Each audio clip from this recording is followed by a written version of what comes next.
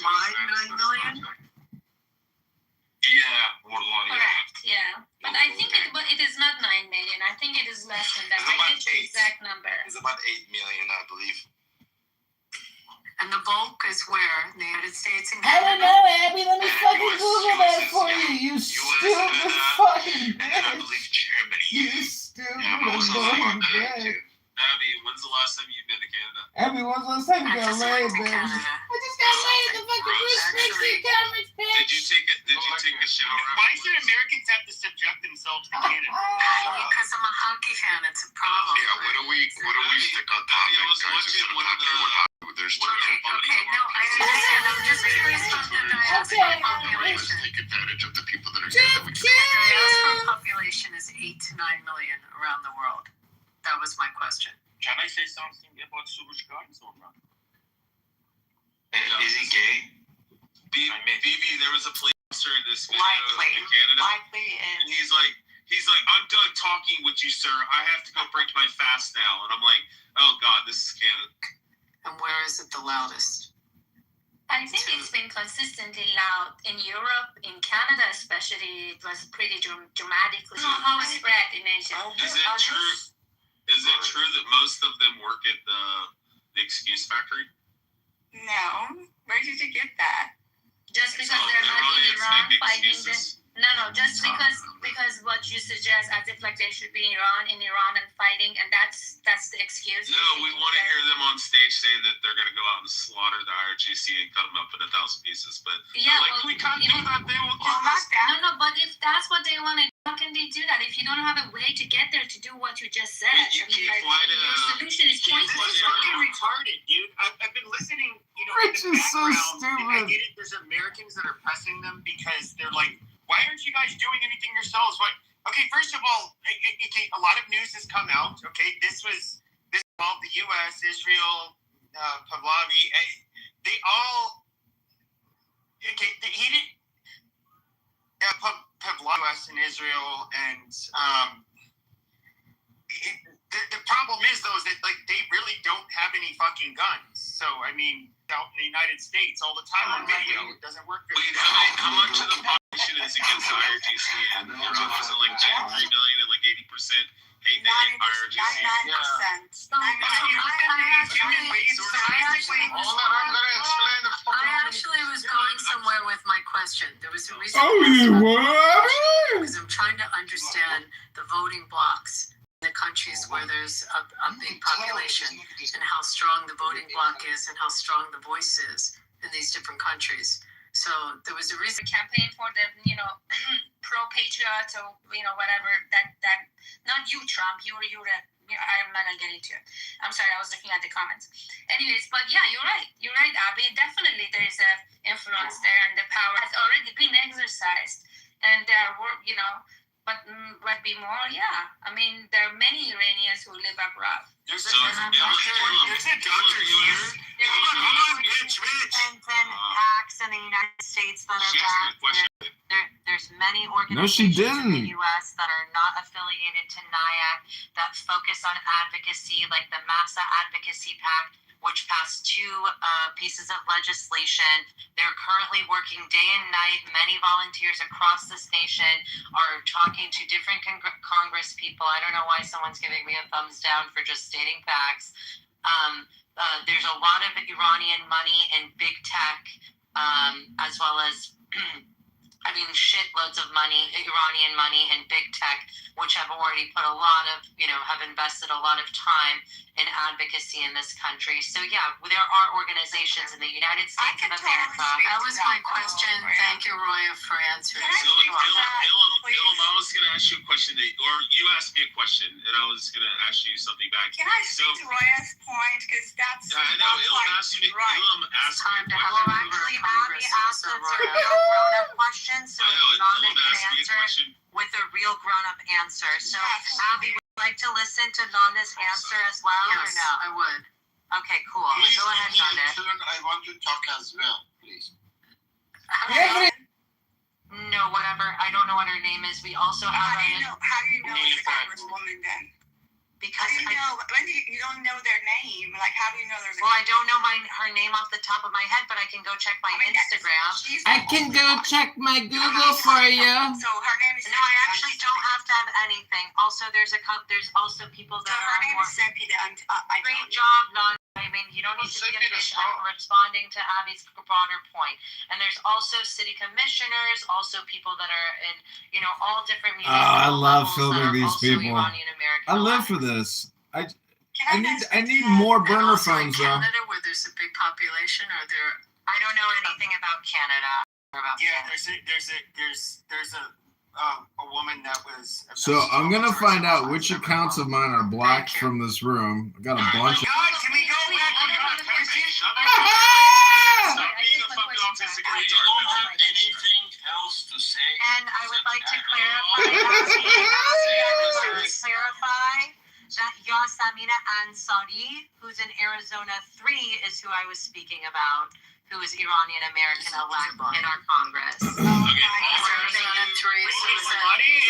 Is it Iranian? For some reason, I thought he Pepe, was. but there's a reason for the question. There's a reason for the question. It's a very close community, and they've stayed close as they've moved into the diaspora. And so I was asking how organized they are, and it's also a very successful community in the countries that they've gone into. So have they gotten into the political arena to make sure and to protect the interests that they have? That was my question. And I didn't know in Arizona. Pepe, is that Phoenix? He comes out tomorrow and he says, everybody go. Oh my God! Can we go back to the conversation?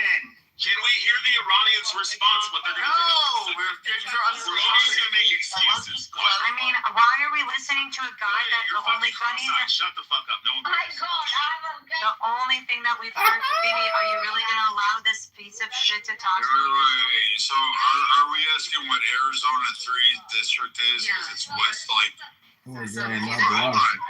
it's west of Phoenix. So it's like the western part of Phoenix. Western, okay. So you Okay, can so go it's the western down and suburbs. scream there. Talk on mute. Peoria? Like that area? Peoria! Bitch is still thinking about my campaign. Also, it's not a very large Persian What about community in Scottsdale? Arizona, but This is exciting. I mean, that's an exciting thing. It's about you. it's not the same as But California. there's like so most of the Persians, at least I College Republicans Club at Arizona State University, he'd come and talk to us. This was back in like 2003 or 4. Dr. Jasser, Jasser. But he was a Republican, and of course at the time with the global war on terror, he was not a. He was kind of expressing how like, like a lot of us are natural Republicans, but unfortunately, you guys, Also one of the groups that focuses on tech and human rights, because we have so many groups. We have the Abdul Rahman Buruman Center. We have the Center for Human Rights in Iran. We have we have Pars Equality Center. We have a lot of organizations. Farhang Foundation. We have American Iranian Bar Association. Obviously, Women's Foundation. We have multiple. We are organized in the United States. Hey Abby, I really wanted to speak to her point. Are you available with Nyack by chance? Am I affiliated with whom? Abby? No. she's not Persian. No, I'm not Persian. I'm affiliated. I'm part of the Republican I'm asking Roy. National. No, I'm affiliated on a national basis with the Republican Party. Obviously, I'm not connected to National Iranian American Council, the sham organization that doesn't actually. Now, can I speak? Dude, but who is this girl? Who is this woman making? I have no idea. But who it's this just fucking very, bitch is. it's incredibly important that a community that's in the diaspora, as organized and as successful as the Persian community is, that they organize. And I love hearing that there's actually, representation in government. I think that's great. Not And as strong that as there's it should voices. be. Not as strong as it should. Exist, they don't Another case for support why I don't want to. the grassroots. But this is a community that's succeeded, that has come to our country, that's contributed to our country, and they should have a voice. And I think That's fine. Like, conversation. No, I don't want to. I was just Yeah, asking. once you do that, you get power struggles and. I'm not going in that That's for direction. everybody but- to do their but- civic you duty. wouldn't have Uber without us. But anyway, Abby, Without who? Jews or Persians? without Persians, and you wouldn't have a lot of things Which one without are you? Jews either, assholes. Well, which one? Okay, Do not support National Iranian American Council. In fact, Nofti, which is the organization that actual, competent Iranians follow, which is National Union for Democracy in Iran, which is the group that is the advocacy organization that focuses on ending the Islamic Republic and transitioning Iran into a democratic, secular Iran. That is the organization behind the IPP, the transition plan for Reza Pahlavi. They're also the organization behind what they recently published is a 29-page they published the Transition back.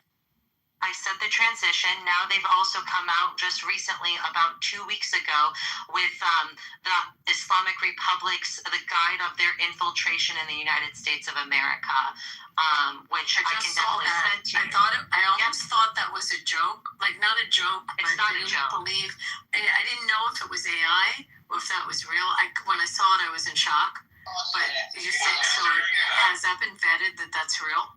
Yes, That blew me away. How are they infiltrating? And that's the part US? one. I've got to send this to you if you haven't seen it. Well, I mean, I have a room on it on Sunday if anyone's actually wanted to. Will you explain what it is? Because I don't know if people have seen this thing. why would you refer to himself as So, a no, child they of God? haven't seen it because how would they seen it? It just was published literally 2 weeks ago. So, Nofti, which is the organization that I just mentioned, they came out with a detailed report on Iran's influence networks in the United States. So, the mapping actors, the messaging, the strategy that the regime uses and builds to leverage and shape narratives inside of the United States of America. It's a part one. It's only part one. They're coming out with part 2 and part 3, I would assume. But this is just part 1 that they came out with around, I think, about 2 weeks ago. It's kind of like another group of people too. Only they have the largest megaphone as far as being a minority. It's kind of like they're taking something from their playbook. It's weird. No, Pepe, it's not the same thing. It's how the Islamic Republic of Iran uses and leverages its propaganda in the United States through money, through influence, and through manipulation of the media. That's what we're talking about here. Let's be adults. You're going to tell me that Zionists have not been These are not American citizens, Pepe. That's the difference. This is not American citizens. I'm an American citizen. If I wanna influence something, I'm an American citizen. I have every right to write a check as an American citizen.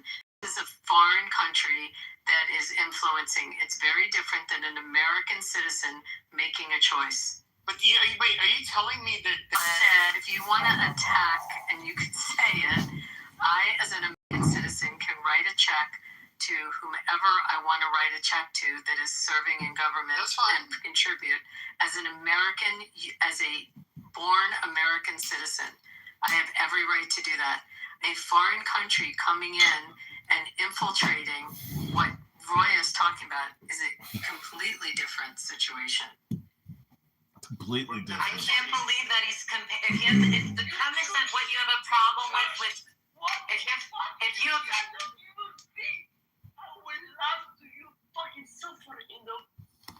Can we mute this? Thank you. I mean, if you have a problem with PACs, C4s, if you have a problem with super PACs, then you can have a problem with the concept of those organizations. That's something that you can say. But if you solely have a problem with one fucking PAC in the United States, then that's a you problem. Because if that doesn't apply to if it doesn't apply to the NRA, if it doesn't apply to other big PACs, then it doesn't. Then it's bullshit. Sure. So I think what you don't get is that even No, I get a lot of things. I think no, you don't. No, what you don't get is that even you this past summer when shut the fuck up and let me finish. No, actually, I won't. you. Don't I didn't tell me. interrupt you. I'm not the one muting you, by the way. I'm not muting you. Don't tell me to shut the fuck up. It's Beaver. You do worse to me in your rooms. You would just kick me out. Yeah, this is just silly. But anyways, we had Bibi Netanyahu over this summer. He's meeting with American influencers and basically saying how this is going to be our biggest fight, because obviously there's been especially with our youngest Americans, there's been their view of Israel has changed quite a bit, and he kind of was very bluntly, and look, there's no conspiracies here. I mean, this is all very out in the open. There are no secrets here. Well, no, it's not a conspiracy. You don't know the difference between a prime minister of a nation that's a threat to the United States. That's a good point. Because he's a friend. I get it. You don't know the difference. Now it's different because it's a foreign person. Now because it's foreign influence, but the person's friendly to the U.S. How is it? How Now, is hold on, let me finish my fucking point, because you cut me off. No offense, you cut me off, but he talked about how it looks like the TikTok deal is going to go through. That's most important because when it came, there's a gradient. As the younger you go, generally the most negative opinions you have of Israel, and then when it comes to, of course. Yes. It's really going to start at 45 and under. You're starting getting the really negative attitudes towards Israel. And, they're saying the social media campaign. Then, of course, he said Facebook and, what was it? Oh, X. He said X was number 2 after TikTok. And they did implement some algorithmic changes to TikTok in order to make it so it'd be harder to amplify anti-Israel Nazi sentiments. They bought Those two? Warner Brothers Sure. and CNN and Yeah, they bought Warner Brothers and That's a CNN. good thing, Pepe. What's your problem? Abby, can you please explain the difference between I'm gonna say it. APEC is a bundler. It bundles money of U.S. American citizens, mostly Jewish Americans and Christian Americans. It bundles their money. It doesn't write checks. American citizens write checks. If you have a problem with Jewish Americans writing checks under our First Amendment right to contribute into the political process, then that's your problem. If you have a problem, It's not my problem. I'm not done. I am not done. If you have a problem with people who care about guns writing checks to the NRA because they care about guns, then you have a problem. If you have a problem with people that support a particular interest writing, then go to your member of Congress. Let me finish. Go to member of Congress, bitch about it, and tell them how you feel. But right now, our law is I, as an American citizen, can take money and I can bundle my money with someone else who's an American citizen and give it to someone that I support that's running for office as an American citizen, and that's the difference. Thank you, As a Abby. bundler, it does not write checks. I'm going to say it 50 fucking times. American citizens write checks, and their checks get combined with other American citizens that write checks. I have a limit on how much I can give to every congressional candidate, and if I want to reach my limit because I like that candidate, I do it. Now, one last thing I'm going to say. That particular organization only does support for U.S. Congress and Senate. It has nothing to do with the executive branch. It only contributes to Congress. That's it. It does not do, I'm going to finish my sentence. It does not contribute and does not get involved in state elections or anything to do with the executive branch. It bundles money for Jewish and Christian Americans that support the state of Israel and some Muslim Americans. That's it. Now I'm out. Okay, hold on. Lawyer, does that answer it? I mean, That doesn't answer it. I would like to, yes, no, No, it does, no. it does answer it, so Abby, No, thank it you for doesn't answer asking it. me. So, okay, I just moved you to the audience. You removed me from the room for doing much less. So let's not pretend like you're a victim here. Now, Jerome, thank you. Okay, shut the fuck up. Abby, can I respond to your question or no? It's up to Pepe. Can you let Roya respond? Oh, they're both gone. I don't know how that happened. So, Abby, I'd like to hear from Roya. Okay, can Roya and I don't Pepe know go why back you're and grown forth? ass man and keeps stop taking me in the removing? No, Abby, it makes complete sense. So the same people, if you don't have a problem with Colorist? if you don't have a problem with America's Bridge 21st Century, if you don't have a problem with NRA Political Victory Fund, then you shouldn't have any problem with AIPAC. Sure, I can. Thank you. No, sure, I can. The reason why is because it's for the benefit of a foreign country. Now, whether they're Christian Zionists or Jewish Zionists, it does not fucking matter. Okay? And These so, are U.S. citizens. What does it have it to does do not with matter. It's for the benefit. Did you Okay, so listen to what Abby said? yes, I heard what No, she you said. did not. No, hold on. Okay, so in other words, are you trying to tell me Jews have dual loyalty naturally because that's why they have You to said they have to support Dual Israel? loyalty I don't get it. To I mean, this is Philadelphia fucking and Los- silly. That's my loyalty to two cities. That's my dual loyalty. You okay with So that? no, but That no, we continues. absolutely okay. We can have converging interests, but it does not mean that our interests are always aligned. And we're pretending like Ben Shapiro. because Abby mentioned AIPAC, which is when it comes to I guess you could say influence, not in terms of money, but when it comes to really the people you don't want to run afoul of, they are absolutely a powerful lobby. Okay, Jews have been very successful in the United States at building powerful interest groups, not just that and I don't just mean in terms of like being supportive to Israel, but being, basically stopping anti-Semitism and that kind of stuff. That's fine. But I mean, to sit here and pretend like there aren't Americans here. Like the Christian Zionists, I can really pick on very easily. What about the Persians? Shouldn't What they about have U.S. a Cuban lobbyist? democracy? I don't No, understand that. Persians We should have- not have lobbies. They should not have Why should we lobbies. not wear Persians American benefit Tibet. No, they should Abby, not. why should we They not? should not have lobbies that would Why should basically we not? seek to Why? boost the interests of Iran. No. There's people here that boost the interests of pro-abortion, anti-abortion. American That's not, that has nothing to do with the Abby, foreign can I country. finish or not? Can I not finish, Abby? Abby, can I finish? Yeah, just You're talking about go back political and forth. preferences Go back and forth with versus Roya. national Can I interests. finish? Wait, Pepe, can you go back and forth with Roya in like a civilized way? Like you guys have lots to say to each other.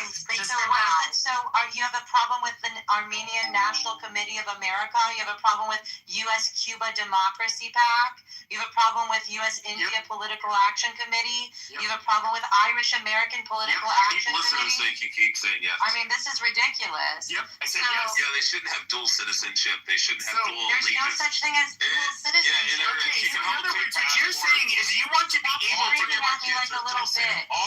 I'm not screaming at you. You are. Your voice is shrill. I'm not. Okay, stop. Back and Stop. Then forth. shut the fuck Roya up and so I can Pepe, talk. can you go back and Cry forth like a little I'm civilized? trying to go back and forth, but like once I Giving me a respond, headache. I know. Roya, she's like literally responding over me. Pepe respond, then Roya respond. Try to. Okay, You so guys are the- both special people to me. Can you just like talk? Abby, I don't to want to each be other? special if this person is special to you. Like you're a lot. You think you're a lot smarter than you actually are. You're right. But- If you want I know you do.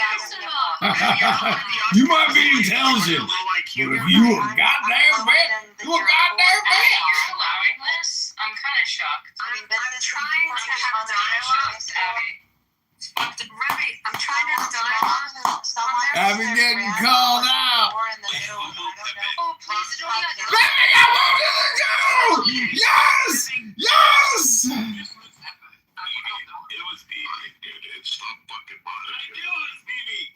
Okay, Ruby, I'm trying to have the conversation go back Well, and I'm not forth. gonna have And I conversations. really hope on Iran, because that's the subject. I really didn't want the subject. Let's get back on I simply asked a question about how organized the community was. And it was Baby got kicked too! Baby got kicked! understand the Persian community in the diaspora. That was where I was trying to go. And it went in this direction. So maybe we could take it back to the Persian community, if everyone's okay with that. What I wanted to say before we move on. No. Hold on, Rich. Hold on. I'm gonna bring up Rich. No, Rich. I had my response to her. So what I don't appreciate, and this is I don't want to talk to this guy anymore. primarily. Shut the fuck up! I did not interrupt you. Please stop. Oh my god. God. Thank you, BB. Stop modding this person. If I'm gonna be disrespected, I'll leave. And that was quite anti-Semitic, I have to say. Why not allow BB kicked Beaver too. why not allow a reasonable debate with Roya rather than a hot-headed debate? Because there is a reasonable debate to be. I don't even want. Are we debating the role of C4s and super PACs and American? We are, but you're not listening. No, I don't give a fuck about listening to you. I know, but you asked me the question, and I didn't ask you a question. I was talking to Abby. No, it was a back and forth between I'm talking us. to Abby. I don't want to talk to you. No, you're so. I'm gonna kick BB down. He's My kicking God. everybody, including Beaver. Roya, can I He is kicking He me. kicked hold on Beaver, one second. Pepe, he kicked me. Dude, just remove him from admin from your fucking house. Like, this is fucking Yeah. retarded. I mean, he already let me boom the room. And Abby, he's so fucking how would me. you like to reframe the question that you asked? I mean, that was it. That was just my. I was just asking I a wanted question to, to the I'll answer. community. We're not as Where did organized everybody as we go? should be. We're not as we should be. We have large influence as far as in tech. Those interests are trying to organize better organizations that focus on advocating for Iranian human rights. National Iranian American Council, as we know, is a puppet of the Islamic Republic. They said it on their own state TV in oh so many words. And as you see in this report that I sent that you should read from Nufti, which is the actual organization that represents Iranian American interests in the United States of America, you will see that NIAC for a very long time has infiltrated and used its influence to keep things in the gray zone, and such as advocating for JCPOA and things like that. What is the name of the one advocating for MEK? I don't know the name of that org. Roya, that's very helpful, and I love the Persian people, but I'm trying to explain to you why many white nationalists' room are not as loving towards the Persian people. He's as not I a am. white nationalist. But I'm not. I really don't care, Snoopy. I know why you're not. Why interrupting me? But why is everyone interrupting me? Liberals had nothing. Why are you fucking mischaracterizing his fucking character? I love Pepe. I've never called him a white You just called him a white nationalist. We all know you. No.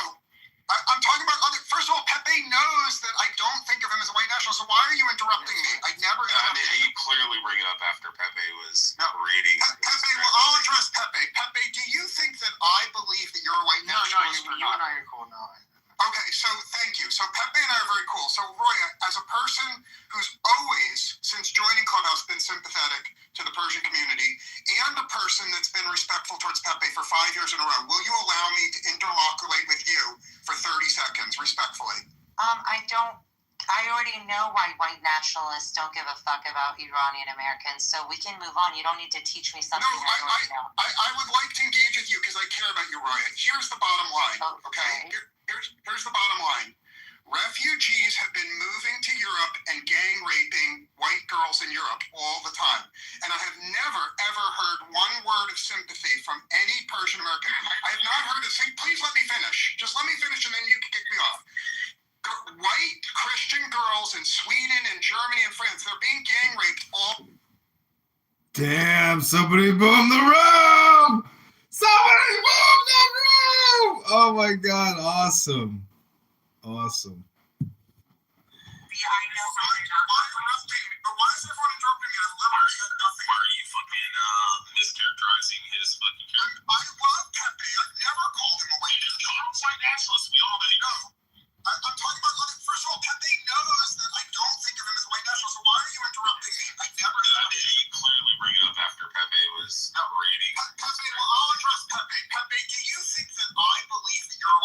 Pepe, boom the room. Okay, so thank you. So Pepe and I It was as Pepe! a person who's Pepe, always boom that motherfucker. been sympathetic to the Persian community, and a person that's been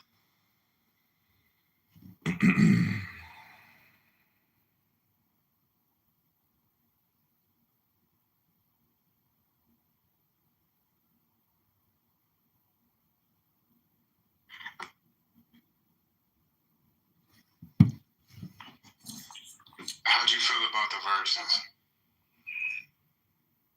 You're from where?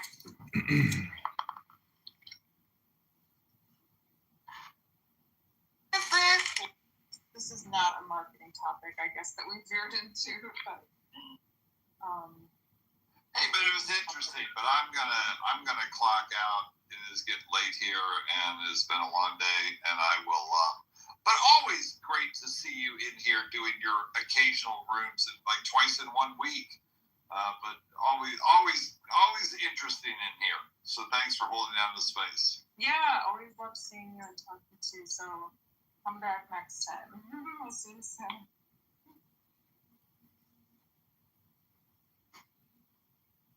So we're just in the room. We're just talking about. Usually we just talk about like marketing in general, or I'll put a topic up so that we have something to kind of anchor ourselves around.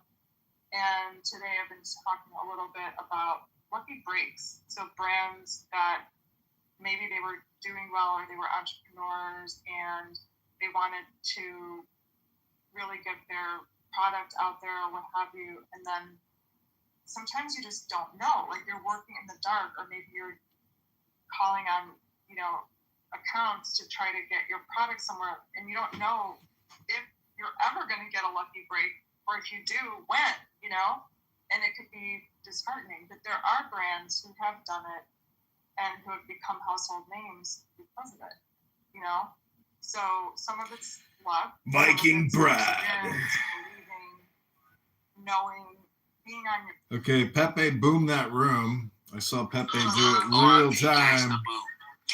Pepe can't handle it. He can't handle Roya. Well, Wait, so Pepe boomed it? yeah, Pepe boomed it. Damn, that was a big room. It was, but Pepe can't. Pepe is so insecure he can't take being kicked to the goo. Being demodded. It's Pepe's world. It's Pepe's show. That's what Pepe does. It's the Pepe show. And when Roya comes in, it's the Roya show. Roya June show. But this is the new President Trump house, because the other house is in disarray. And let's be honest, Matt Cool, though he's cool, he's an old burnout. He doesn't have the wherewithal to mod a 600-person room, I don't know how much pot Matt Cool smokes, but it's not more than me. So how does Matt Cool, create these huge rooms and let them go to shit? Because he's just sleeping at the wheel. And Beaver and all these other white supremacists that claim they're not white nationalists, but they are white supremacist nationalists. I don't understand it. That's what they are. Now, I can't stand listening to Rich. Rich is one toxic son of a bitch. That is one toxic motherfucker.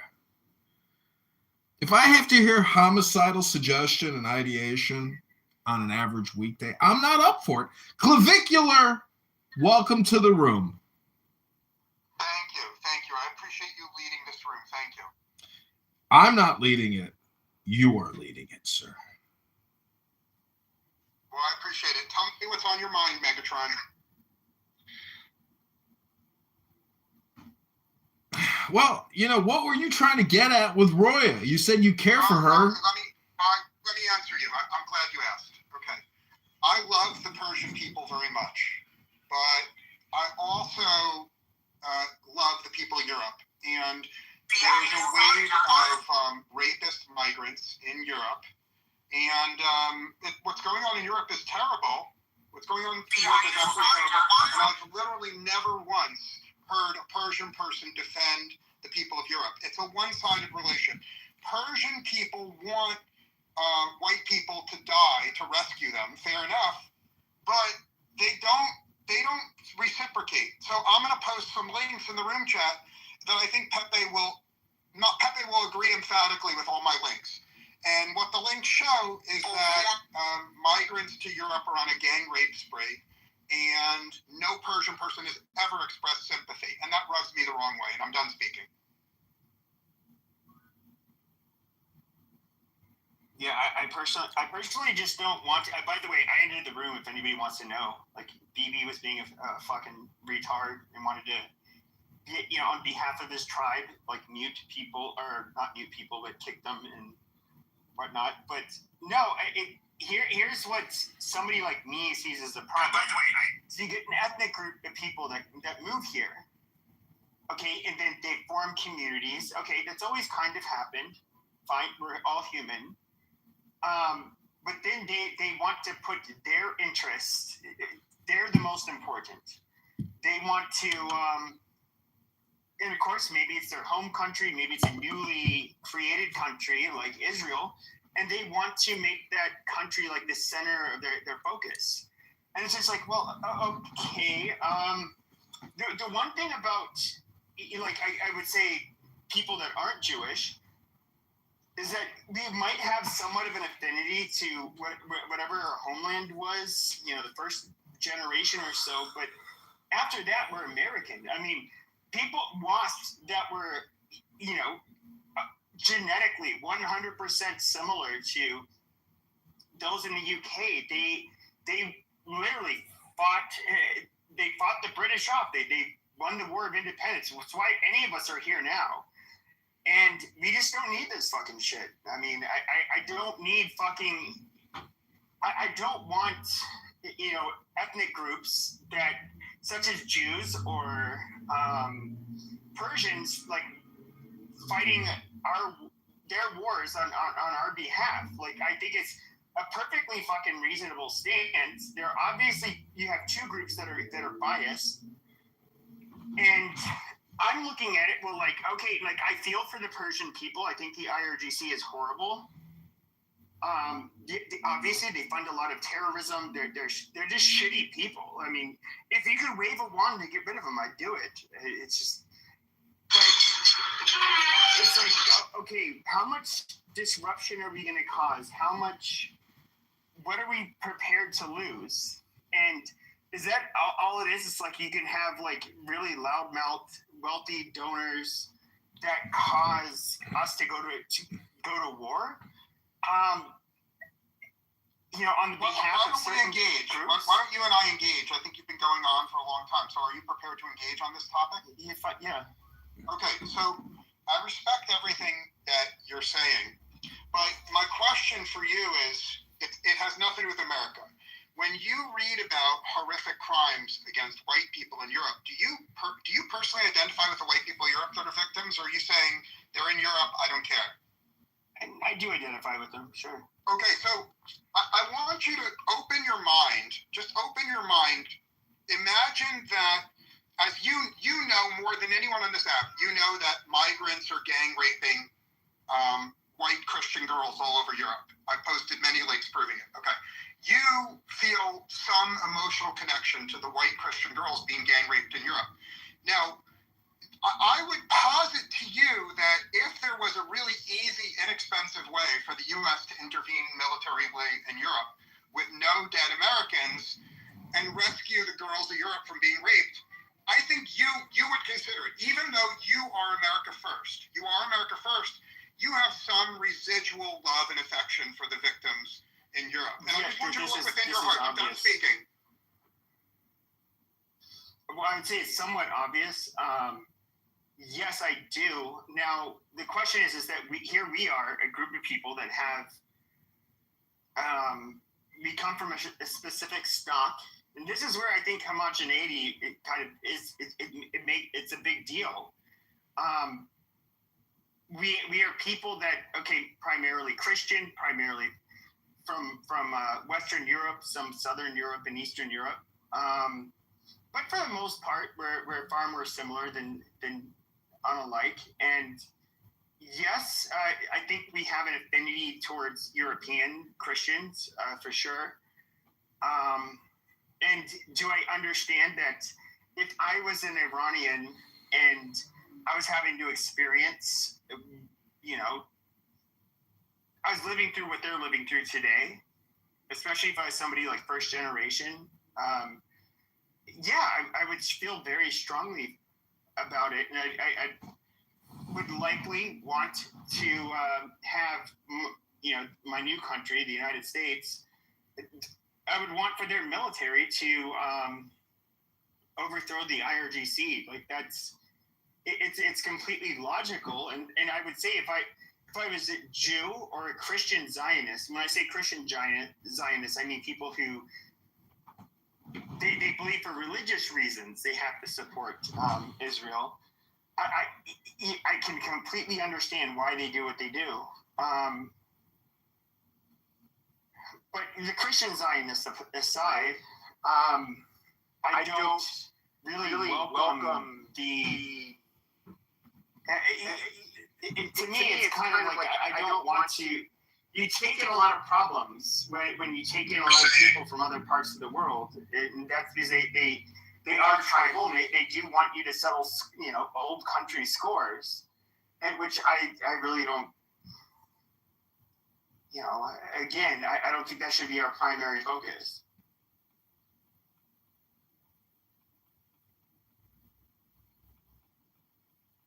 Well, that's perfectly reasonable. You love America. You're America first, and I respect that. I would put forth the possibility that in the case of this war with Iran, the best interests of the Iranian people are 100% consistent with the best interests of America. It's a happy coincidence, and that coincidence happens often. I would point out, Pepe, that I'll make this very simple. America wouldn't exist if the citizens of France didn't help America get independence. The truth of America, which people don't acknowledge, is we were not strong enough to win our own freedom. We would have continued as part of the UK. And the people of France generously paid a shitload of money in terms of taxes to set America free. I would put forth for you to consider, I don't want a yes or no, but think about it for a week. This is an analogous situation. Maybe the same way France gifted America money to become independent, maybe America is gifting the people of Persia the money to become independent, respectfully. I mean, anything's possible. I don't know. Well, you know what this does show us? Clavicular. You know what this does show us is that we do not have sound monetary policy in this country because we're $40 trillion in debt, $100 trillion in unfunded debt, and the Treasury just said that we're insolvent. But apparently we've got money to fund every fucking war on the planet. This does show us is that I'm much more optimistic about the future of America than you are, Megatron. This may not be the room for it, but I'm happy to debate anyone about the optimism for a bright future for America despite the deficits, respectfully. No, I'm optimistic too, but I mean, if you really look at the numbers, technically we should shut everything down except for non-essentials. But, if we do that, that's like committing, the ultimate sin, maybe.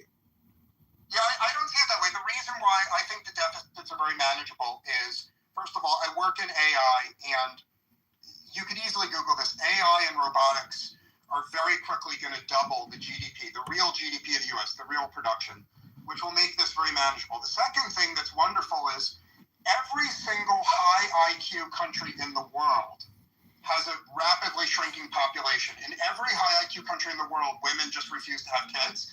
America is the only exception. We have a growing population. Not only do we have a growing population of smart people here in America, but literally the smartest people in the world pretty much all want to immigrate here, right? Like, you go to Japan, the smartest people want to come here. You go to Korea, the smart people want to come here. Like, every place you go, super smart people. So all we need is an intelligent immigration policy, and America can easily steal, and I use that term carefully, we could steal the 100 million smartest young people and get them to come to America. So I think America is strong and growing and wonderful as it is, but we have the potential to steal the smartest people from around the world and get even better. That's why I'm more optimistic than other people on Clubhouse. Well, that's not why I'm optimistic or why I have joy, but recently a Google employee in San Francisco, a Chinese emigre or a Chinese dual or a Chinese American citizen. He was arrested for transferring, proprietary corporate AI software and coding. So to think that we can poach versus just offshore, I don't see the difference anymore. When we can just hire in India, what's the difference? I really respect you, but as a person in business, it's not the same. Now, I will grant, I feel very comfortable with, I have a lot of conversations with leftists, and I treat them respectfully, and woke people and progressives, I treat them with respect. They have something to say, but I also have polite conversations with people I would call immigration restrictionists, and you may be friends with some people that are, quote, immigration restrictionists. I would say, let me grant you that if you accept immigrants from the People's Republic of China, you run the risk that some of them are spies. Let's take that. I don't even want to debate that. What I'm saying is, there's more than 30 million super smart people in Japan that want to move here. Now, you have to admit there's no documented case in 20 years of a Japanese immigrant not being loyal to America. So if your worry is loyalty and spies, the answer is find immigrants that you're not worried about a conflict of interest, not close the door to all immigrants, respectfully.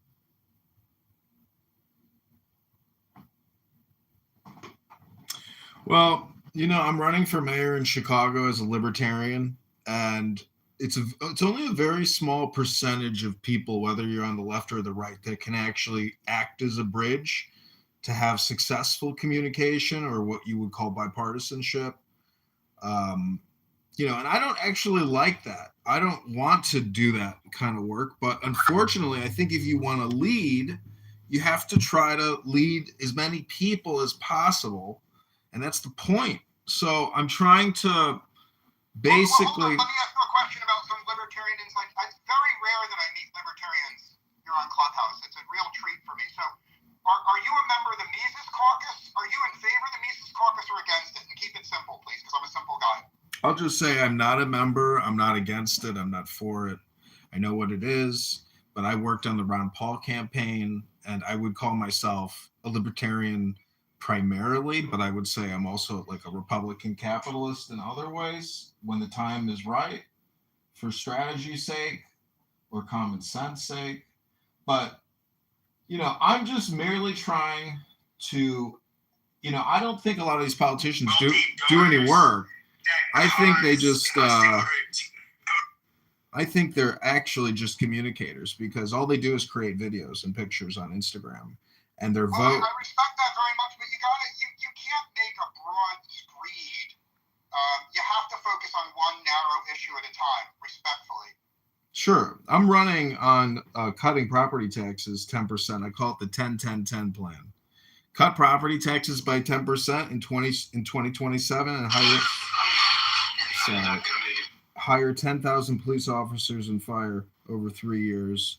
Ultimately, reduce property taxes by 25% over 3 years. The teachers union has a stranglehold over our property taxes. It's a totally failed organization. Everybody knows it. They fail their audits. They don't provide any accounting. They're spending $20 million in Vegas partying. There's no accountability, no transparency, and people send their children to these teachers to learn what? I mean, if 80% of it is all just politics and 20% is science and math, what a waste of time. They're just acting as babysitters. So, anyways, I'm running on specific topics. We're highly taxed here in Chicago. We got a city of Chicago sticker tax. We got a water tax, sewer tax, a garbage tax. We have a plastic bag tax. We have a 12% sales tax. We are taxed to the death. You can't stop working, and you can't retire, because the property taxes will ultimately force you out of your home, or they'll sell it out from under you if you don't pay the property taxes, and they'll auction it off, and you'll lose your home in a year and you'll be evicted. So we have no real liberty because we have no real God anymore, in my opinion. I think, the big paradox is liberty and God, God and liberty. And because we live in such an atheist, society today, we tax each other mercilessly. And it's so hypocritical. and it's so disgusting that some people go bust because the system is. Anyways, go ahead, Clivic. Okay, so I hope you recognize I listened to you very patiently. I did not interrupt you. Everything you say makes sense, and the current occupant of the mayor's position in Chicago, I think, is the least popular mayor in the history of the city. So you don't have to say anything to persuade the people in this room that he deserves to be replaced.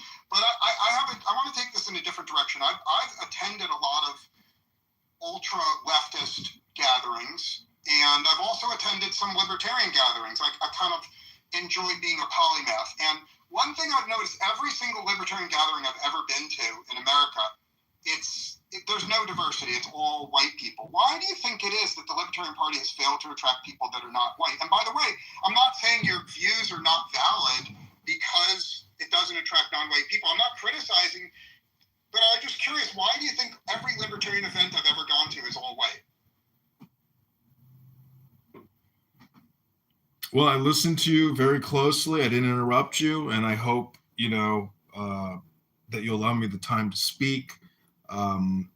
You love to always constantly say, I will be very, not discreet. What do you say? Anyways, clavicular, the point is, it's historical, my man. Obviously, today I was thinking about like how the Republicans and the Democrats, like that historical point and to where we are today and how it plays into the Civil War, but also migration of population. But really, it's comes down to economic philosophy. I don't care about the political friction or the political difference. I'm more interested in saying, how do we run a business successfully? That means a net profit. What's our cost of goods? So again, the reason why they're Democrats, I mean, I don't want to just give you the low hanging fruit and say because they're getting free shit and why punch the hand that's giving you the free shit. So it's more than that. It's really just a question of awareness and economic philosophy. If you know how to grow an economy or how to grow a business in a city or how to grow the GDP of a city or of a country, now we're talking, because we can't inflate our way out of this. We can't borrow to spend our way out of this. We have to grow out of this. It's the only way. And that means opening up business, not restricting it, not doing head counts. We want international businesses to pour into this country and give job opportunities to our fellow citizens. So we have to grow this country in the same way that we would grow a pizza shop, one slice at a time. So I respect and admire what you're saying, but I've already moved many of the businesses that I invest in out of places like Chicago. I don't have the balls that you have. I don't have the courage you have.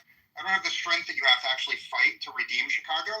I've moved my businesses to places that are low tax and business friendly. My favorite is actually Nashville. I would urge you to look into Nashville. So let me ask you a personal question, right? Considering that you have so many enemies in Chicago, the odds are stacked so far against you. Why fight in Chicago? Why not move to a place that's already libertarian like Nashville or like New Hampshire? Well, I just got out of a congressional race. I was removed from the ballot and I lost as a write-in candidate.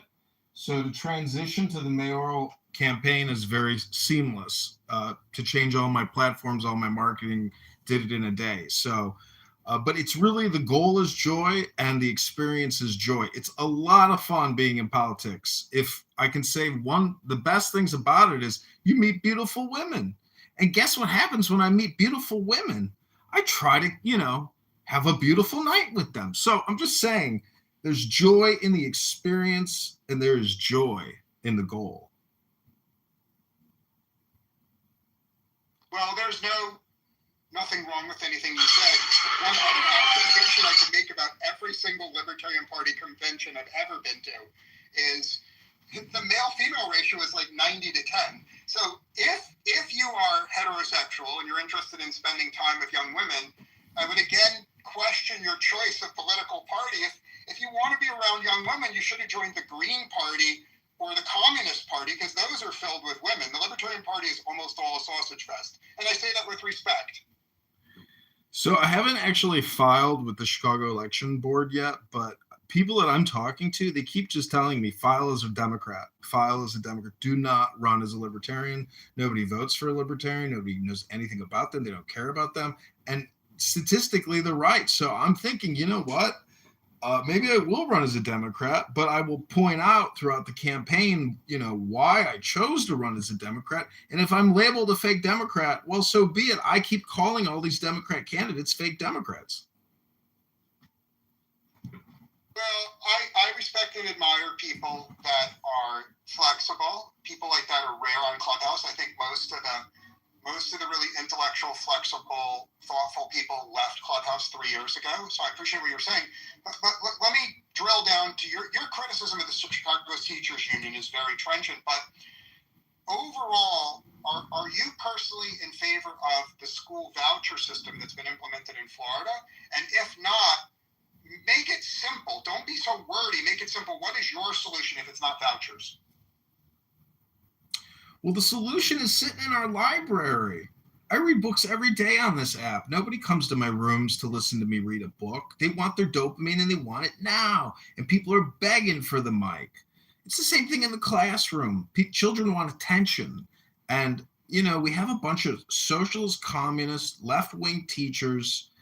I don't think I really have a solution because nobody would want my solution, which is like a military solution.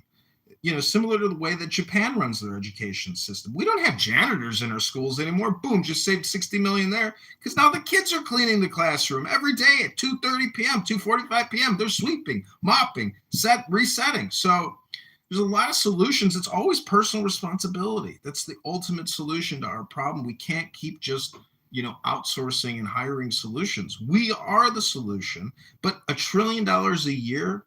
We collect over $1 trillion a year in property taxes across this country, spend $200 million with the Department of Education for what? Clubhouse could be the new, educational platform of the future, but we refuse to cut costs. We refuse to cut administrative and facility expenses and pension expenses. Here in Chicago, we owe $150 billion on the pensions. $150 billion! Our annual city budget's only $15 billion. How the fuck are we can't pay that off, and we just keep borrowing and spending to fund all these special programs and projects? I have a personal question for you. Are you a Cubs fan or a Sox fan? I'm a Cubs fan in the summertime, on a Friday, Saturday, and I'm a Sox fan if somebody invites me and wants me to tailgate with them. But I'm not going to Comiskey, unless I get invited to a VIP tailgate, because there's. I think, take some advice. If you want to be elected, you really have to not answer that question, because if you express loyalty to one team more than the other, you're going to lose a lot of votes, respectfully. I know it's a trick gotcha question, but the city is in a financial crisis, and property taxes have gone up 20%, 30%, 40%. For some people, they've gone up 150%. Imagine paying $8,000 and now you're being asked to pay $17,500, and you're, a senior and you're collecting the rent, and now you're like, well, fuck, now I'm losing money. Can't even afford to rent the fucking property. There are people that are. I certainly agree with you. The vast majority of my friends who are economically successful have already left Illinois for other places. That's why I think you're like, there's this mythology of the lost cause. I think you're fighting a lost cause. I think the voters of Chicago are so silly they will continue voting for the free spending idiots they voted for. And I think the only solution for Chicago, from my perspective, is bankruptcy, right? The Illinois government has set out a path for Chicago to declare bankruptcy. And in bankruptcy, all of the pension obligations can be renounced. So if you're not an expert in the bankruptcy process, I would urge you to become an expert. Yeah, I've got a lot of experience with debt resolution, debt negotiation, and the city isn't necessarily going to go bankrupt, but the pensioners are going to have to take 40 cents on the dollar, because no way you can pay off $150 billion. And it's all just day to day, month to month. But again, we can grow out of this problem if we cut the corporate income tax. If we cut all these ridiculous policies we have in the city. There's a lot of developers here, though, that make a lot of money. The taxpayers offer TIF, which is a special fund, $300 million a year we kick up. So there's great opportunity in Chicago, and there's a lot of land to build on. and the city can become more robust, but we've got to lower property taxes to incentivize people to come here. It's the greatest city in the Midwest. Our lake is pristine. It's, we have an incredible. You're forgetting the best thing about Chicago, which is the Riverwalk. Yeah, it's premier. There's fantastic restaurants, but crime is a major problem. Major problem. What's your favorite place for blues in Chicago? I'm just seeing if we like Kingston Mines in Lincoln Park. Okay, A+. Yeah, the A+. place is a legend.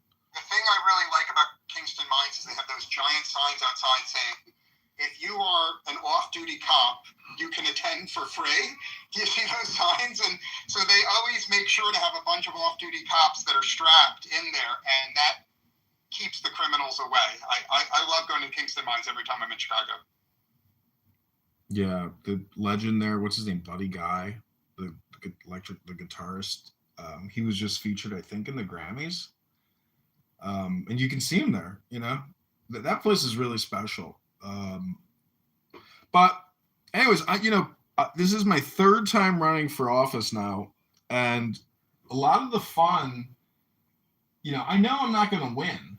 But when you have your name officially, in the ledger and you're basically in the public domain now, it gives you the ability to speak publicly and to just, to me, I don't even want to talk politics. I just actually want to just do financial analysis and explain the situation and offer some solutions on how we could grow out of this.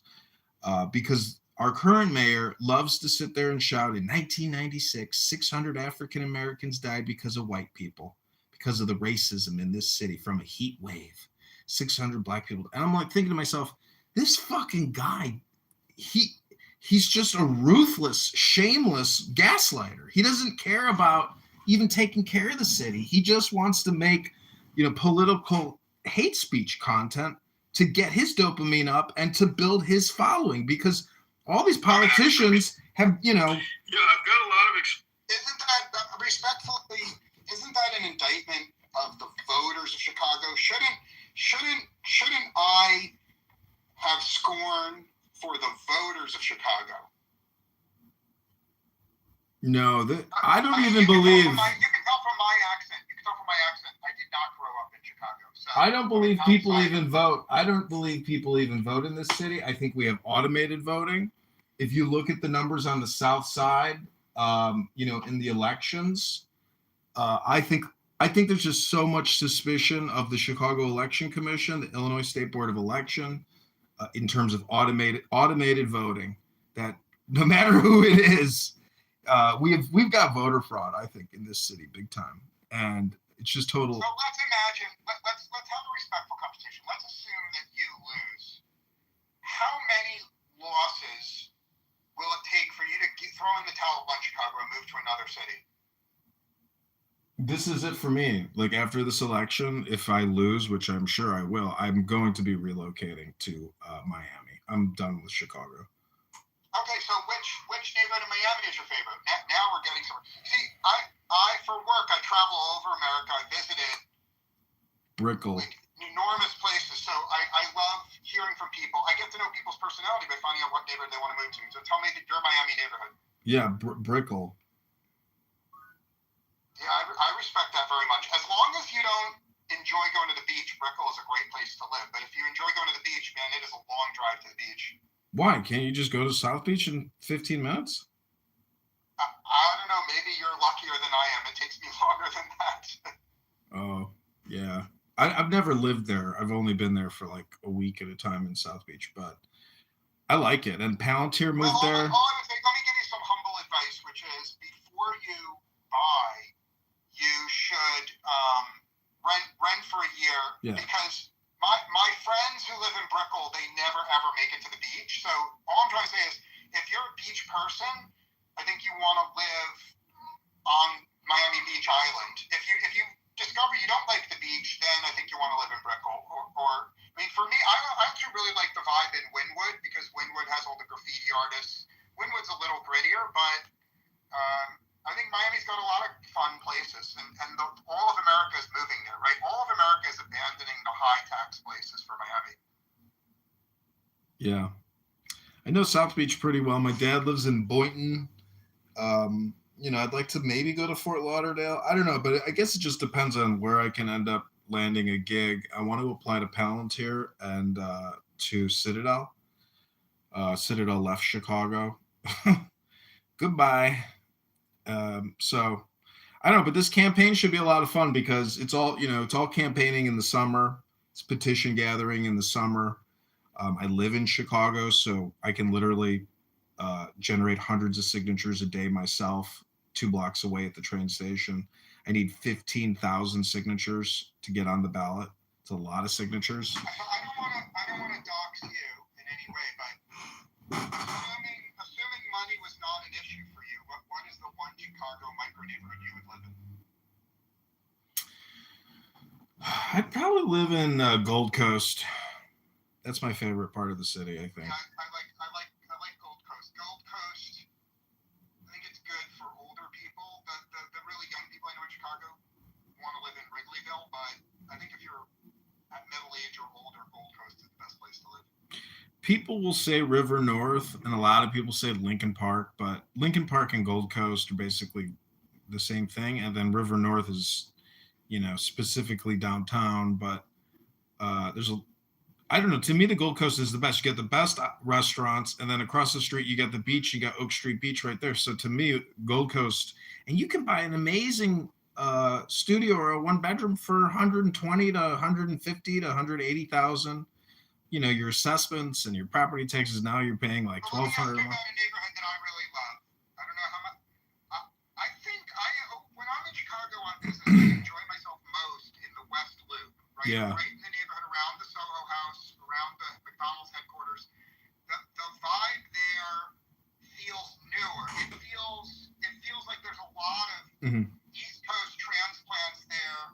I like the vibe right there in the West Loop, but you haven't mentioned it. I wonder why you don't love the West Loop as much as I do, respectfully. Yeah, it's top notch. I mean, but I worked at the Google office on Morgan Street, and damn, it is so urban. And when I mean urban, when you're there, you're like, damn, did the whole South Side decide to come here on Friday, Saturday? Like, it's so black, which is not a problem for me, but there's times you're just like, damn, like black people absolutely love going out on a Friday, Saturday. They fucking love it. They live for that shit. I don't know why black people love having such a good time, but they do. God bless them. But West Loop is nice. It's a city within a city now. There is a Jerry Garcia bar restaurant, top-notch 5-star, that does Grateful Dead cover bands and all these bands. It's like a venue now. It's huge. And you have to buy a ticket. I'm a huge fan of the Dead. I'm marking that on my map right now for the next time I'm there. Yeah. That sounds great. My sister's a big fan. She was like, dude, if I lived in Chicago, I would work there. And it looks really dope. You got to look it up. Top-notch looking place. When the Lollapalooza Music Festival's in town, do you ever go to that? Yeah. Oh, but I'm done. I'm done doing that. I can't handle that. It's just too many people. It's too obnoxious. To wait in line to get in is horrendous. But yeah, what's cool about that is the after parties. There's like special lineups and venues that coordinate their, dates, performances, etc. It's a very special time in Chicago. But I would never do the whole thing again. It's too much for me, I think. I'm done skiing. I would do it. I had a friend that had a condo down there. Everything is, ease of life, geographic proximity. Yeah, I do the opposite. When I usually stay an extra 2 days after I finish my work, and I rent a car and I see all the attractions in the suburbs as well. Yeah, our botanic gardens here is spectacular in Highland Park area. That's really special, tip top. I don't know if you've been. A place I really love is the Fermi Labs. The Fermi Labs are very cool. Kentucky is very cool. The Leaning Tower of Niles. Like, there's a I think they removed that thing. I think they took that down, actually. The Leaning Tower. I'm going to have to check on that. I'm probably embarrassing myself because I've been recommending to people to see the Leaning Tower of Niles. Probably drive over here and it's not there, so thank you for the tip. That's gone. Yeah, they're building, I think, homes, doing huge development from that former YMCA.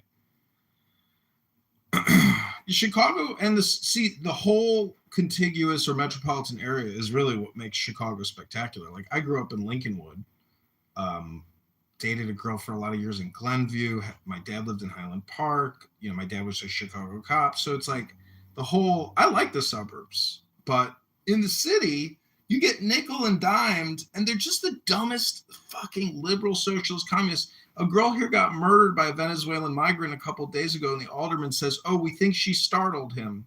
She shouldn't have startled him. Shouldn't have startled the guy that murdered her."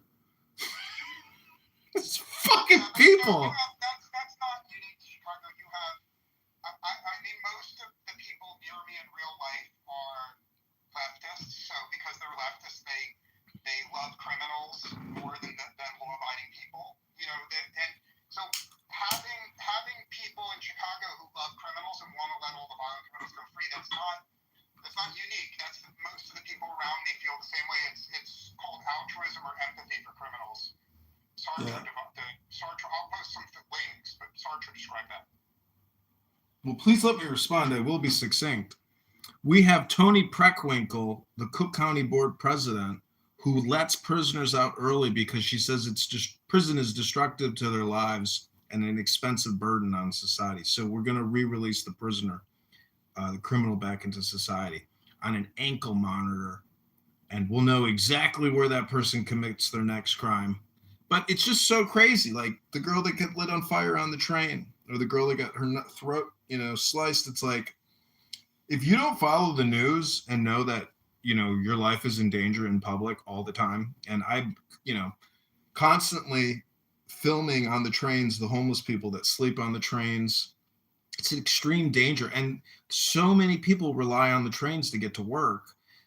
That the fact that the police can't police the trains and remove the vagrants and enforce vagrancy laws and get the homeless out of the trains, it's like, what are we paying all these policemen for if they can't even help society in the most basic way, which is, I got a job to get to, and nobody wants to go near this guy because he's covered in bed bugs and sleeping in a pile of diarrhea. Like, I respect what you're saying. If you get a chance when you're traveling, take the trains in DC. You'll be astounded how they've totally cleaned the trains in DC. It's actually a real pleasure taking the subway all over DC since they got a great MTA director there. And so I think that's really inspirational for all of America, because it proves that we can have clean, safe public transit with a little spine.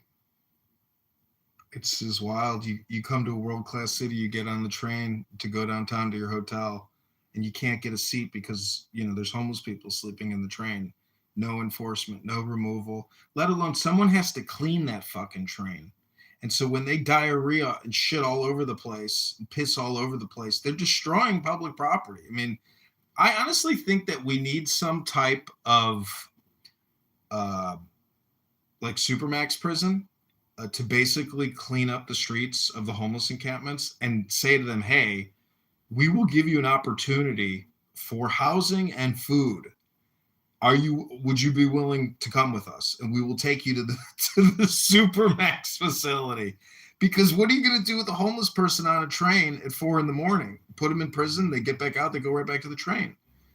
So obviously on a factual basis, you're right, on a factual basis, but I think you may lack insight into the empathetic mind of our leftist friends. In other words, the leftists they're not evil, they just have a different moral compass than you do.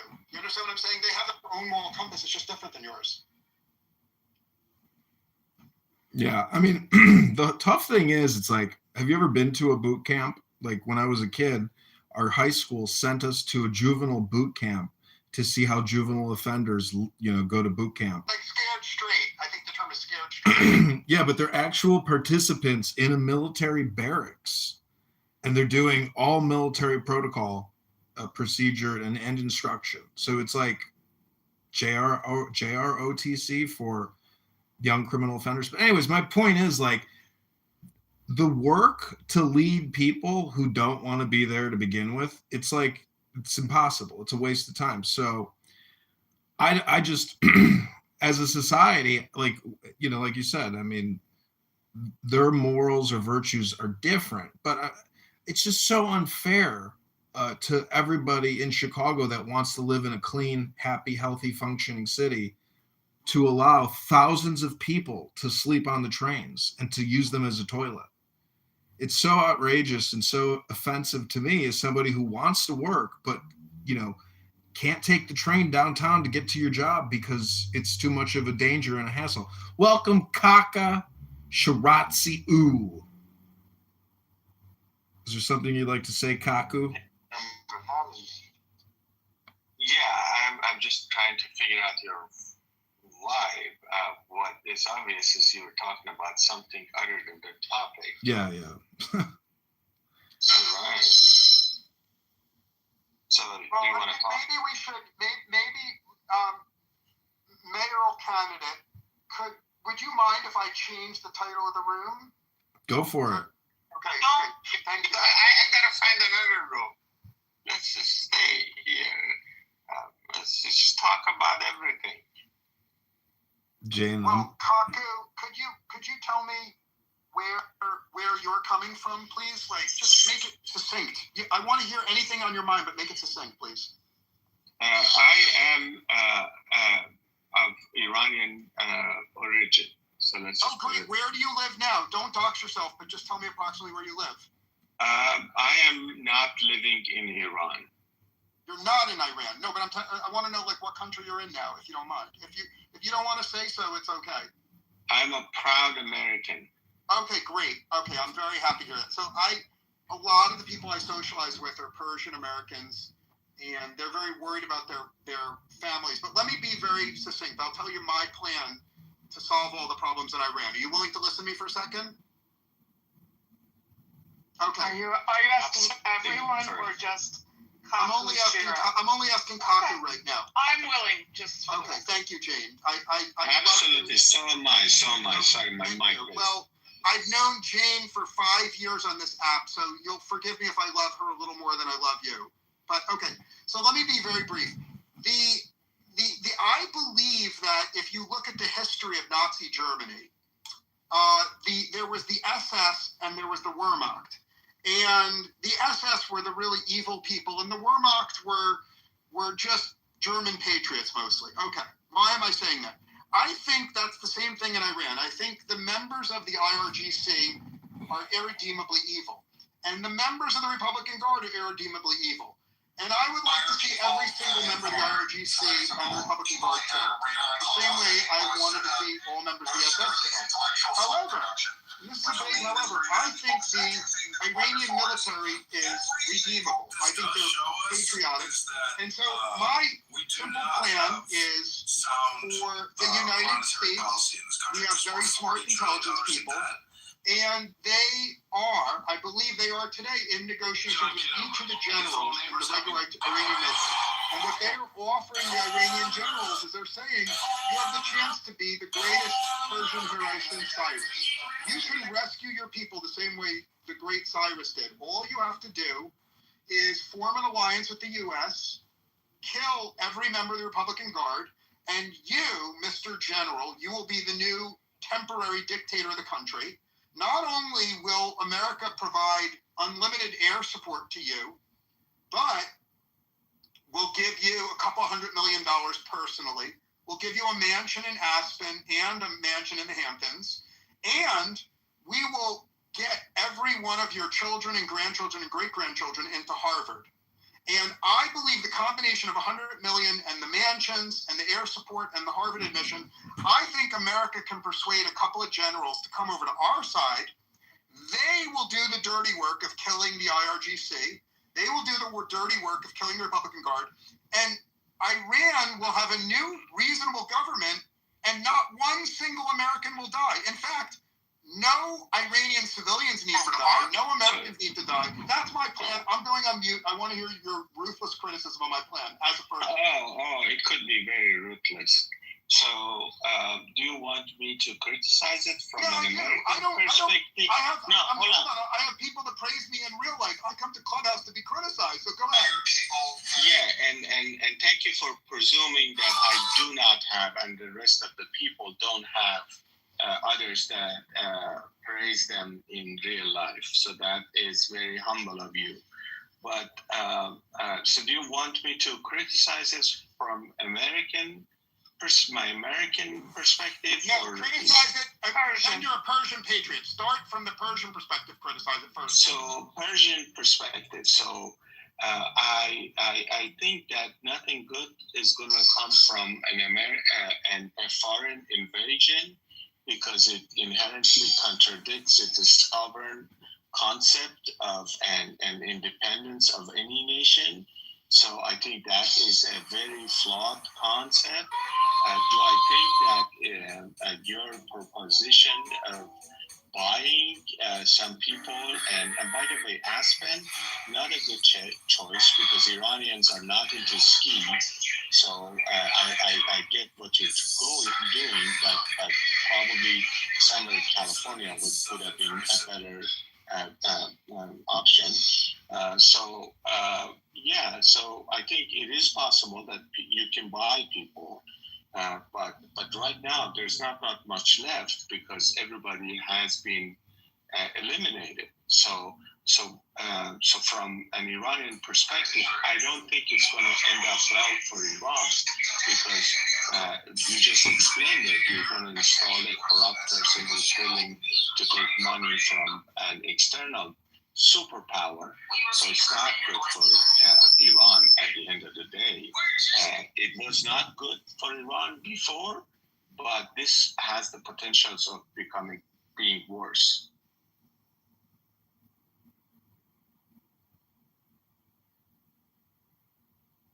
Want me to go? You're fine. Please continue with more criticism, please. And then I invite everyone. I just don't want to hurt your feelings. No. He don't have feelings. He's okay. We're good. We're American. I come to Clubhouse. I come to Clubhouse every day so that.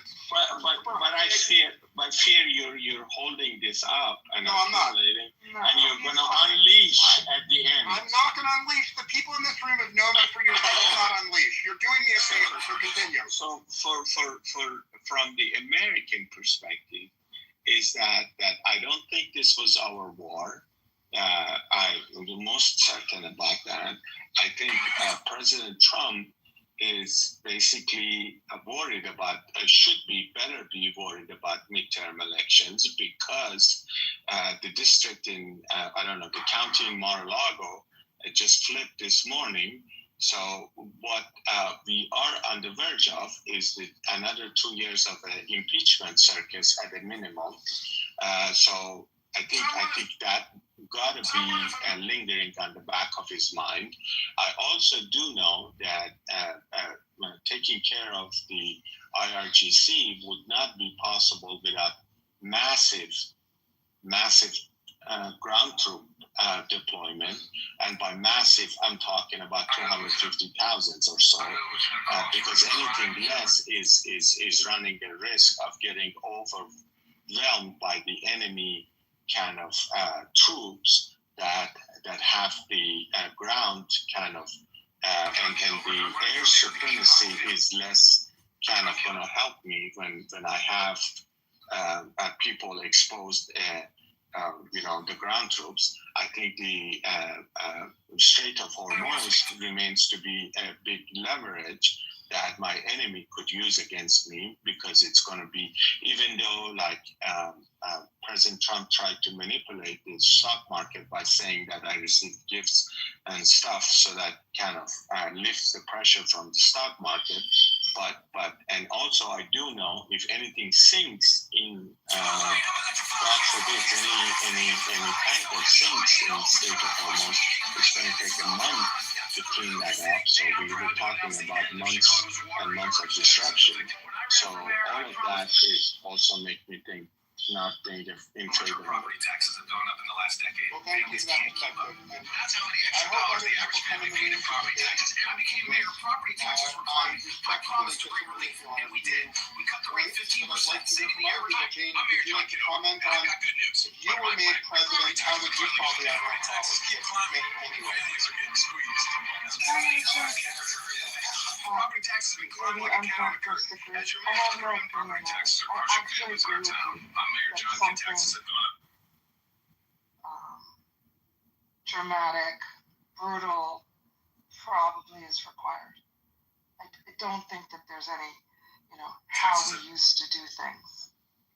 Do you think that the analogy of the SS versus the Wehrmacht is accurate for Iran, or do you think it's a stretch to make that analogy? I don't know enough, but I trust what you're saying, and I get the reference. I think there's always, I come at everything, I think you may know, from organizational lens, big ones.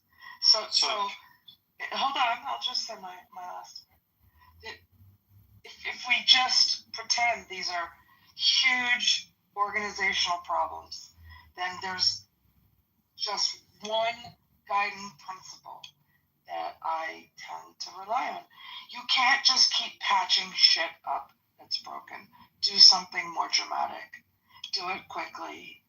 See what happens. And go from there. So I'm with you on something very, even psychotic. I guess that's not exactly a nice thing to say, because you've thought about it way more than me, but nothing that seems, kind of same old.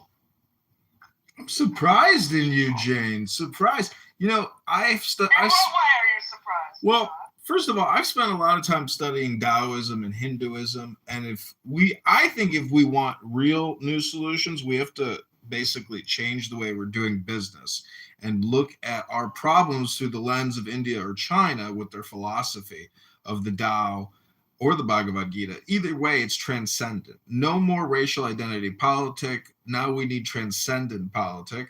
But, America is a business, and Israel and other special interests and lobbyists, if you got the money, you can buy the votes. That's the way the system works. Well, I respect very much what you're saying, but I want to get back to Kako Shira for a moment, only because he's an actual living Persian person, and he knows stuff that I don't. So one of my fears for the future... But what kind of name is Kako Shira? It sounds like cocky, poopy. Well, this is a strange name. What is the story of your name? It will help me with that. It is a reference. Okay, all right. So let me kind of...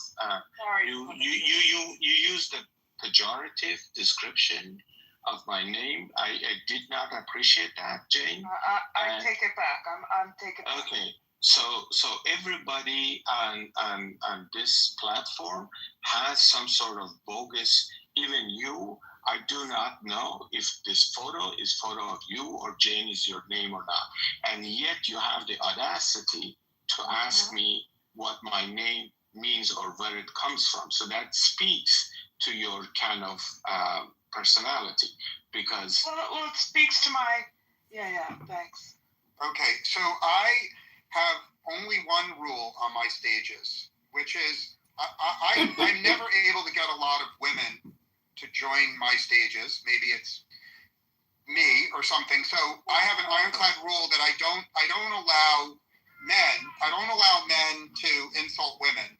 Now, it's not symmetrical. I invite the women on my stages to insult the men, but I don't allow the men to insult the women because that's just my rules when I'm a moderator.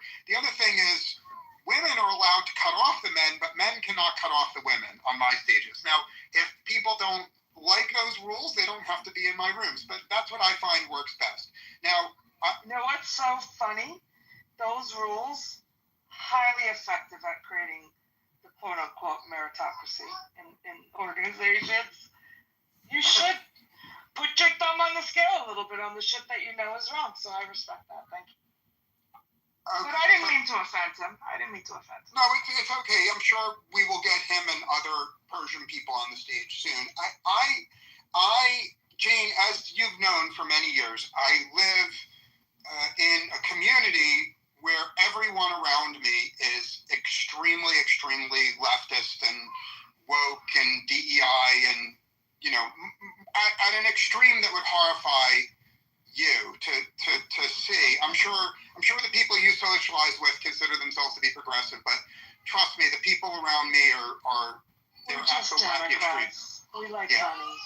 Yeah. So I have these wacky people around me. So it's really refreshing to talk to people who are not tribal, right? Because tribalism causes people to shut off their brains and not think. And I really like being on stages where people are not tribal. They just want to solve a problem together. So, for example, I assume everyone in this room wants the IRGC to disappear. And everyone wants Iran to be peaceful afterwards. And so there's, to the best of my knowledge, what's wonderful about the whole Iran issue is we don't have anyone on stage who wants the IRGC to survive, right? We can argue with each other, but we're all arguing towards the same goal. We're arguing what is the way to kill off the IRGC and have someone else run the country. And with that, I will invite anyone who shares my goal of getting rid of the IRGC, I'd welcome them on, including Kaku. Welcome to the stage, Kaku. The mic is all yours. Be respectful. Okay, I'm going to be respectful. So I'm going to give you some kind of feedback, if I may. That when you say my stage, my stage, that also speaks that you're taking this too much seriously, that you're controlling this. There's no value if we are not all talking about different perspective and opposite views. If you guys sit here and talk to yourselves on things that you agree or whatnot, and you're not willing to listen to somebody who's respectfully kind of challenging their points of view, there's no point. Okay, so you ridiculed my name that I have chosen. That you. Okay, let's try this again. I have one quick. I know, Jane. Let me say something briefly. Kaku, I'm asking you to Move off Jane, please. Okay, I'm asking you to move off Jane, move off the name. Pretend that we praise your name. In fact, let me officially say you have the most beautiful name. If I was a gay man, your name would get me aroused. Okay, that's how wonderful your name is. Not only do you have a wonderful name, you have a wonderful PTR. In fact, I love your PTR so much, I'm going to copy it right now. I'm going to change my PTR to be similar to yours because you're so wonderful. So now that you understand how much we love you and respect you, stop insulting people and say your political views. Please, please, please, please. Okay.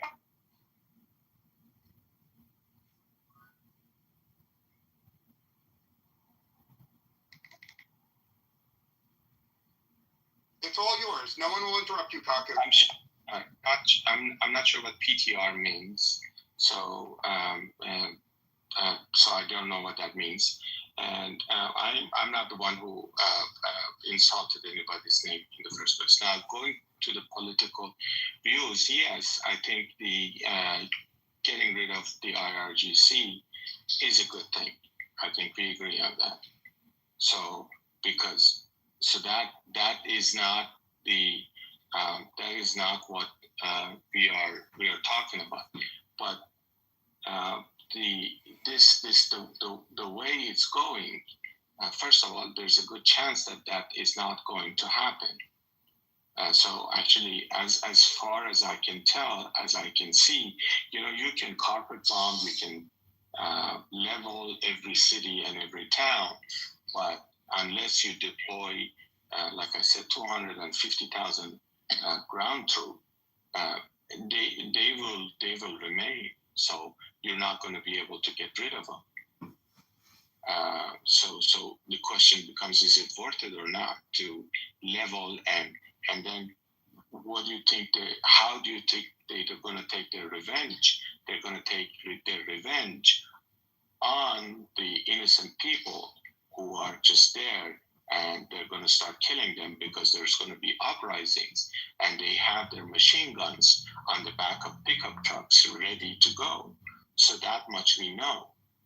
Okay, so this whole argument that if I'm not in favor of carpet bombing Iran, is because I'm supportive of IRGC. It's a fallacy of your making because you're trying to see it very black and white. It is not black and white. Nothing in life is in black and white.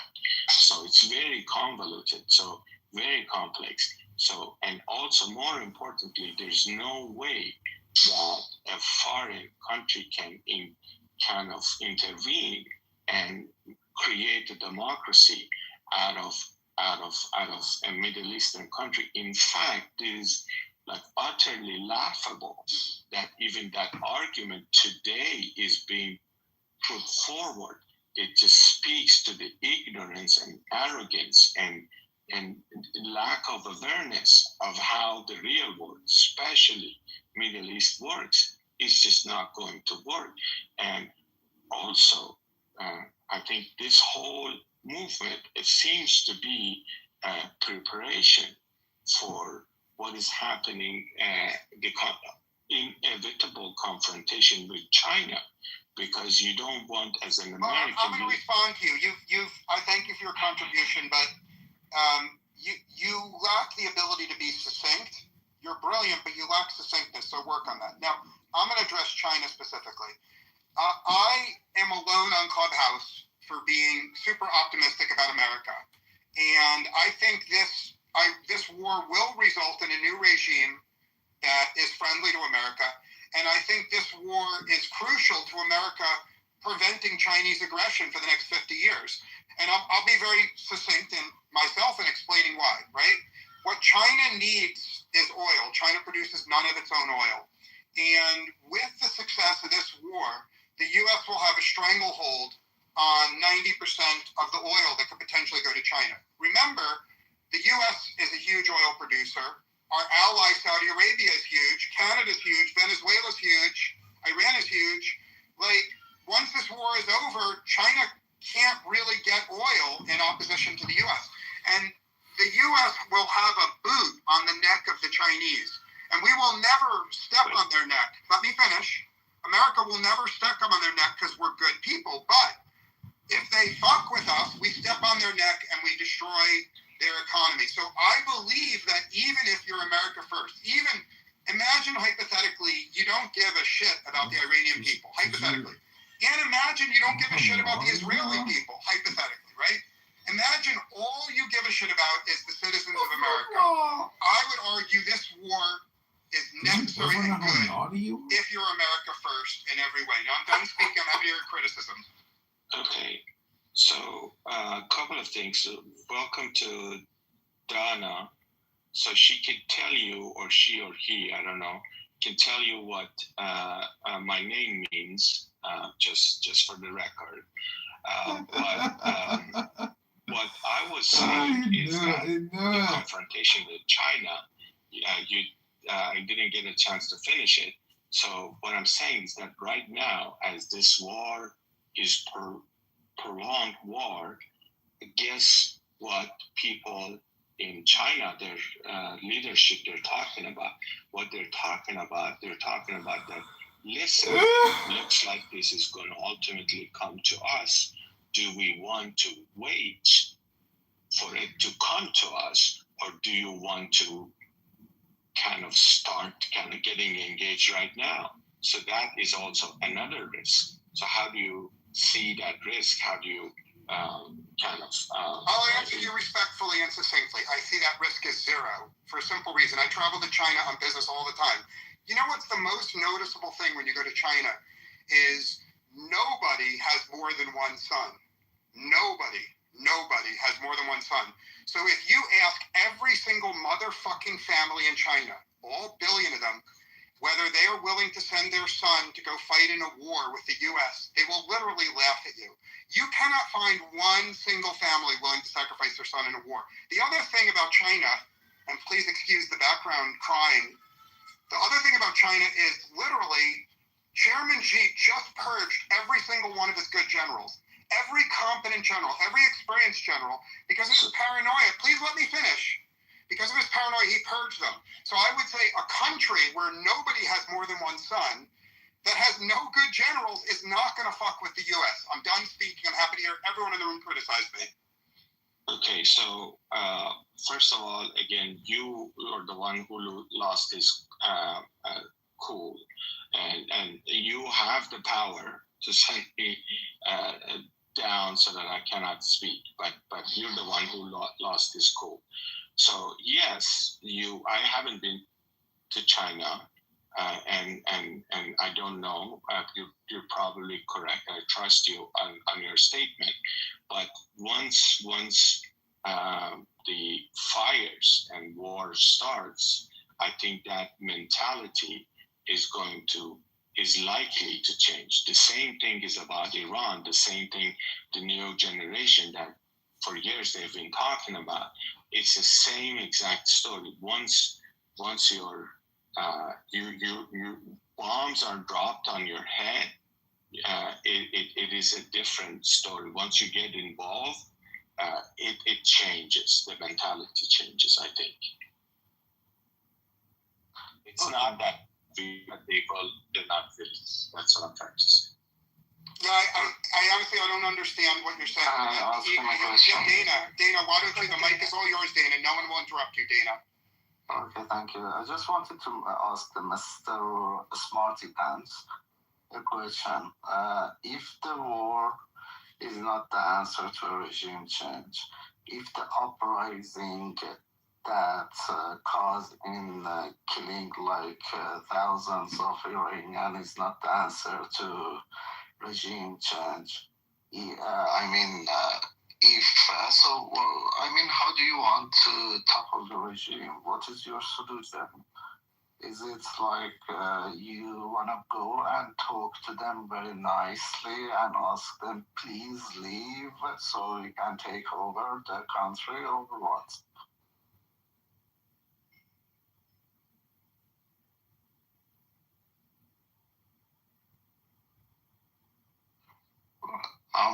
Apu, I'm asking you. Oh, I didn't realize you were referring to me as the Smarty Pants. I thought it must be somebody else.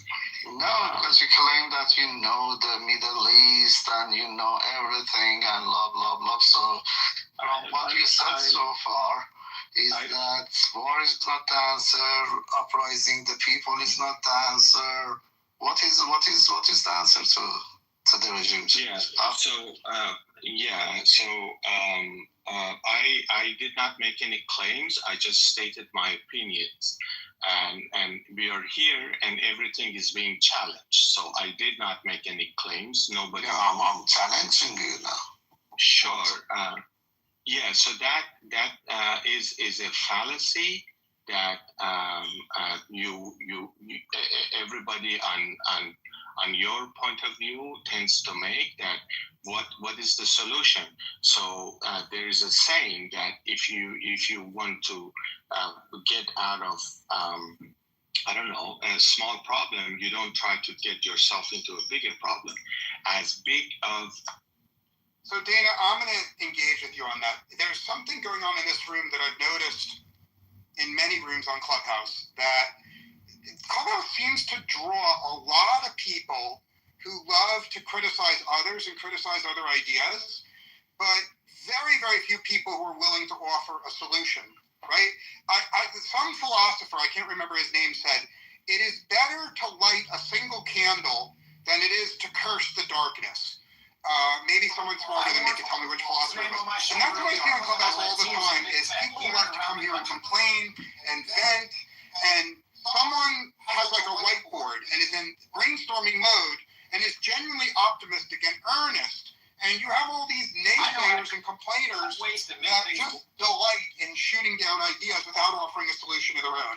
And so in my rooms, I try to set a different tone. And I would ask you, Dana, you have the mic. I promise you, no one will interrupt you. I'm going to invite a lot of people onto the stage, but no one will interrupt you. I promise you. Be succinct. Tell us your solution to Iran. And by the way, I'm not expecting it to be perfect. I'm expecting it to be the best thing available given the circumstances. Thank you. Quickly, sorry, Dana. Eleanor Roosevelt. Senate Clavicular. Eleanor Roosevelt. Thank you, Jane. I'm going to change my PTR to honor her. I'm sure you're no fan of hers, but I had to deliver the news.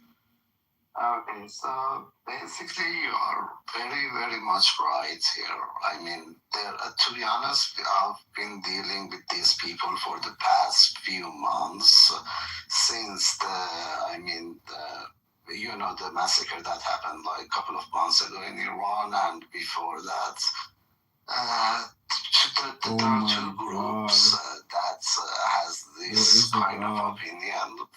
One of them are, of course, pro-regime and pro-IRGC, just to criticize the opposition movement and Pahlavi movement, okay? And then there is another one who are like full-time creator for lefties, 5 like years. far lefties, like they also do this as well, and they tell you like, yeah, this is not the solution. The uprising is not the solution. War is not the solution. That is not the solution. This is not the solution. And when you ask them, okay, so what is your solution? Then they go like,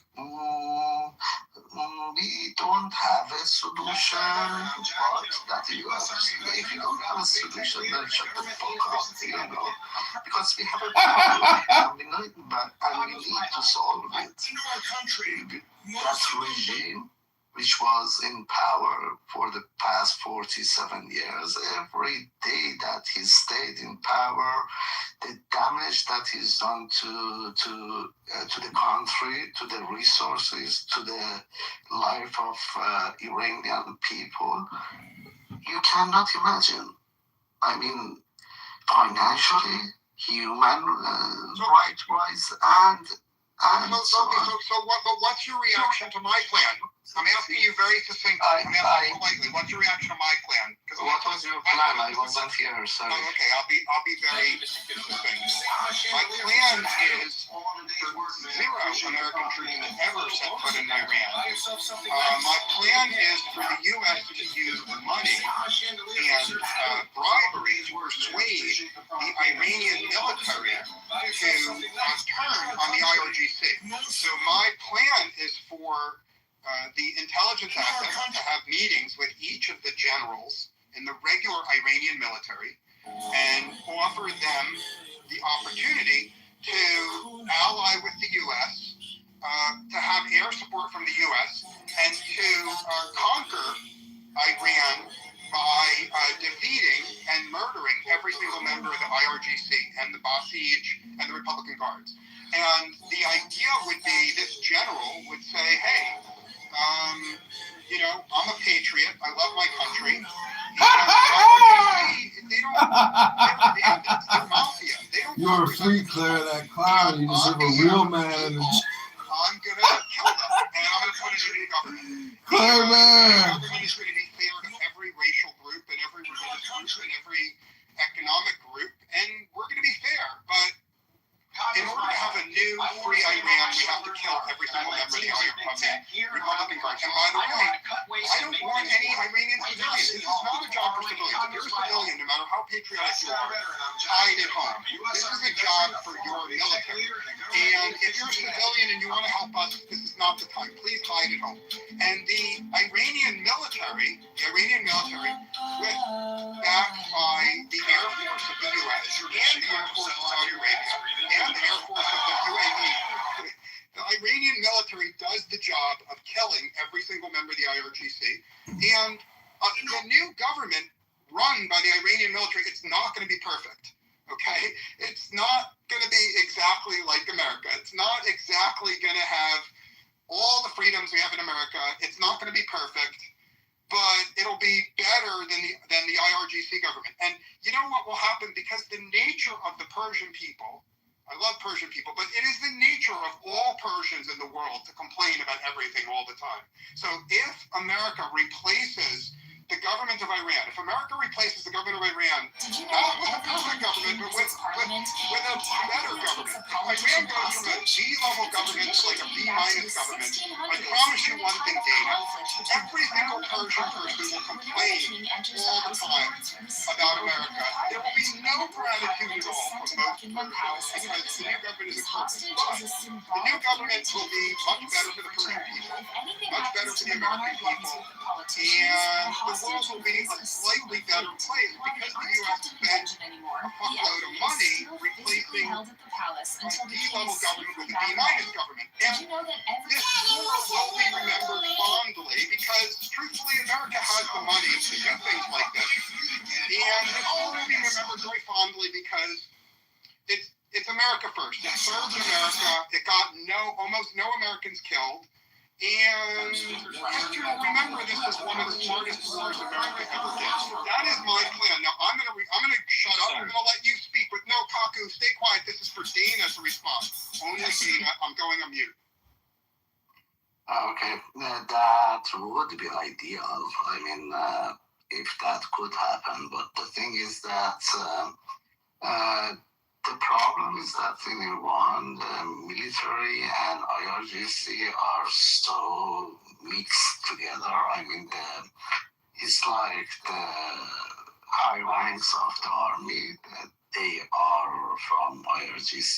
So it's not like you can, separate them very easily. That's the problem. And I heard there are a lot of people left the army and IRGC during the war. That's why I don't know if you heard or not, but yesterday in the state TV they were calling. The high rank IRGC was calling for people to come and voluntarily join the IRGC and besiege. And they even reduced the age from 18 to 12. So now they're asking 12, 13 years old kid to come and join the IRGC and go to the checkpoints and go to the besiege bases and stuff like that. So Dana, I would like you to debate with Kaku Shira. But in order to keep the debate civil, I'm going to attend to some duties for the next 10 minutes. So in order to keep the debate civil, I made you a moderator, Dana. Okay, thanks. I trust you to, even though you have... Hold on. Okay. No, Kaku, please don't interrupt me. Dana, I trust you. You have all the power. I trust you to treat Kaku Shira fairly if he decides to join the room. I trust you to treat everyone fairly because I judge you as having good judgment, and I respect you because you disagreed with me sharply, but you disagreed with me with facts, not with assholery. So, thank you. It's okay. I'll try my best, but I'm not gonna stay for long, though. But as long as I stay, sure, I'll do my best to do that. I think he left.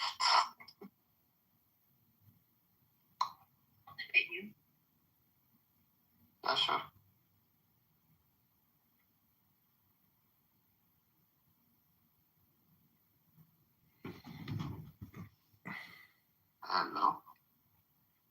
Hello?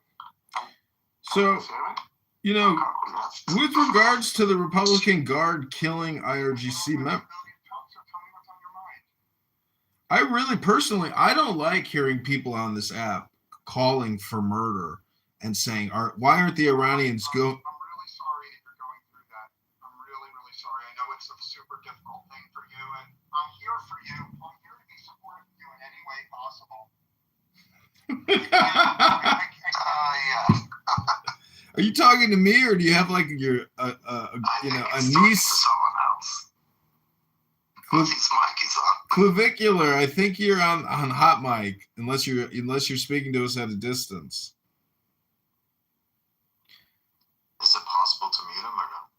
Yeah, I think I can do that actually. I know how difficult it is, and okay, he's muted. That's great. Okay, so You know, I don't like hearing people on this app call for other people to commit violence. You know, to me, it is so disgusting. It's very childish, pedestrian, pathetic, very loserish, in my opinion. Um, and I really also dislike hearing screeching Iranian women. To me, it's such a turnoff. It makes me want to think, you know what? I'm not with that woman. I'm not with her. If she's gonna come on a social audio app and scream, you know, you gotta kill these fucking people. You gotta fucking kill. To me, that's a big turnoff. I wouldn't go sacrifice myself for a loudmouth cunt on a fucking social audio app screaming for the death of these, you know, Islamic IRGC people. That's just me. What do you think, Dana? You know, the thing is that right now, actually, the temper of the Iranian people is very short because, you know, just a couple of months ago, we had like a massacre in Iran. A lot of people were killed by the regime. My brother got shot in the leg. He still can't walk properly. And I know a lot. I mean, my wife's cousin, he was shot. And I know a lot of my friends who had like relatives that they are either dead or injured or, you know. So we had that tragedy. And now the war and everything, of course, a lot of us are, you know, happy with the war, but the war is never a good thing, you know.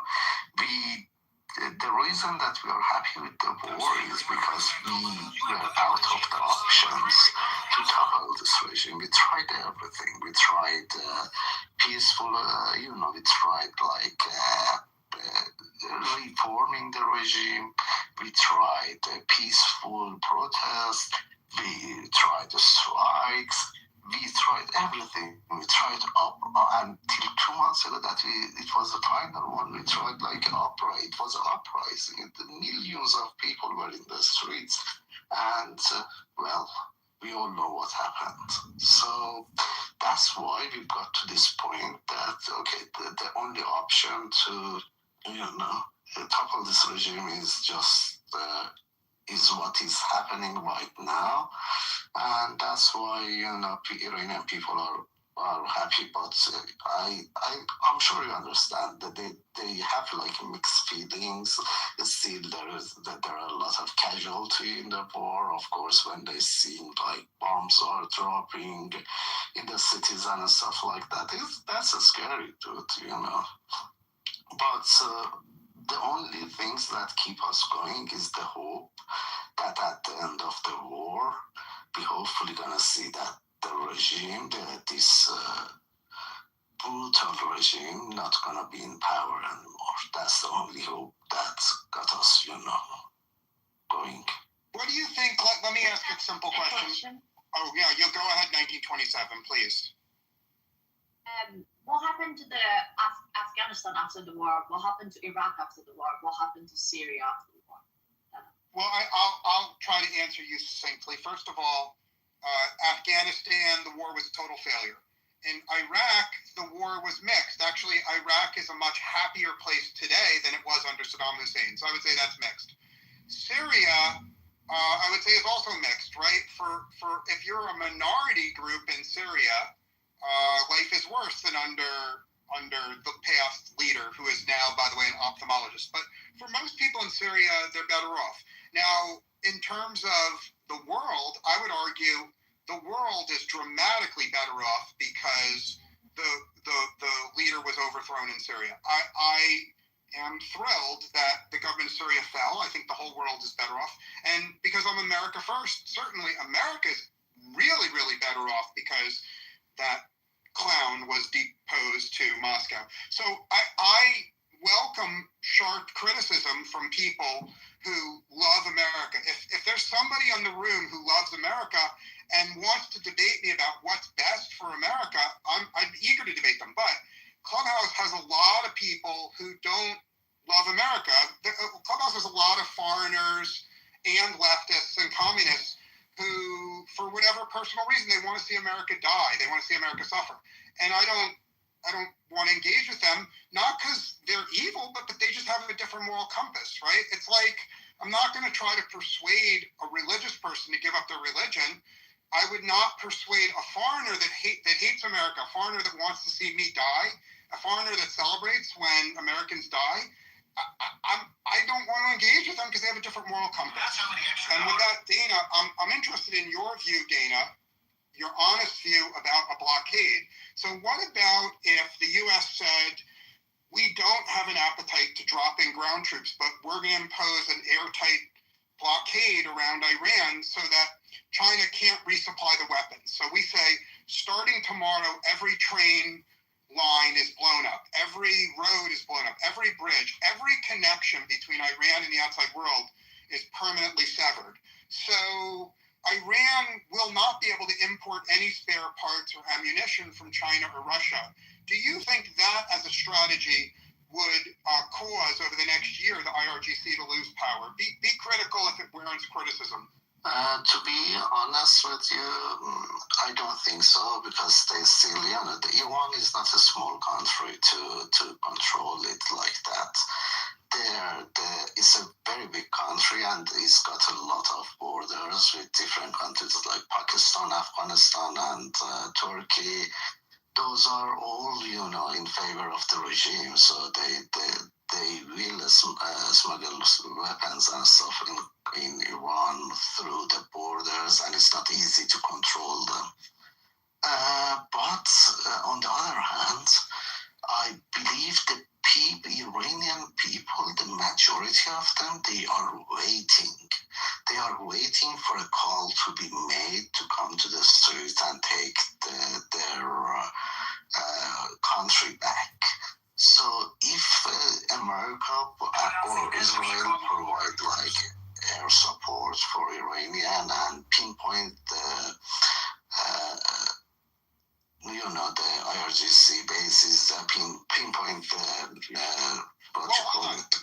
let's pretend I agree with you. Let's pretend I'm pounding the What can they table. do better than killing the leader? They killed the supreme. Okay, let's pretend, Dana, that I agree with you completely, and I want to support you. Wouldn't it make sense for the U.S. to say to the Iranian people, we have good news. We plan for there to be an uprising, and we will support you at the right time. At the right time, the Iranian people will rise up and they'll take back their country, the IRGC. But, and this is the big bet, now is not the time. The IRGC is still way too powerful. If the civilians of Iran try to fight the IRGC today, they'll just be massacred. So the plan is, your plan just delayed 6 months. So here it is. The U.S. says we're going to spend every single day for the next 6 months. The entire U.S. Air Force will be over Iran, killing IRGC and killing Republican Guard and killing Basij every single day. And the goal is to kill so many of them that when 6 months from now the U.S. calls on the people to rise up, there'll be a lot fewer of them to fight, and very, very, very few Iranian civilians will die. You see, under the plan you outlined of having civilians rise up, if the civilians rise up today, I think a lot of civilians get killed. But if the civilians kind of hide for 6 months and let the U.S. mow the lawn for 6 months, then the civilians can rise up. Then your plan will work with fewer casualties. Okay, I'm done speaking. I want to hear sharp criticism, Dana. Yeah, I hope. I mean, that's surely a much better plan. But what I'm afraid of is that is the U.S. willing to stay in war for that long? Because I'm getting mixed signals from the President Trump and the world economy and stuff like that. Because the Strait of Hormuz is, has issues with passing the energy supplies and stuff like that. So that's the question here. Question, I talk, or do you please go ahead, Saul. The mic is all yours. No one interrupt Saul, please. Oh no, I was just listening to, how do you pronounce your name? What is this? Clavicular, sorry. Yeah, it's small on my screen. Okay, so your thing about the whole uprising thing, that's not going to fly. Like, I don't think that's going to ever happen. And to Dana's point, yeah, the U.S. was going to be very deep in that. We're talking many years then. We're like very, very deep into it because one, we can't arm. There's no rebels to arm. That's the problem, really. There's no one to arm there. You can't uprise if you can't arm them. You've got to arm them to uprise them, like to do it clean. There's no way to do that. Let's assume that both of you guys are correct. Let's just, for the sake of argument, assume that I'm totally wrong and you guys are correct. So you can't, let's assume you can't arm the civilians right now, and also you can't count on the Iranian military to do the job. Okay, there's no one to arm because there's no coordinated. Okay, I understand. So let's just, I'm assuming you're right. So what about this? This is totally separate. Forget everything I said. Let's assume that everything I said up to now is retarded, truly retarded. Forgive me, forget it all. Okay, plan D is, what about if the U.S. arms, there's a whole bunch of people on the Iranian border that are itching to invade, right? There are, please let me finish. I'm going to finish. One group is, there's a lot of Kurds that would like to invade. Second of all, I believe there's a lot of Azeris that would like to invade. So my proposal, just for discussion, I'm not adamant about this, my proposal is the U.S. gives weapons and money to all the Kurds willing to invade who are fully trained militarily, and to all the Azeris willing to invade, and you have a simultaneous invasion from the north and from the Kurdish area, funded by the U.S. with full air cover from the U.S., but with no American troops. And the idea is both will establish a beachhead in Iran. There'll be a little piece of Iran occupied by the Azeris, a little piece occupied by the Kurds, and the idea is, in order to fight in those enclaves, the Republican Guard will come into the open to fight them, and then with air support, the U.S. will have the ability to kill a lot of Republican Guard. I would like both Saul and Dana. Saul first, and then Dana. I'd like you to brutally criticize that as an idea, please. Yeah, Kurds are out. Just forget about that. They've already declared that. I mean, the Kurds got screwed over by the U.S. twice already. They're not doing it. Kurds are not going to go in there. You forget that completely. The other group, that's too small. You've got 600,000 plus 200,000 reserves. Not going to happen. There's no way. Yeah, actually, I rather the uprising be done with the Iranian people than Kurds and others. Actually, that's not going to happen, to be honest, as well. But if it's okay, I'm going to give my mic to Sky. I'm going to give my mic to the Sky. I know her. She's very intelligent and he's got a very, very good, deep understanding of the situation of Iran as well. Go ahead. Thank you, Dana. I can't help but I'm kind of pissed because first moderator in this room started disrespecting Iranian women. I don't know what the fuck was that. That Iranian women are screeching for some loser motherfucker's name. God knows who that person is sitting in a clubhouse 24/7 asking for help. Like, what are we talking about? When I hear that from a mod, the intellectual conversation is out of the window, I think. And none of you guys even said anything. Like, since when it's okay? Is it funny to you that Iranian women are under war and you need to... No, I'm not referring to an Iranian woman under war. I'm talking about a Los Angelino woman who claims she's a doctor and she's on here. She hasn't been on here in 24 hours. I'm just saying that it doesn't matter who the person is, but when I hear someone screaming on this app, you know, to me, if you want to win and influence and persuade and inform the audience or your co-speakers, etc., you have to speak with some gentleness. You can't expect anybody to do what you want them to do if you don't speak to them with gentleness. That means, you know, talking delicately, not screaming like a banshee, a harp, you know, a loud-mouthed, obnoxious person who shouldn't be listened to. They should be punched in the face because loudmouths get knocked out. Do you understand what I'm saying? Hello? Well, there are some people who just say, fuck your feelings. What do you say about that? We're not here to please anybody. And we got to understand, establish a ground point in here that not you or me having to do anything with power or politics. We can just discuss the politics, but let's not trip over we have the power to send military anywhere. So I don't understand why should we even take an offense? Like somebody has to come here and beg you and please you so you can say, okay, troops, go there? Like, what the bullshit? that's also not what's happening. So, but anyway, I've been triggered so much on Clubhouse because most of the people that ask others have to be nice, they're not showing it themselves. So I don't know how is it that even a... Well, we all have complaints about the irritating losers who are on Clubhouse. The thoughtful people with good social skills have all left. So you're dealing with a suboptimal crowd here, present company included. So either take it or leave it. Like, talk to the issue of what you want to see happen in Iran, or leave the room. Don't stay on the stage and just criticize people personally. That's boring. Yesterday talking about credentials and talking about listen, come on. Let's not go down your credentials and your you brought this up yesterday too. Okay, I'm going to talk about the topic. Can you hold on? Okay, go ahead, Sky. You got 30 seconds. Okay, focus on the topic. Sky, focus on the topic. You got 30 seconds. Go ahead. I was trying to, you guys. Okay, whatever. So I think Uncle Trump has planned it very well, and we as people, we don't have the patience to see that. This is very well planned from what I see, from what I talk to my friends in Iran, they're saying.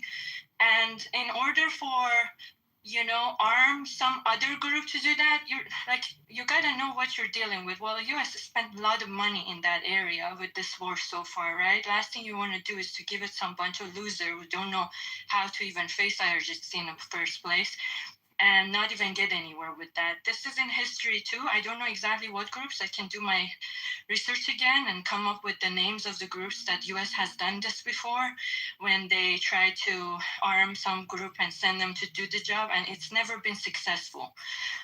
Especially when we're talking about IRGC, which has expertise in trying to make the war very prolonged and waste time and money, and they're just, as we're speaking, their missile suit is coming up that we didn't even know, people abroad didn't even know they existed. So when you're dealing with that, you need very powerful military system. As we can see, US and Israel being the most powerful military in the world, they're still kind of struggling there, haven't done the job. I thought the first week IRGC would be done, but apparently not. And from the other side, when I was listening to you, Dana, you said about the IRGC asking for 12-year-olds and plus to come and join. That just tells me they're done, and we need to sit and watch that. But from what I also understand, I think Marco Rubio has a very good knowledge about what's happening in Iran. We do have a population that is in support of America. People of Iran, majority of them are in support of America. 80% of them are against the regime. And they've been demonstrating that, and Iranian regime is at their weakest. So I think this was a good move from the U.S. to make Iran as an ally. But what's your solution now? What's your solution what would you do? Assume that President Trump gives control of the U.S. to you, Sky. What do you do in the next month? Be specific. What they are doing, they're sending troops there. I think a small amount of troops coming from the south and coming from the west will be the solution, considering if the enriched uranium is not the threat anymore, which I think it is still. And that's probably why the troops are going there. But I think the boots on the ground is the ultimate thing that I would do if I was the commander of chief. Make sure the operation is going smooth, and make sure I can finish this toppling the regime so I can get access to what I want to do, changing the regime to where I want to change the regime, have some peaceful person over there that I don't have to come back and bomb every 2 years and spend all that money, and make sure that the peace is in the Middle East so I can still have my, bases over there and my power over there as the first world, as the country that is number one in the world. That's my solution. Well, thank you, Scott. First of all, on a personal basis, I want to thank you for offering a very sharp, specific, opinionated thing. Most people that I experience on Clubhouse are weasels. They don't succinctly say what they want, but you speak exactly what you want, and I respect that. However, there is a but. If I was in charge of America, I would not do what you said. And the reason I wouldn't do it is because of American politics. I love America, but the weakness of America is no one in America, in any political party, can accept dead Americans. No one in America can accept even a small number of dead Americans in this war. So even if sacrificing the lives of a small number of Americans would be really good for Iran and good for America and good for the world, I personally don't think it's politically possible. I don't think it is doable for any president to sacrifice American lives to help Iran. I wish it was differently, but that's the reality. So, in my opinion, even if I assume your plan is the best plan, your plan cannot be done because it involves dead Americans. And we, as a room, we have to come up with a plan that involves no Americans dying, zero. We have to figure out a way to liberate Iran with zero dead Americans, and that is damn hard. And given the collective IQ in this room, we probably won't do it. But I'm up for the challenge. If anyone else wants to comment and criticize me, I'm eager to hear it. Can I make a point real quick? The mic is all yours. So we're not going to elaborate around that. That ship has sailed. That ship was actually never really at the dock, anyways. So if we don't get out, which our guy, the Godfather here, who really is a sales guy and he's a showman, right? So think about how he works, how he operates. He's running the country as a business and he's a sales guy. So he has to get on a high note. That's it. If he's not out before the midterms, he's going to get impeached again, and he knows it. Right, that's the big scare that's going to come. He's probably going to try. They're going to probably try to impeach him once more. He's got to get out before then. How's that going to happen? So that's the point I want to make. And I think a limited ground invasion highly is possible, but very limited. But he has to get out on a high note. So my question to you is, how do you think he's going to do that? Well, I hope that you're wrong, because I hope that our president is a very, very, very flawed person. I'm not going to go into details, but he's flawed. I hope that he cares about his place in history more than he cares about the midterms. Because I think if he really cares about winning the midterms, I really think he's going to screw the people of Iran, and he's going to screw America. I think in order for him to win the midterms, he has to screw the people of Iran and he has to screw the people of America. And I pray that he doesn't do that. I think for the sake of history, he has to keep this war going for his entire presidency and not reach a peace deal with the mullahs. I hope he doesn't reach a peace deal that keeps the mullahs in power. But I freely admit that he may be greedy enough and selfish enough to sacrifice America's interest and Iran's interest and sign a deal with the mullahs. And I hope you're wrong, but I would give the odds of you being right at about 50%, Saul. So what I don't think we'll stay in this any more than maybe 4 more weeks. If top max that, maybe a month, maybe a little longer, then he can't afford to stay. There's no way. There's economical pressure. But the shot of winning the midterms right now is slim to none. That SAVE Act will never get approved. So it doesn't matter even if he wants it. He's running through all options right now, right? The thing is, I don't think he legally wants to go through another impeachment. They will try to impeach him, like a very high percentage, if this thing continues on. So let's assume that even though I think it's terrible for America and terrible for Iran, let's assume that he will sue for peace. How good a peace treaty do you think he could get with the mullahs if you're correct? I don't think that deal will matter to him in terms of the Iranian people. I think it's going to be the U.S. interest. So that's a very hard question to answer, I would say. I don't think it's going to be the best plan. It will be a plan. I mean, look what he did with the guy in Syria. 2 years ago, he was a terrorist. Now he's at the White House. I mean, he'll do a deal with anyone. He'll do a deal with the devil if he has to. Yeah, okay, so it sounds like I need to simplify. I pray that you're wrong, but I give you 50% odds that the president will sit down with the mullahs and sign a deal.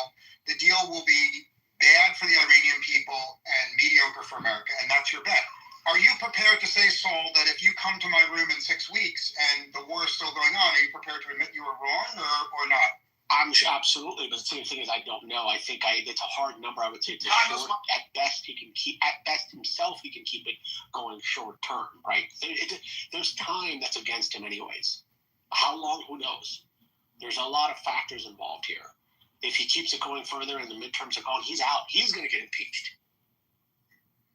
Well, I mean, certainly the Democrats have the ability to impeach him, but they don't have the ability to win a conviction and remove him from office. I understand that. I don't mean technically he's out. I mean, like, this is a whole new chapter of a road that I'm sure he's not ready to, or he wants to go down again. Very interesting. Thank you. Thank you. I'd like to hear every single other person's opinion because, as I said, I think you're 50% likely to be right, even though I dread it. It's not what I would do if I was president. I think there's 50% chance you're right, Saul. Because of abuse of power, if you look at the Article 2 of how they will try to go after him, it's so crazy. I mean, the one thing that the Godfather says is that the Democrats always unite. That's so true. So yeah, they will come after him. Okay, can I interject? Comment on this? It's all yours, Sky. You have the mic. As long as you're succinct, you have it as long as you need. So there's not going to be any deals with Mullah, and that's why Trump is doing this, because he understood that when he was trying to negotiate with them. And you should know these thugs, their ideology in life is depending on it. The whole pride they took this 47 years to have a fan base was that they're standing against dictatorship of Iran. That's how they call it, America and Israel, and them telling them how to live their life. So that's how they have this IRGC as a base, because deep down in their fucked up mind, that's what they believe. So if they reach, and even coming to the negotiation table is such a big thing for them. And I love how Trump exposes them when he says they're trying to negotiate, but then they go on the TV and tell their people, we're not negotiating, we're not even going, it's haram, we're not sitting at the table to do any negotiation.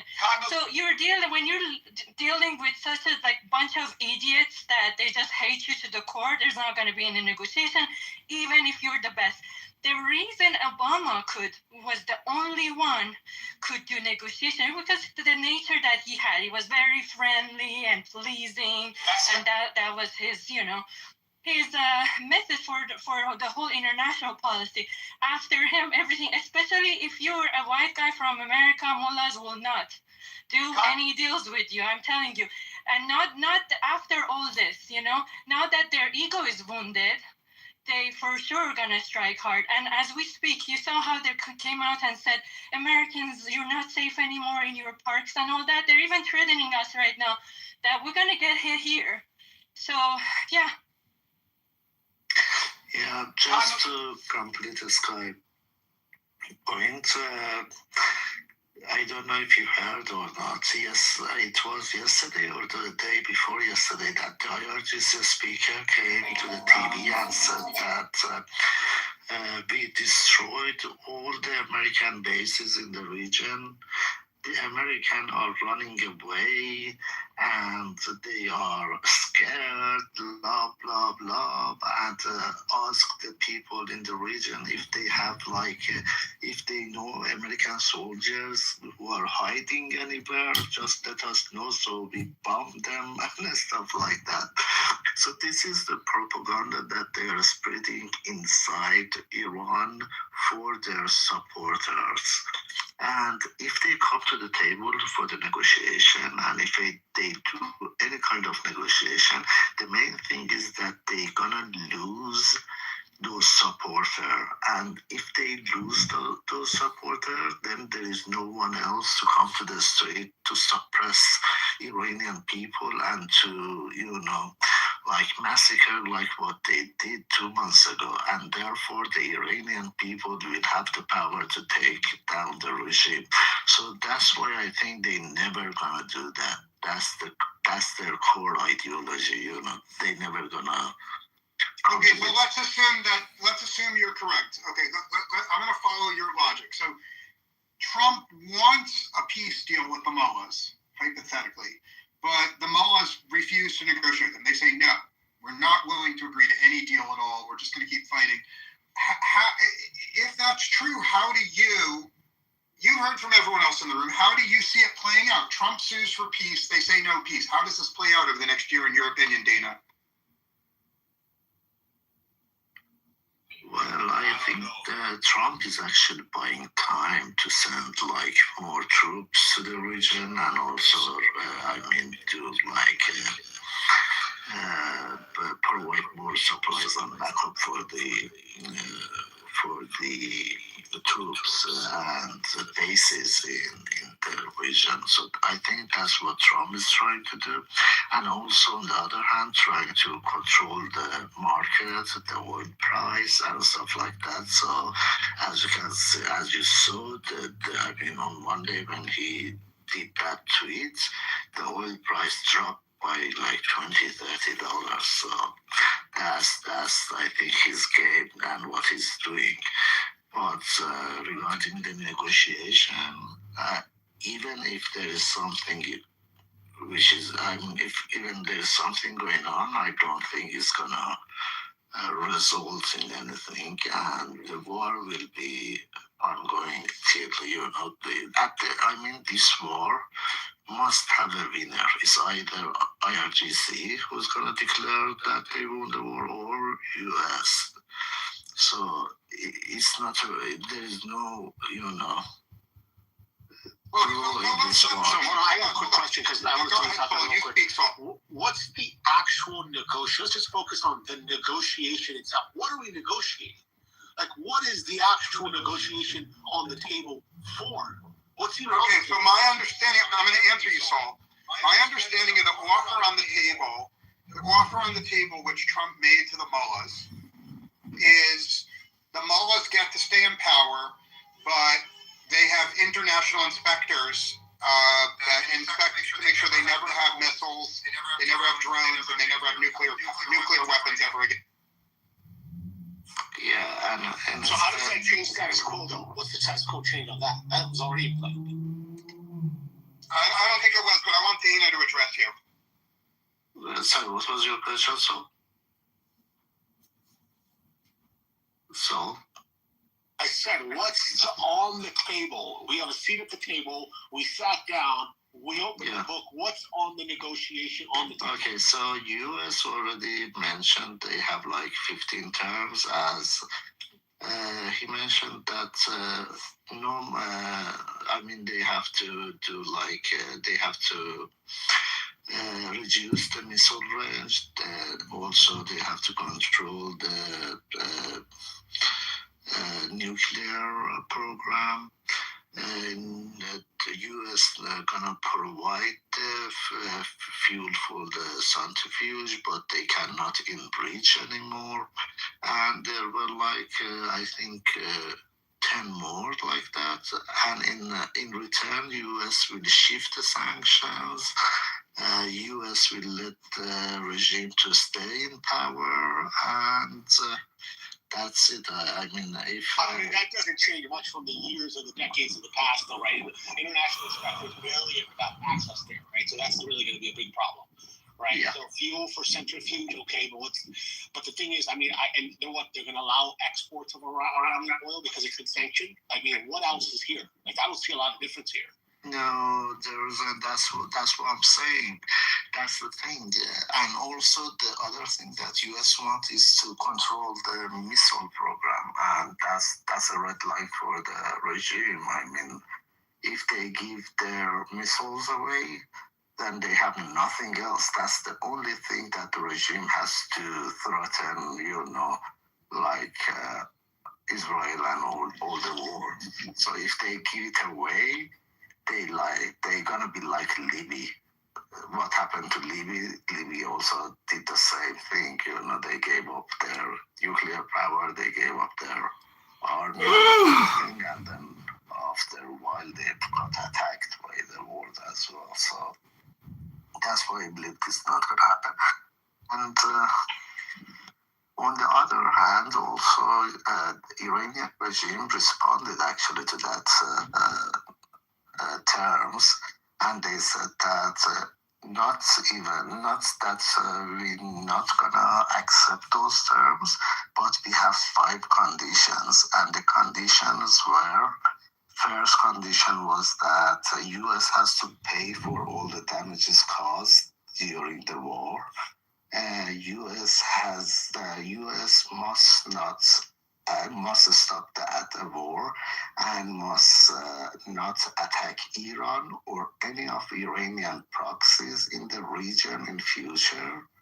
And there was like I think U.S. has to evacuate the bases in the region, and there was like two more that I can't remember. But if you want me, I can look it up. No, I mean, yeah, you can. I mean, the interesting thing is this is not a great. This is like we're at the negotiation of the Ukraine freaking Russia deal. That's like this right now. It's like the same type of negotiation. There's nothing really going on here right now. Exactly. They are so far away. I mean, it's far apart. That's. I mean, it's not imaginable to come to agree. Trump has got to choke point the Iranian economy, break it down. I mean, limited ground troop, and then somehow uprise and have the internal people ask the regime somehow and put their own puppet in play. But that's just not possible. That's the ultimate proper way if Trump could pull that out, the genie in the bottle. That's no way to do that now. It's impossible.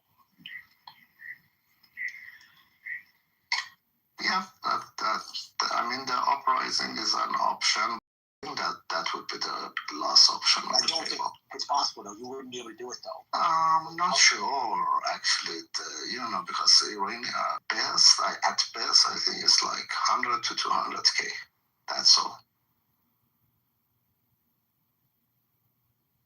Even if Trump cares about his place in history and he wants to keep the war going, the political reality in the U.S. is Trump is forced a very strong argument that the politics in the U.S. will undercut him and force him to capitulate. Is that in essence your argument? That's our point right now. Well, I admit that you may be right, and America has half-assed a lot of wars. America has half-assed a lot of wars. America has left a lot of allies hanging a lot of times.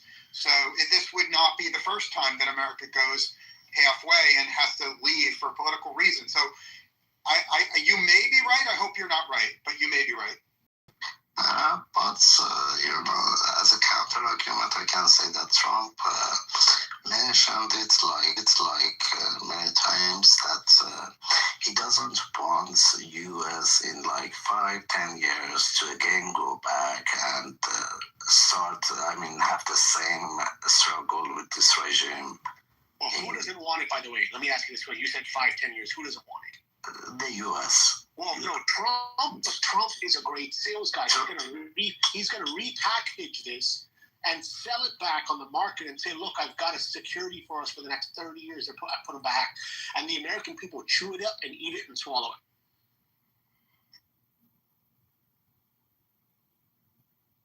Oh, well.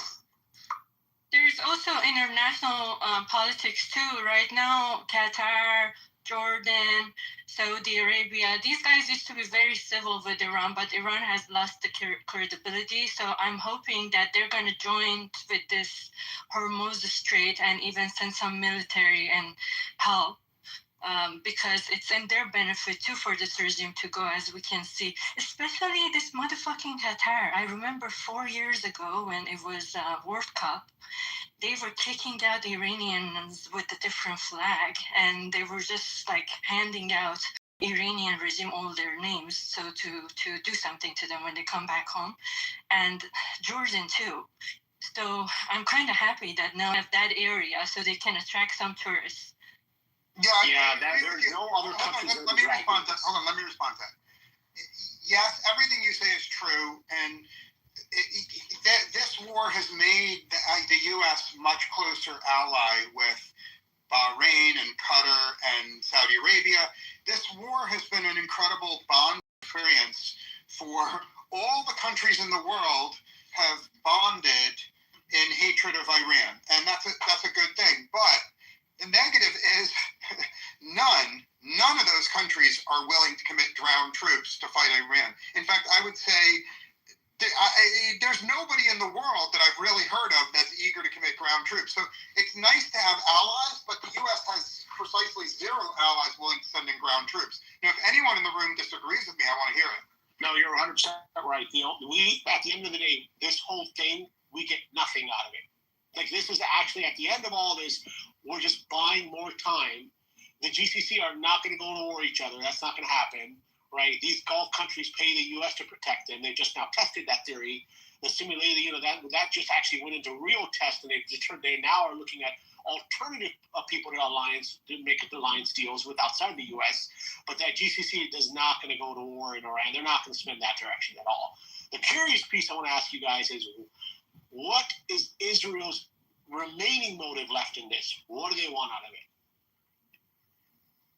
Well, That's very easy to say. Hold on, let me state a piece, and then I want to hear your.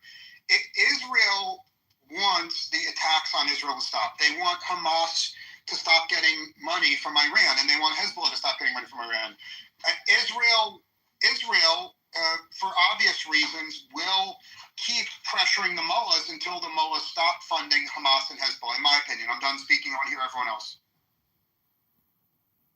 Well, the biggest enemy of IRGC is Israel, and from day one, they have the hatred toward Israel, and they have this ideology that Israel has to be wiped out of the map. So that's that, and there goes the hardcore support for Palestinians, and then that's supporting these proxies to do damage in Israel and all. That I'm sure you know about it. So Israel, Netanyahu has been planning for this for over 20 years, from the intel that we're receiving from the intel that we're seeing right now, that how much far the planning goes into this. And even US tried a couple of times to hold the war, this war started because Israel called 48 hours, like a day before, saying, oh, I'm gonna, by the way, bomb the supreme leader. And even the last war was too, that Israel was afraid that US is going to do the negotiation and IRGC is going to stay in power and still start the planning. I would highly recommend, if you guys can watch the interview that Catherine Shackton did, explains that how when she penetrated to the Supreme Leader circle, what she saw and the planning that she saw about Israel, that sums it up. Yeah, the only way that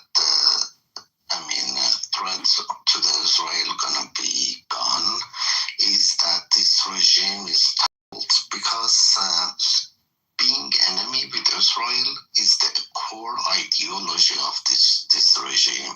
If you take it, I think in the deal that support Israel or include not attacking Israel in the future by IRGC or regime, not gonna sign such a deal or such a. Well, I just want to go back and rewind a couple minutes to Sky. So we don't really know the real who started what, that's classified. But I would just say that this is not yesterday in the making. This card was put on the table 20 years ago on Bush 2. There was a play to look at around then. Well, and like the Venezuela thing, that was not even 6 months a year. That was a play put together 5 years ago, right? So they have deals on the table, cooked up, planned, pre-planned, way in advance. It's on every country in the world, right? So the thing is, I'm just wondering, can this bad deal turn into a good deal, and the end of it, repackage, like Trump will repackage and sell it and make it look like a good deal? But then, if Israel doesn't get what they want, can the U.S. restrain Israel and stop them now? What is the remaining motivation from Israel's perspective to not continue forward if the U.S. yanks the chain and said stop? That's what I'm curious about. Can they do that? Israel is going for a regime change, yes. If you look at the history of Iran with Israel back in 580 BC, Cyrus the Great, the Kingdom of Iran, they liberated Jewish people because they were taken. Jerusalem was conquered by Babylonians back in the day. And in 530 BC, when Cyrus liberated them so they could go back to their homeland. So we always had, in the history, we were friends. But since this IRGC people came out, they shut out everybody who was Jewish. They had to escape. There's only 8,000 Jewish people in Iran, and they're very oppressed. I personally know some. And they don't guarantee visa for anybody who is even linked to Israel. If my great-grandma goes to Israel, I'll be in jail because I'll be accused of being a spy somehow. So that's the type of a thing. They kept that enemy. You know how some countries rule by that. They have this imaginary enemy, and they make their ideology around it so they can have a some idiot support group that they can manipulate, and that's how the regime has been doing it. Now, I'm 100% sure Netanyahu is not going to stop. If U.S. Decides to withdraw, Netanyahu will still go after the IRGC until they're gone, because, Israel is very close to Iran, and this IRGC, if they're in power, they're not going to stop attacking Israel. So that will go on, and Israel being the only ally U.S. has, if Israel gets weakened, then U.S. has no allies over there. So that's also that's also another thing that, as an American, we need some allies in the Middle East. We can just let. It's not that U.S. is protecting these countries too. I believe that they're paying for support of America in these Middle Eastern countries. But don't forget, that's a biggest strategy, war strategy, that you want to defend your country as far as possible to your homeland. Because the more powerful we are, the more bases we have around the world. That's just a basic thing that any country in a region will do so. So it's not that we're there to serve these countries. We're there because we want to make sure we're in power, and we know that before it hits the home. That with whatever regime, can he convince them to do it? Number one, right? Can he do that? Like, what kind of war we're heading to? We have a bunch of dictators who are very pro-war, like we have Putin, and then we have Netanyahu, right? Like, he's not a negotiation guy. He's like, eliminate them. And then now Uncle Trump is kind of joining the club too, with maximum pressure. So, and then North Korea from the other side. So maybe that's the style of politics from now on. So I don't think they will stop until they do. The irony in this, the really interesting irony is Bibi and the Godfather both have political dynamics within their own countries. That's what's nuts about this. They both have their own type of internal political problems that will come to bear very soon. And I don't know, Calvi, if you're really looking at both of them do. Yeah, I know they both do, but I think the worst is that they get nothing out of this war and then go back to their countries, That would be even worse. I don't know if Bibi can even push the war longer as well. He's running it to his own, in his own circle, it's becoming problematic. In the Israeli parliament right now, there's issues there spinning up. Just like Trump's going to have issues down the road, potentially, if the Dems win the House, they're going to probably yank and say, let's go get this guy once more. 100%. Started the articles of impeachment, axe this, get him out, stop the whole thing mid-flight, whatever it's in. I mean, it's all, and then Bibi's got that corruption that's just been cooking in the back, that he's buried for years, like months and years ago, that will probably spin back up somehow.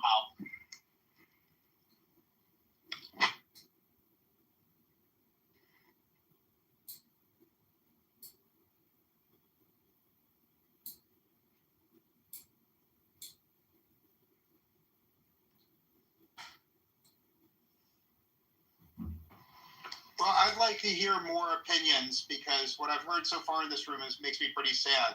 I've just heard a lot of problems and no great solutions, honestly.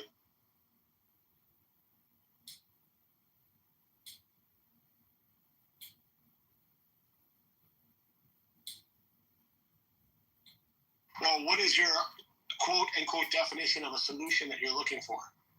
Well, I started the room saying I would really like to bribe the Iranian military to overthrow the IRGC, and I'd like the Iranian military to do that. Okay, wow, interesting. That's what, well, hold on. I'm not saying that's realistic, but that's what I want to see happen. Does that answer your question, Saul? I'll walk the horse on the water on that with me. How would you play this bribe? Okay. Well, first of all, my understanding is there are negotiations going on right now with generals, where essentially the generals, they've targeted generals that don't like the IRGC, generals who are being offered the chance to get air support from the U.S. and get support from the U.S. for them to persuade the Iranian military to rebel against the IRGC and kill the IRGC.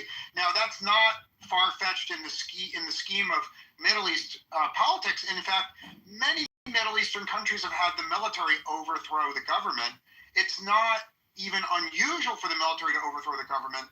The only question on the table is, are U.S. diplomats skillful enough to persuade the Iranian military to overthrow the government? Well, so the Venezuelan military against IRGC, which IRGC has their own group of military as well, right? They have it's a weird fucking situation in that country, the way they operate. Hold on, let me. Before you were in the room, I made the analogy of the Wehrmacht versus the SS, right? The SS were the true believers, and the Wehrmacht were just the SS. And in fact, elements of the Wehrmacht actually tried to overthrow the SS, but they failed. So the analogy is. We know that some members of the Iranian military are in negotiations with the CIA to overthrow the government. What we don't know is how high up they are, how much support they have, how motivated they are. But the bottom line is the U.S. has plenty of money to pay to the Iranian military to overthrow. So it's not out of the question, right, Saul? I think that Trump was trying to do that, but he might have killed the person along the way that he wanted to do it with. I don't know if there's a powerful military figure left to do a drug deal with. That's what I would question. I think that was plan A in some degree or plan B. We're on C and D now, whatever that is. I'm not sure that. Probably you're right, but I'm not sure it's off the table because what's happened over the past 3 weeks is a lot of the powerful people in the Republican Guard are dead. A lot of the people in the IRGC are dead. So the point is, the Iranian military would find it much easier to overthrow the IRGC today than they would a month ago. It doesn't mean it's easy, but it's easier, Saul. The question is, I think, right, they might have, who's going to do it, number one? Right, is that person or persons equipped to do it? And I think they might have looked at that top 50, whoever they wiped out, and maybe there might have been a stronger candidate there. Like, we got to find a qualified candidate, right? Who's going to be that? I think that's the struggle right now. You're correct, but I'd be eager to hear from everyone else in the room, especially if they want to criticize my plan. If you want an intelligent answer on how to solve the conflict, this may not be traditional, but I will be succinct. I suggest we go to Samsung and Apple, the largest cell phone manufacturers on the planet, pump out 20 million cell phones with Clubhouse, and we drop them off throughout the country strategically. I'll be succinct. And, either it's going to solve the war or it's going to cause World War III. I'm not sure. I like that idea. They will have it though. So here's the thing. Reza Pahlavi claims that he does have immortal guard members, that they're around 50,000 people. And immortal guards, they were the ones back in 1979 with the sole purpose of, it was a military base, that their sole purpose was to protect the Shah. And he's been mentioning that for a while, even before. Well, he's been saying that on a beach, drinking a drink on a beach somewhere, saying that, right? I don't know if I believe that too. It's everybody. Every politician is doing that. We can't blame them, wouldn't you? Trust me, like every one of us would do the same if we had their power. So that can't be, used against them. But he's mentioning that their sole purpose is to help with the toppling the regime when time is right. And from what I see, that he's getting promoted by all these media and sitting down with. What do you think about having Blackwater do the job? So interesting, right? I actually was thinking about that, bringing private contractors, right? Let's bring them in, elite ones, right? And do some stealth operations. I was actually wondering, I was contemplating on that, but how complex would that be? Yeah, something like that. I was actually thinking about that today, like how would that play out? I think the one problem with Blackwater is very few Blackwater operatives speak Farsi. And so I think it'd be very hard for Blackwater to operate because they don't speak Farsi, unfortunately. See, the thing is, right, look at it this way. The most sophisticated intelligence is not even CIA on ground there. It's Israeli Mossad that has way more better intelligence gathering techniques there. They probably have, with that last run, they lost a lot of people when they were doing the whole rug pulling and looking at everyone who's working as an operative, right? But who's remaining? Like, who do they have left? I would leverage that and see what those guys can pull out, not this way around. Well, they used to hire Afghani people because a lot of them. So this is how the last year ban went out. The Mossad was hiring Afghani people because they're illegal in Iran, right? And most of them work for city money. And they don't get health care and whatnot, and they're everywhere. Like everybody has at least a housekeeper who's Afghani or contractor or something like that. And then these guys were penetrated. They were even $2. They got bought, and they hit IRGC within the home too for the first round. So that's how it was. But when the Iranian regime found out, they deported everybody, and they jailed a lot of them. So that plan is out of the window too. Dana, I have a question. Let's say stealth covertly, they wanted to bring in arms. What areas would they do this? Like geographically, I know there's a couple of areas I looked at. But what routes would they take to do this? Jack Black realized his son spent It's mostly in the border cities like Kurdistan, Balochistan, and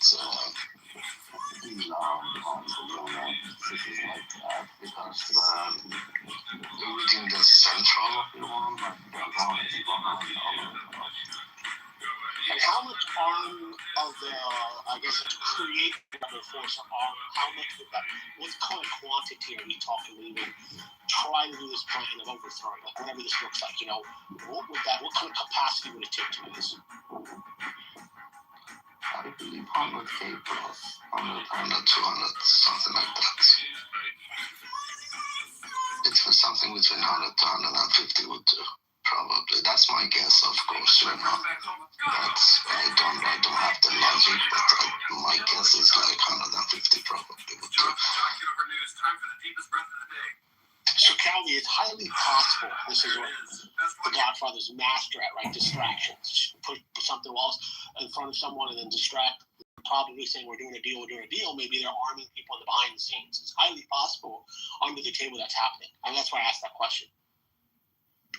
And who are Pahlavi's, supporters, and they claim to be their guards, so they're also willing to military, expert here, but I'm just curious, how would that work?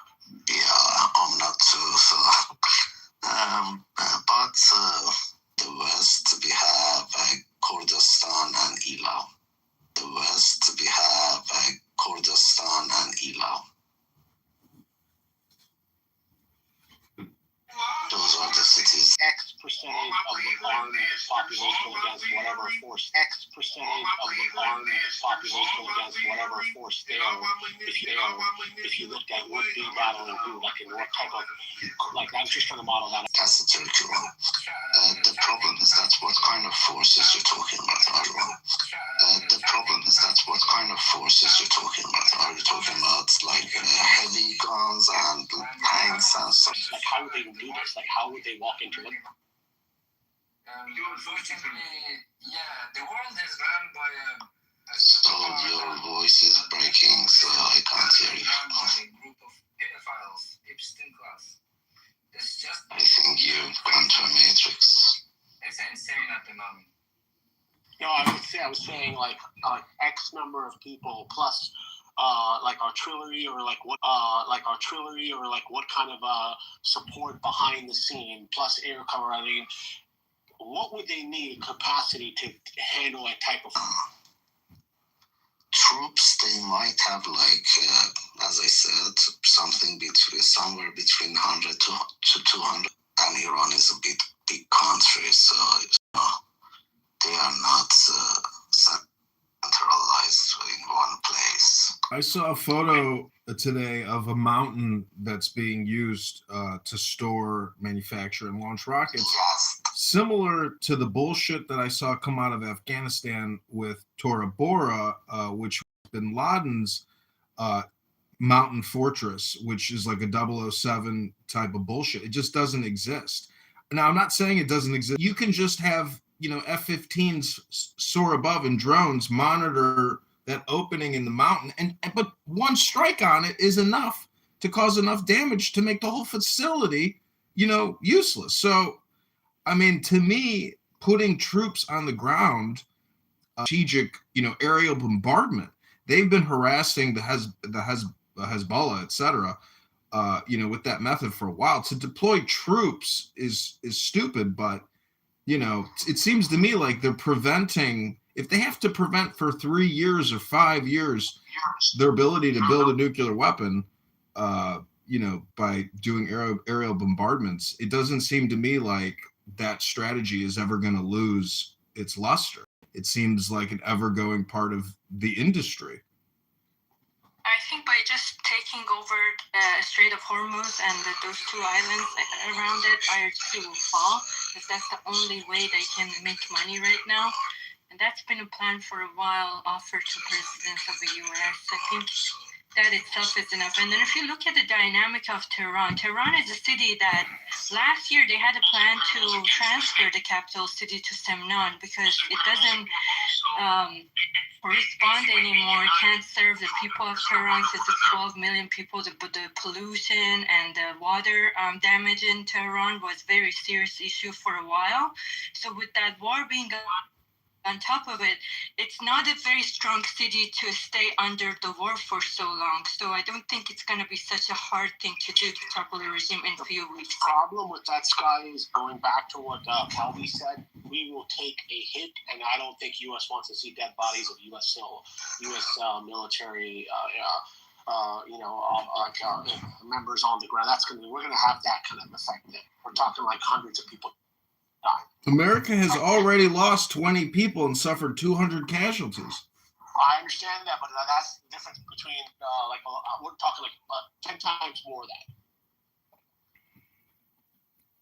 I understand, but I don't think the stomach exists in the U.S. for that to continue.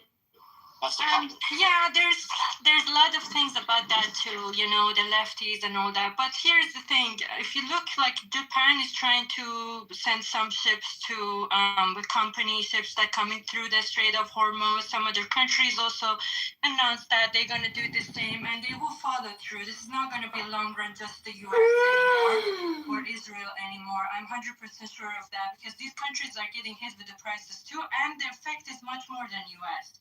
They're not as successful as U.S. to compensate in other departments, so they have to come through anyway.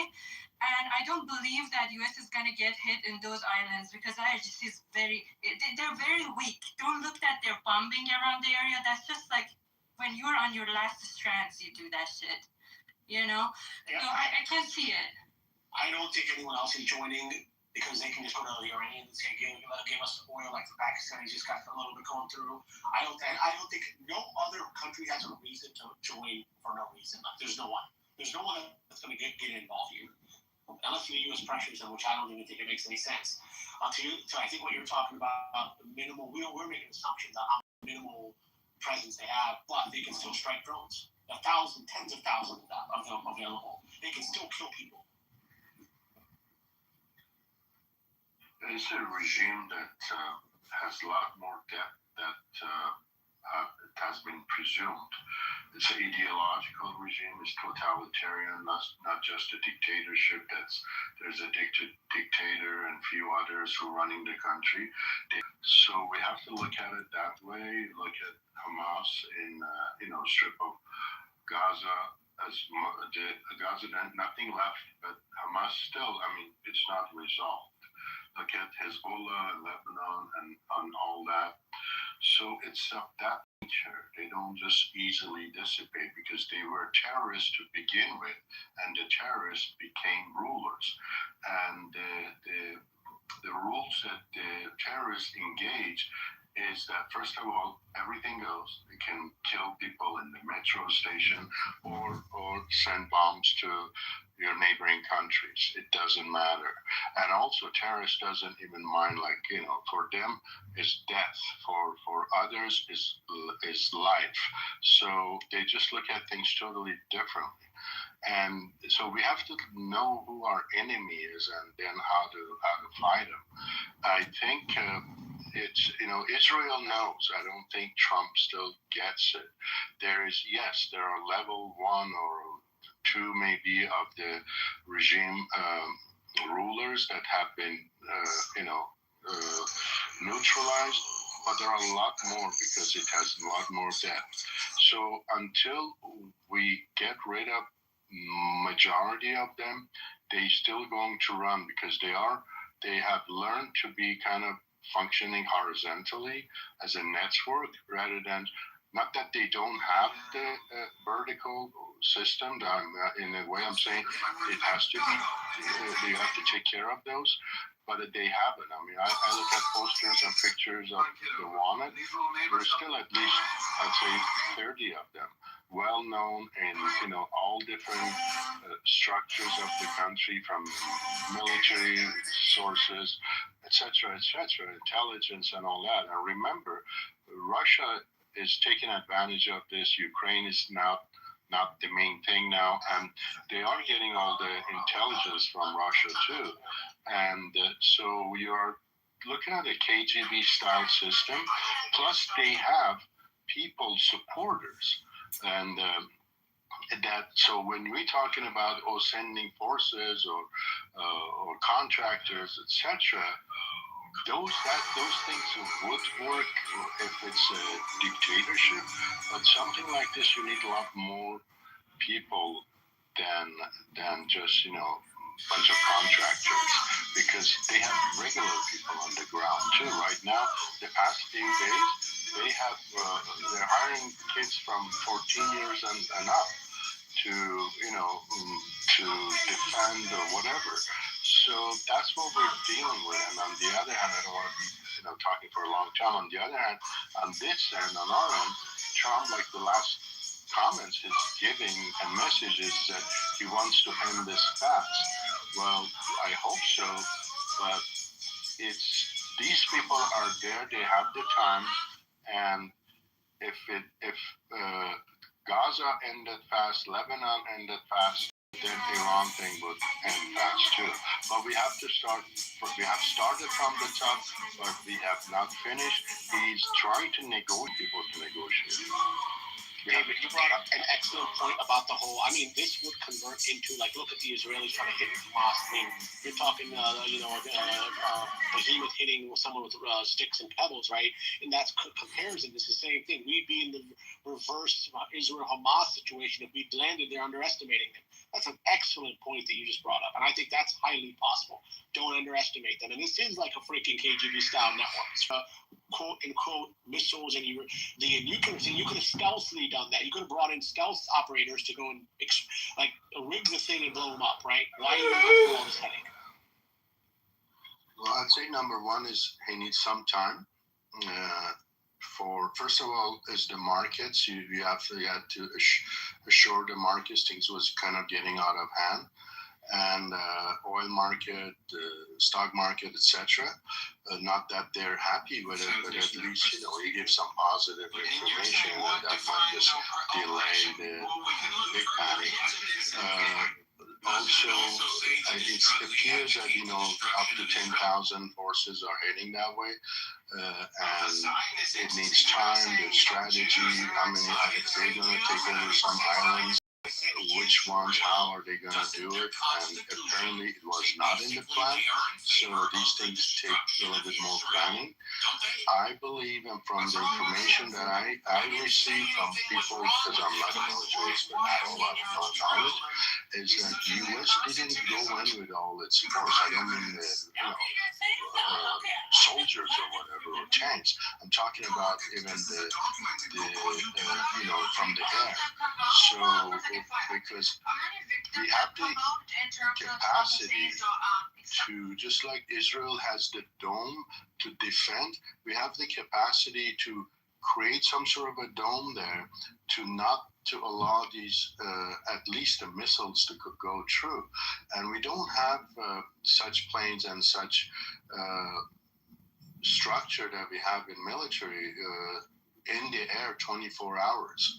I know Iran is a huge country, but I think they underestimated it, and they thought it's just gonna get rid of Khamenei and a few others, and it's just gonna fall apart. And like I said, they misunderstood, miscalculated, because like I said, it's not a dictatorship that you have a dictator and his family and a few guys and you just get rid of them, it's over. It's not even, it's not the style of Venezuela. this is much deeper than that. And I gave you even Saddam, like, look, we bombed the hell out of them, shock and awe, but still they were there. So we had to, I'm not saying that's the solution for Iran, but that's what we did. We took tanks, we soldiers, street by street, city by city. We went to Baghdad eventually after Basra. They surrounded Baghdad, and it was a lot of work, a lot of military force and tanks and all that. And these guys are even worse, and they have more people. Saddam was more of a still dictator, not a he had his own ideology, but nothing like these guys. Or Gaddafi, he went all the way. So these are examples. Or even let's take the Taliban. At the end, they just gave it back to them. So these are the type of people we're dealing with, and we had the experience. I think it was not, the intelligence was not right. We went kind of, okay, we're going to just finish this, get in, get out. That was not the case. Not in Middle East, not in Iran. 100%. I think he is. The people around Trump surrounding him they misled him to some degree. But at the end of the day, we don't really know what the hell is going on in his head. But I would have to say I agree with what you're just talking about. Like, I think that makes so much more sense. It really, and I just don't know, like, what the U.S. will get out of this. Our families are staring down. Well, I don't have the solution. I'd say what I started with, and Israel is doing a good job, and I think they done most of that. Getting rid of elements that the people who make the decisions. I guess just yesterday, another general who was in charge of the Navy or whatever, they got rid of him, and that's important, whoever did that, because that he was in charge of Hormuz Strait and all that. So we have to get rid of enough of these to create this lack of decision making, this fear that they cannot control as much as they are. They're still in control, and they're doing a good job for what they are, their capability. They're counting on one thing: to drag this enough for the political forces in U.S. to pressure, and the world to pressure Trump to back out. And that much I agree with you. And I think if you look at it like this, what you're just saying is they need to surgically kill the roaches. Like, that's what you're talking about. Surgically go there and find and kill people. Enough pressure to make the thing collapse on its own. And if you need contractors, if you need whatever, do it. And those from Afghanistan, they don't know that. That takes a lot more. You need professionals doing these things, whatever it takes. But whether it's from the satellites or underground, etc., we have to get rid of as many of these. That's not all the solution, but definitely that's one thing that I'd say we need to do. And then how to then substitute, etc. If we want to go the way that Trump does, is like negotiate until you get to a point that, first of all, they feel weak. A lot of their buddies are gone. A lot are gone, but they all expect that they're going to be martyrs and whatever one day anyway. David. So when they have to exit, where are they going to go? To Russia? To China? Well, David, if you think sending in, contractors in is a good idea, what about on the opposing side, which is Russia sending Wagner in to do, their patrolling? So it becomes another Ukrainian stalemate, forever type 20-year war, and nobody wins. There's no quick regime change. I'm not talking about going to a war. I'm talking like to get rid of people. That's a whole. Oh yeah, he's saying you can't get the rebels to kill you. You got to put in professionals to go in there and eliminate them. That's what you're talking about. System that's been implemented in Florida, and if not, underground, whatever it takes. I don't know. That's or the way they've been doing it from the tops, etc. That's only going to get you so far.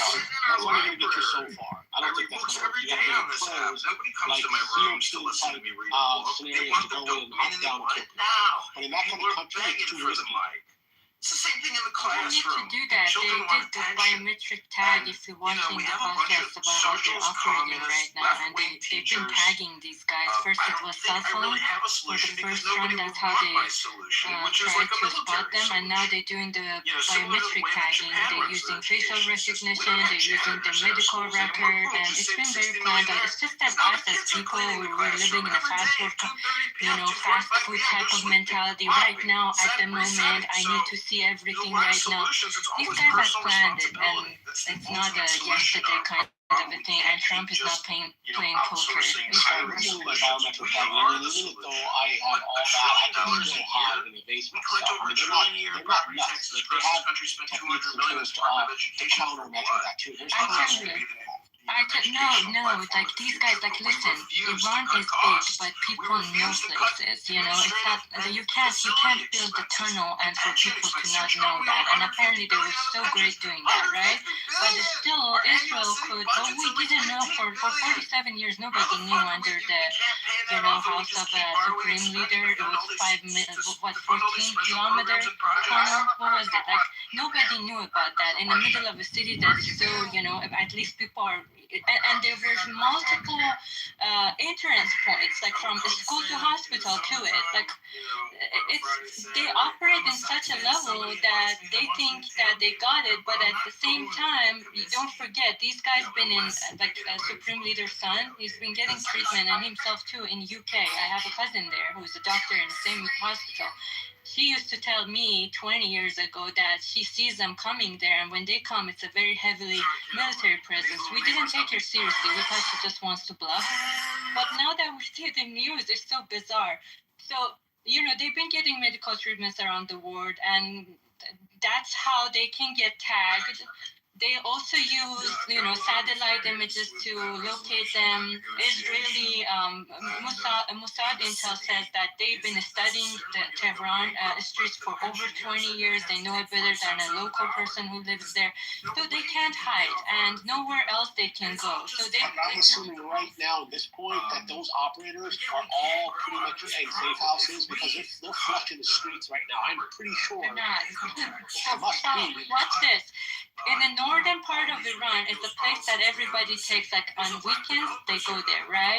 And some little shitty villa in northern part of Iran is getting hit, and people don't know why. So turns out these IRGC guys are going to their friend's house in northern part, they're going to their mother-in-law's house, and still they're getting hit over there.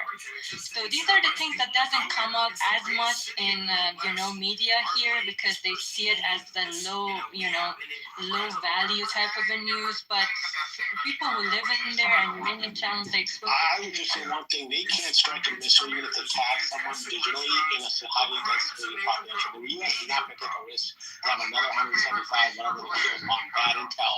They can't afford to do that now. The Israelis can do whatever the hell they want; they don't care. But the U.S. is not going to do that.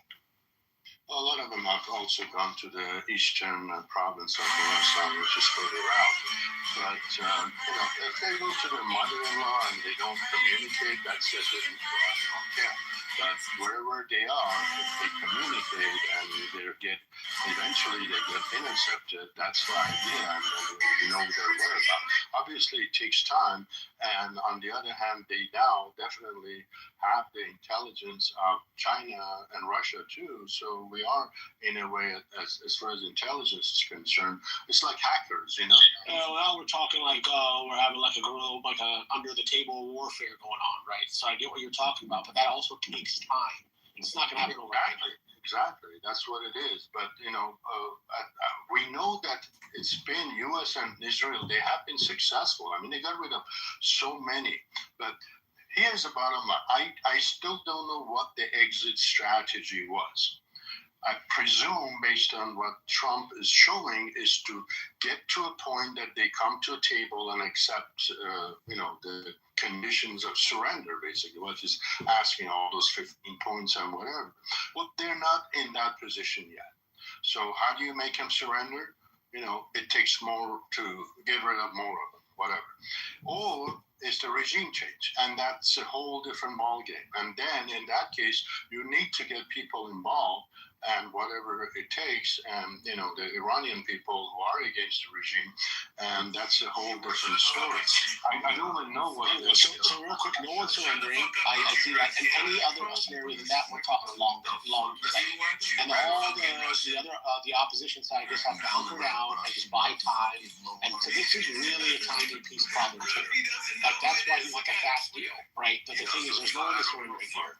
And I think if they were smart enough to keep the killing down the street as long as they can, because that would just make this whole thing even worse. And that might buy them. I mean, on the other side, they're also going to get some. No, oh my. I don't give a fuck who you are. You'll figure it out later. All right, so Alan, they're not only fighting the Gazans, they're also fighting in the Gazan conflict. They're fighting Hezbollah. They're also fighting the fucking Houthis. They're also fighting the fucking Iranians. They're fighting all the fucking Muslims in the entire fucking region that want to kill every fucking Jew. So, yeah, they're definitely the underdog, even if they're fighting the Gazans, because they're not just fighting the 2 million or whatever Gazans. They're fighting the fucking West Bank. They're fighting fucking Jordan, Lebanon, Iraq, all these fucking terrorist fucking cells all over the entire region that want to fucking kill them and are constantly launching rockets. So, yes, they're the underdog. That is all true, and it's all irrelevant. We're talking about because you can't take them in a vacuum. You can't take the Palestinians in a vacuum and be like, there's only 2 million Palestinians in Gaza that are in this conflict, but we're not factoring in all the ones in the West Bank and Jordan and Lebanon and fucking all over the other fucking places. Where was the majority? The Yemenis fucking Houthis and the Iranians that are launching fucking rockets. Where was the majority of Israel's attacks? Where were they directed? Gaza and southern Lebanon. Well, there you go. And how many people are in Gaza? What do you mean? What do you mean the 15, 16-year-old kids run around Klitschko's fucking shooting? The poor little baby's getting shot. Oh no. How many people are in Gaza? One of the most densely populated fucking areas on Earth. It's an open air prison that has a fucking, European fucking car dealership and like 26 pizzerias along the fucking border. Look, Rich. It's such a horrific place. Look, Rich, you don't have to agree with my logic. No, you're just mad. You're just mad that you found out that the fucking Armenians were hiding in fucking tunnels that the French built them, which is terrible that the French built you. Why is that a problem? No, because it makes you guys tunnel rats too. Just like us Jews. Why would I care or be insulted? I already know that the French saved over 1,000 Armenian. Yeah, by building tunnels, and then you Armenians hit them. We're trying to hunt down. Armenian genocide.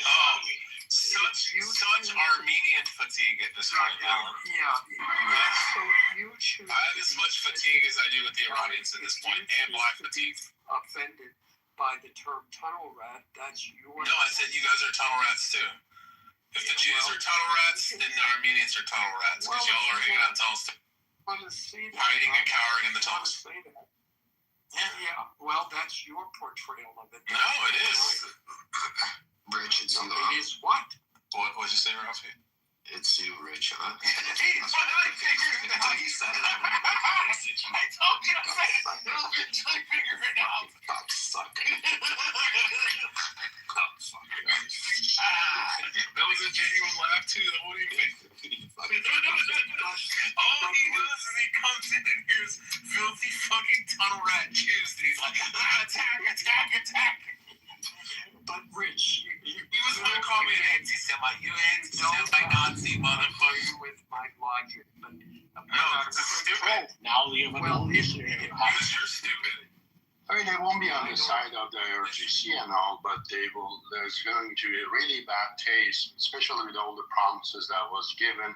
Go in the street, we're supporting you, blah, blah. So there's going to be a bad taste, and that's not going to help long term. So they're going to be left on their own and do whatever they need to do. And probably that might not have been a bad solution to just get rid of what we can and leave it at that, because everything else is like so complicated. But I think as at least to have a better optics and better solution is, again, the least I can say is that there are a lot more of them we can get rid of, and that's where the focus has to be.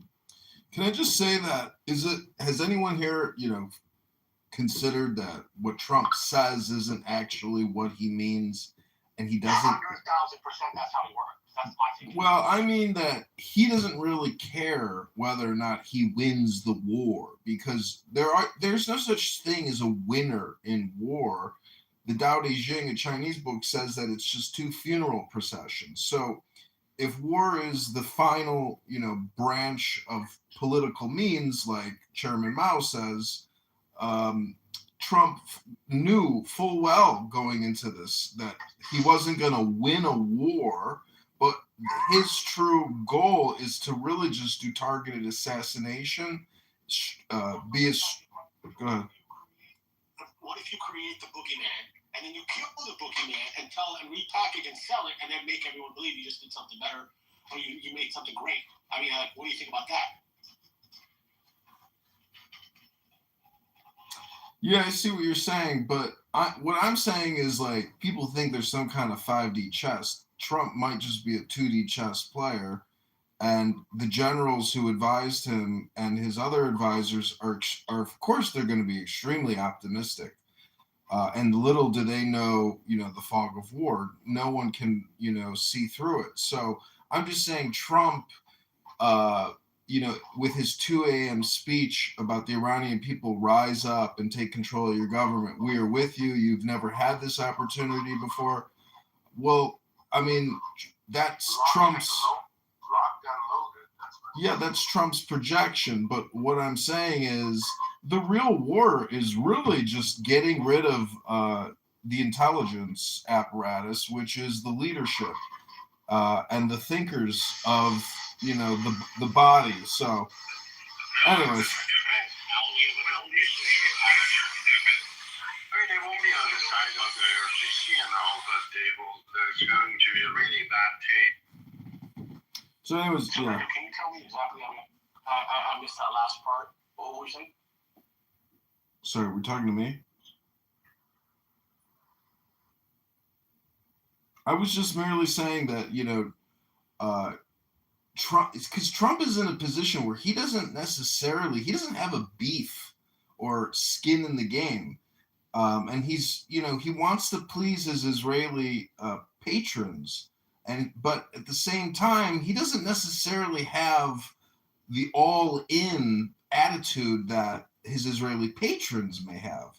So I'm just saying that, Trump is in a catch-22, and he doesn't even care about an exit. He just wants to please people, and he wants to create an equilibrium, which is what I think he's doing. But the people on this app who are calling, for artillery and a ground invasion, I'm not sure that they have the foresight to know that the outcome and the end game could still just be the same thing, which is a situation you're uncomfortable with still.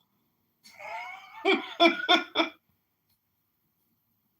I don't think I ever bought into that beginning at all. Right? I think this was a limited operation, but I think he put more than he could chew, and I think he's trying to take a situation and take whatever situation he has and turn it into a great outcome that he can sell back. That's it. That's his definition of a win. There's no win here. Well, the war has been to the benefit of Israel. I think they're going to come out as winners. I mean, the regime that was there and the regime that. What is your ultimate goal? I don't think she could name 12 countries. Bima didn't say that. That was Alan. Get it right. I mean, she implied it. And I'm really upset that the attention was taken away from me and went to Rafi. So that's the most horrible thing of this. Rafi, are you going to let this anti-Semite talk to you like this? I meant Bima, not you, Alan. I know you're laughing because you got a guilty conscience. I do. I'm racked with guilt. Oh, she ran away! Free at last! Free at last! Thank God Almighty, we're free at last! Republican Guard is closer to the IRGC than the general military. Do you find it kind of fishy that there was like a Republican Guard in Iraq and also Iran? Like it almost feels like the CIA just made shit up.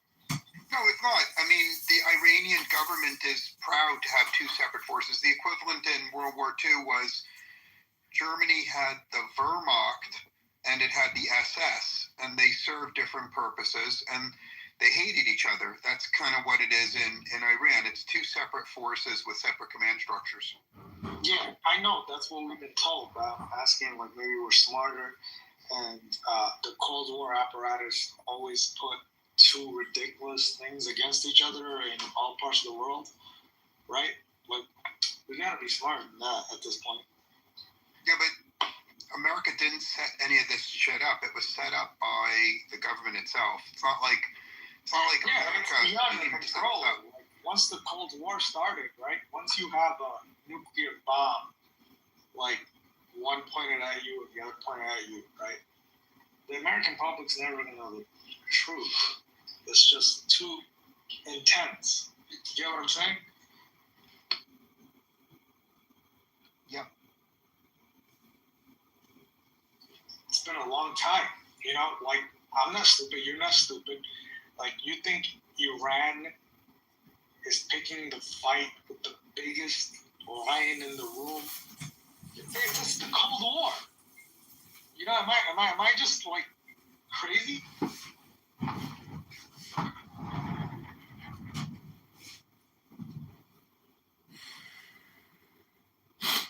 We just can't be told. It's tricky. Well, Iran is a big country, and this, this government, it's not the Caribbean island, you just go and take over or just get rid of one dictator and that's it, stand. That's not the scenario here. And we had the experience in Afghanistan and Iraq and with Hamas and Hezbollah, etc. So this was expected. They're going to fight to their death. That's the kind of, are we ready for this? Is it expected because we're told the narrative that Muslims and Jews are ready to fight to the death over there? I've never met people like that. Well, didn't you see like at least 30 of them got killed? And it's not, none of it is true. It's like, it's weird. How many is dead? All those, a lot of the IRGs. I'm not like, they are no longer telling us the truth. This is what it is.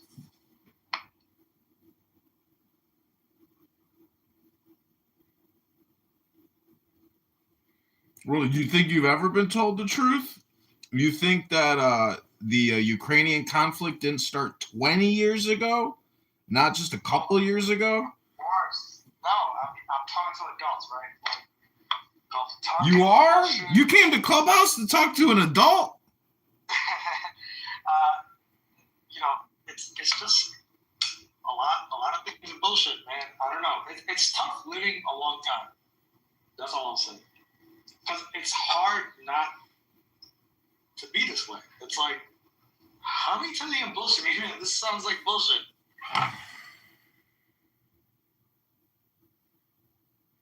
Well, war is what it is. It's really a business, and it's the blunt fact of the situation that our military-industrial complex in Wall Street has to grow their revenue, and so someone has to become the victim. And whoever the biggest punk is on the street, that guy's going to be the victim. He's going to be the patsy. Do you have any impulse in your mind to kill 1 million people? No, I didn't create the COVID-19 ZAV. That was Bill Gates, Pfizer, Dr. Fauci. That's how many Russian soldiers are dead. The young kids, like the kids that play kids that play games with us. We're not being told the cost. That's all. Like, we will have to pay it soon enough.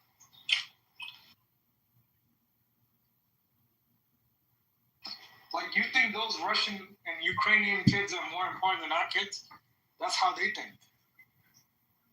That's how they're thinking. They're thinking, why shouldn't we escalate? I lost 1 million kids. Americans just, they're not understanding. It's life and death. Yeah, I think they know. Americans know. I mean, we've lost 20 people and 200, casualties. And those people that died, their family members know they're dead. I have a question. What if we stay there, it's long term, and then China goes after Taiwan in the whole process of it? I don't know. Yeah, so some people say that Taiwan thing, that beef is never going to happen, that shit's been resolved. The Chinese are smarter than that, and their businesses are intertwined. There'd be no reason to do that, and that it's all just see, the thing that upsets me about America, or being an American, that I get the feeling people are laughing behind our back when it's all said and done, because we spent all of our fucking money on them, on their fucking complaints. No, don't think that. We have the smartest brains back groups. So when we deploy to the Gulf and when we proxy war to Ukraine, it's the smartest people, the Manhattan Project people. It's not us. We're regular. They're dead. They just can't talk to us. Like, I can't fully understand. Like those bases over there, when they decide, hey, we have to do something, they can't really tell us. Like when they have to go do that, right? They can't tell us that. Like Iran's not developing nuclear weapons. Nuclear weapons are already developed. It's just a matter of shipping it. That's what the Cold War was. They just shipped the nuke to Cuba. The nuke is available in Iran. You just can't tell us. Got it. Pretty wrong, man. Well, you're all not stupid, right? You looked a while. I don't know. Is a stupid person asking the question? Because you came here to speak with adults, and to me, that's pretty stupid. I don't think that's the case, because these type of scenarios have digital these kind of fingerprints that can be detected, and I don't think that's really the case. Okay, I was doing some research. Do you know how small a nuclear bomb can actually be? Yeah, they can put it in a suitcase. It can be about the size of an RPG. They developed that. It's mobile. Basically, both U.S. and Russia have nukes pointed at each other's cities for decades. I'm talking Iran. I don't think Iran is that signature. We would have noticed by now. I don't think that. Look, what is we? We are not the smartest ones in the room.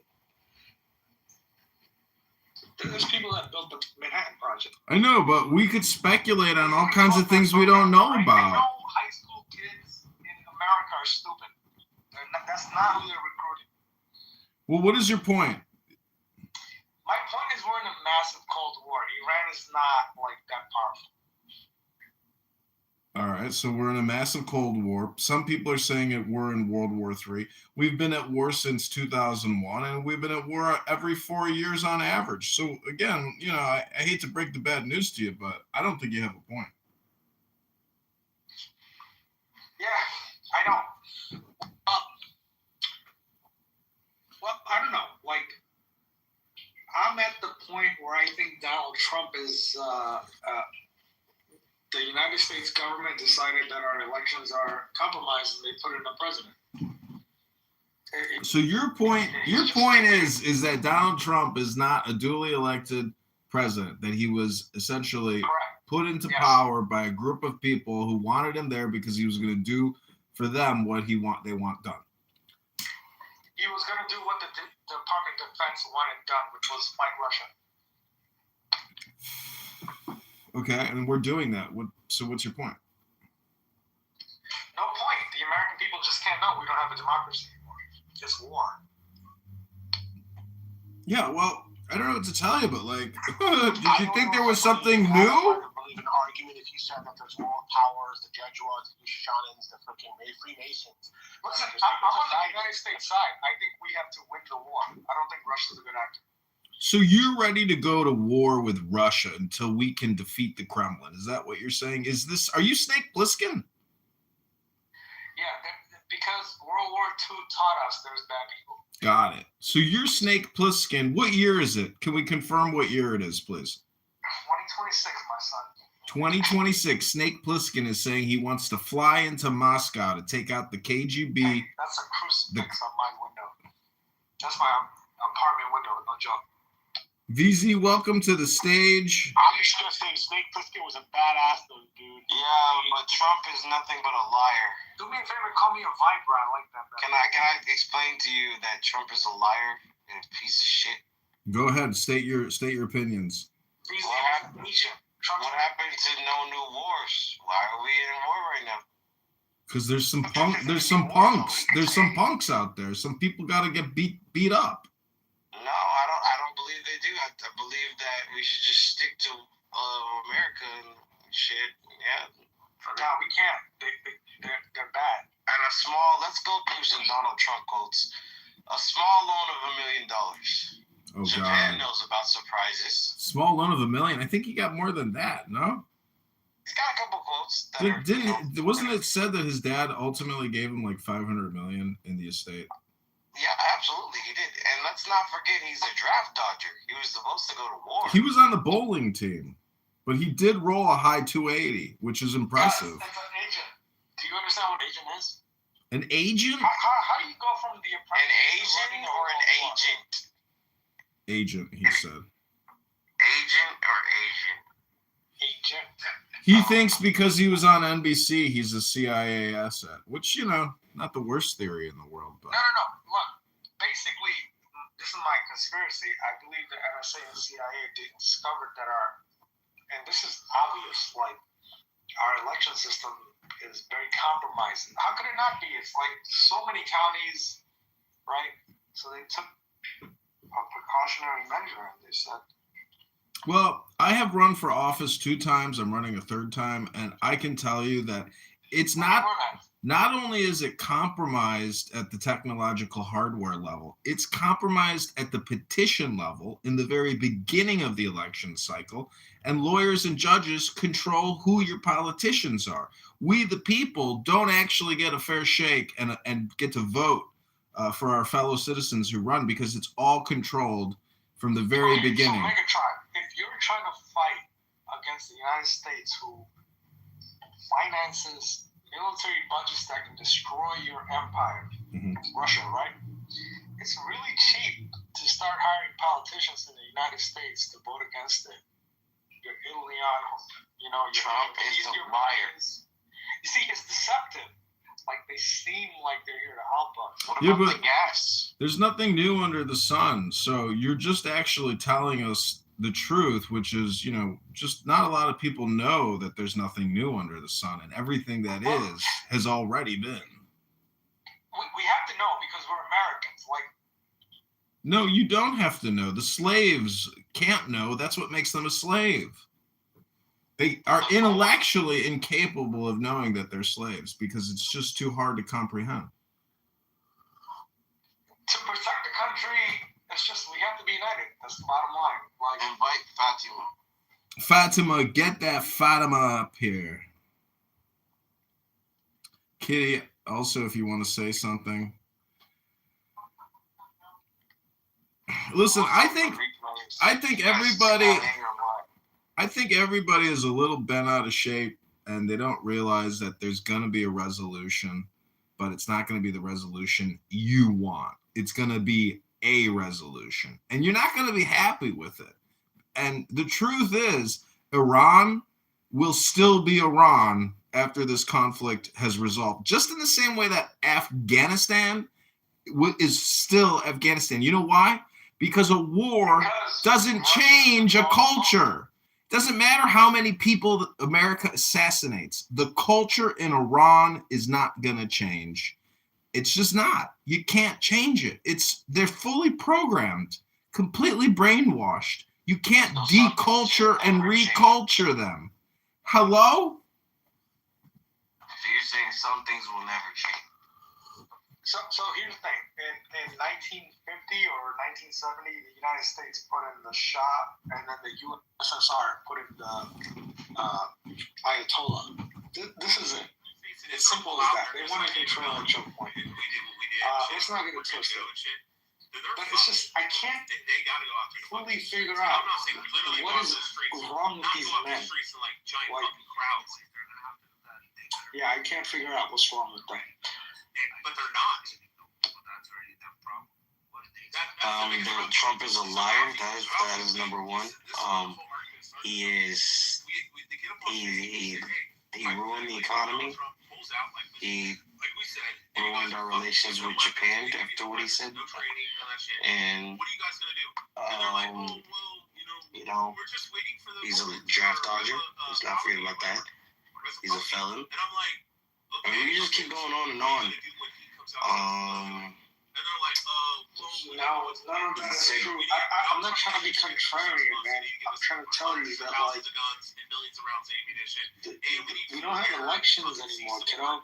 Like, so it's all forced. Everything's just planned, and everything's just because the situation is it's easy to hack our opponents. Oh, okay. So just everything's rigged, and we're fucked, right? There's nothing we can do. You don't think it's easy for me to hack Nebraska, some weird ass county? Okay, but I get what you're saying. You're saying it's rigged, right?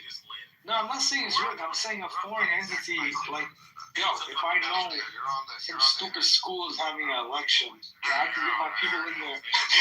you get what I'm saying, man? Yeah. There's just no way.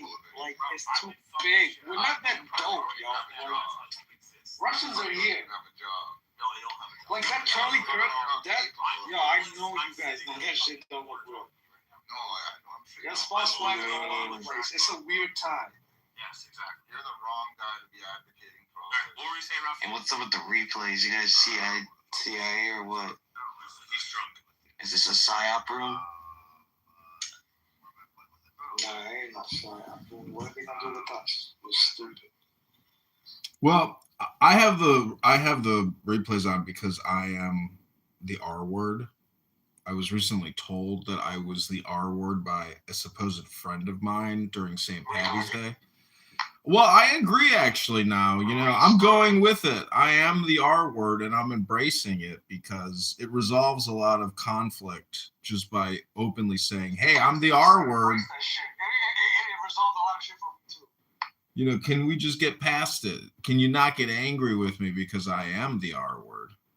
Maybe get angry. Your name is Megatron, son. I didn't assume anything different. I think you should get angry. Well, I just read a really interesting article. This is what it says. Well, I am an R word, so I do read sometimes to try to decrease my R word magnitude. What's interesting is it's, you want to hear it? It's by a CIA agent. Not many people I knew it was CIA. You want to hear it or not? Some of it. Yeah, you have to do your delivery with confidence. Don't ask.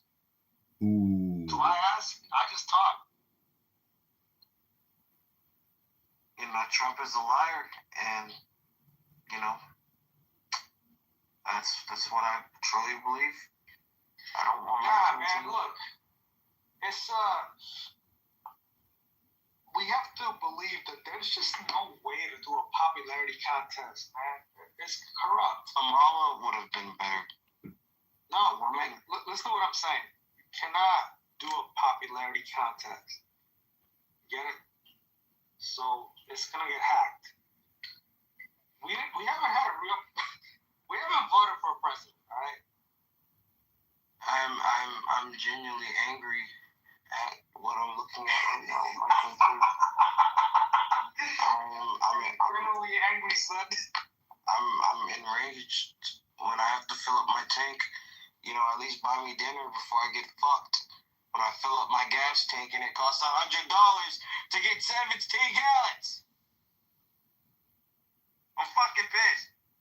Damn, he complaining about inflation. Have you heard about walking or a bicycle? I heard those two modes of transportation don't require much. A bus? What about the bus?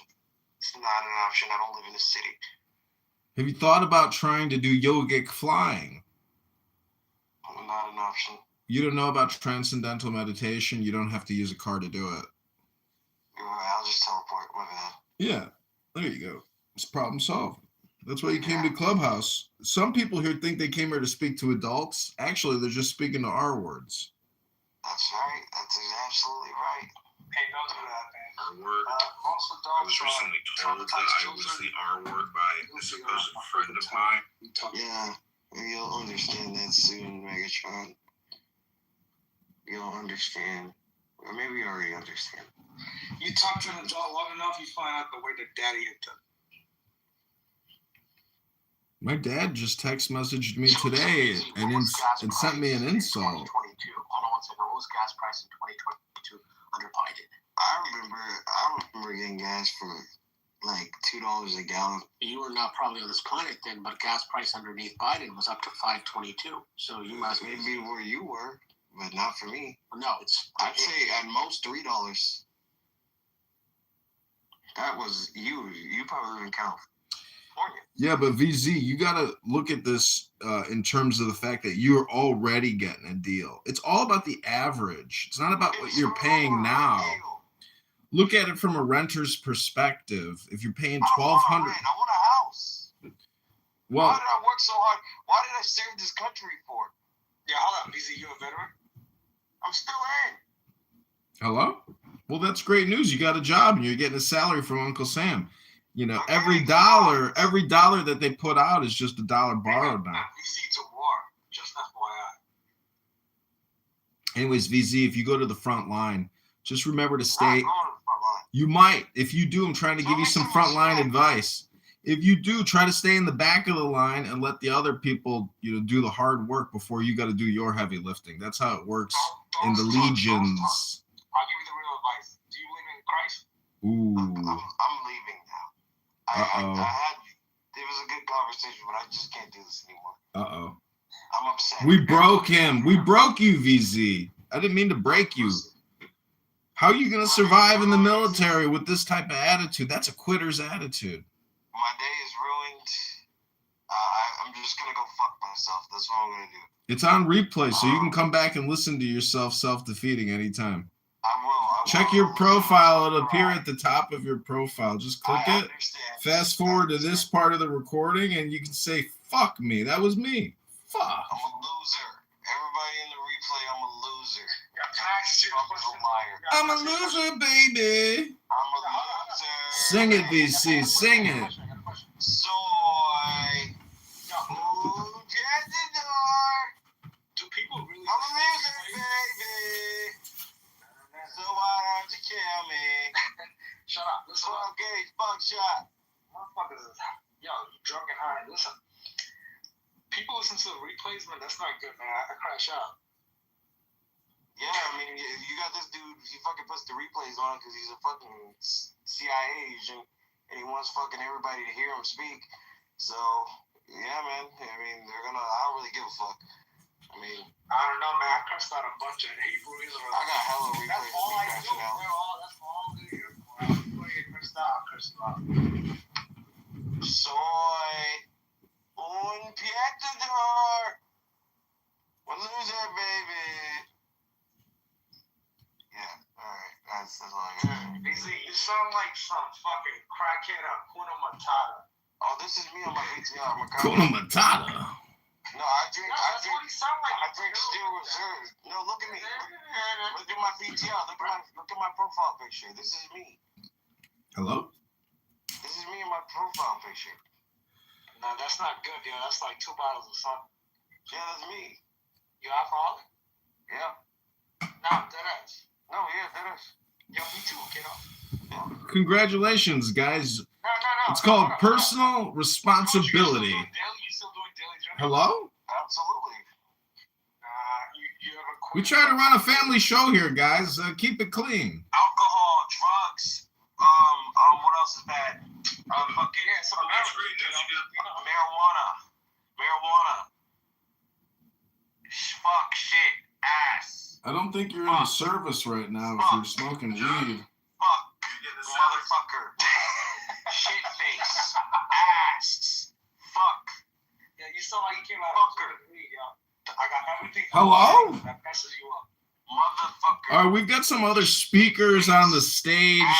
I don't have time for the profanity. Fatima, is there something you'd like to say? Nigga. Fatima, hello? Yes, hello, what's up, Joe? No. He can come back, but he's got to go sit at the little kids' table for 10-minute timeout to think about the profanity he's been using. Megatron, don't be so gay.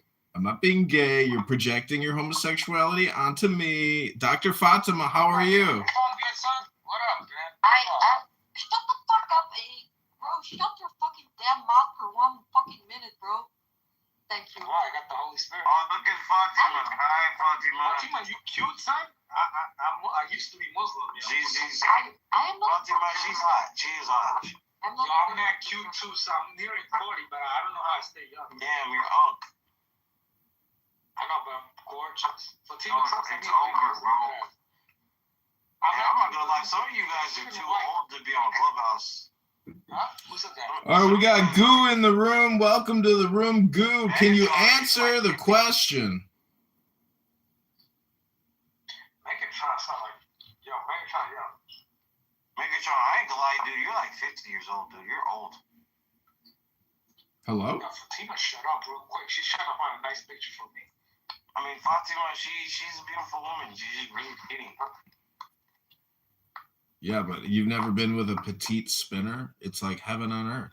I mean, that's what you're into. Go ahead. Actually, I've never been to a gay clubhouse room. What the fuck? You never been in LGBTQ clubhouse? You didn't know that this was an LGBTQ? This is log cabin Republicans for Donald Trump. This is the log cabin Republicans room for Donald Trump. Stephen Bader is going to come here pretty soon, and we got Marshall Rankin coming in. We're going to bring in all the heavy hitter LGBTQ Republicans for you. Hello? Oh my God, you threw him out, John. No, he didn't. He left. All right, I believe you. I believe you. Don't believe me. Just trust your gut instinct, your intuition. You can grab your thumb. All right, I'm gonna give you guys a special little segment in this room, and this is another room. I'm gonna do a cross stream on an anonymous. In the homes of the 1.5 million people that they just forced out of their homes and destroyed. Are they planning to what? Are they going to replace the homes or pay for new shelter? That's going to be the problem with Syrian government for allowing a terrorist organization on their land and not controlling them. That's already a Syrian problem. Oh, okay. Not Israel's problem. So you're blaming. So they allow the radicals onto their country, yes. Okay, so you're blaming innocent, peaceful people who admitted to I'm blaming the government and the innocent people elected to represent their countrymen that allow the terrorists to take over their country by not fighting back for it. They have no responsibility. If you find that there's terrorists, they have no responsibility to get terrorists. If you want to go in and get a terrorist, go in and get the terrorist. And they have no problem. No, and you didn't only get the terrorists, you also got a whole bunch of innocent people. And so I'm asking. They were hiding behind. Correct. Okay. Well, so now, understandably, so are you going to return? Why doesn't the government do anything? Why doesn't the government do anything? They didn't do it. They said you could come in and do it. Today I have a terrorist in my neighborhood. It doesn't matter. They have no responsibility to protect your country. They have no responsibility. Lebanon government has no responsibility. No. Okay, so then we have no responsibility to care for their countrymen or anything that they have. No. You do. You have a responsibility to human beings. You have a responsibility to peaceful human beings. Nobody owes you shit. Oh, I can't. Nobody owes you shit. No, but what you're gonna do is you're gonna go and you're gonna harm peaceful. No, what you're gonna do is shut your fucking mouth, to Bima. go in and to actually get the terrorists. You don't want to do boots on the ground, right? You want to be pussy and you want to destroy and you want to destroy. Oh, because you destroy innocent, peaceful people's homes. Yes. Okay. Yeah. Because innocent Well, people. thank God that your home isn't destroyed. Because I'll tell you what, I don't have much in this life, but one thing I do have is a home. If somebody came in and destroyed my home, guess what? I'm Hezbollah. Call me fucking Hezbollah because I have just joined Hezbollah. I just joined Hezbollah. If you destroy, I'm a peaceful person. I've never harmed another peaceful person in my life. I'm supporting that RGC. That's what you say.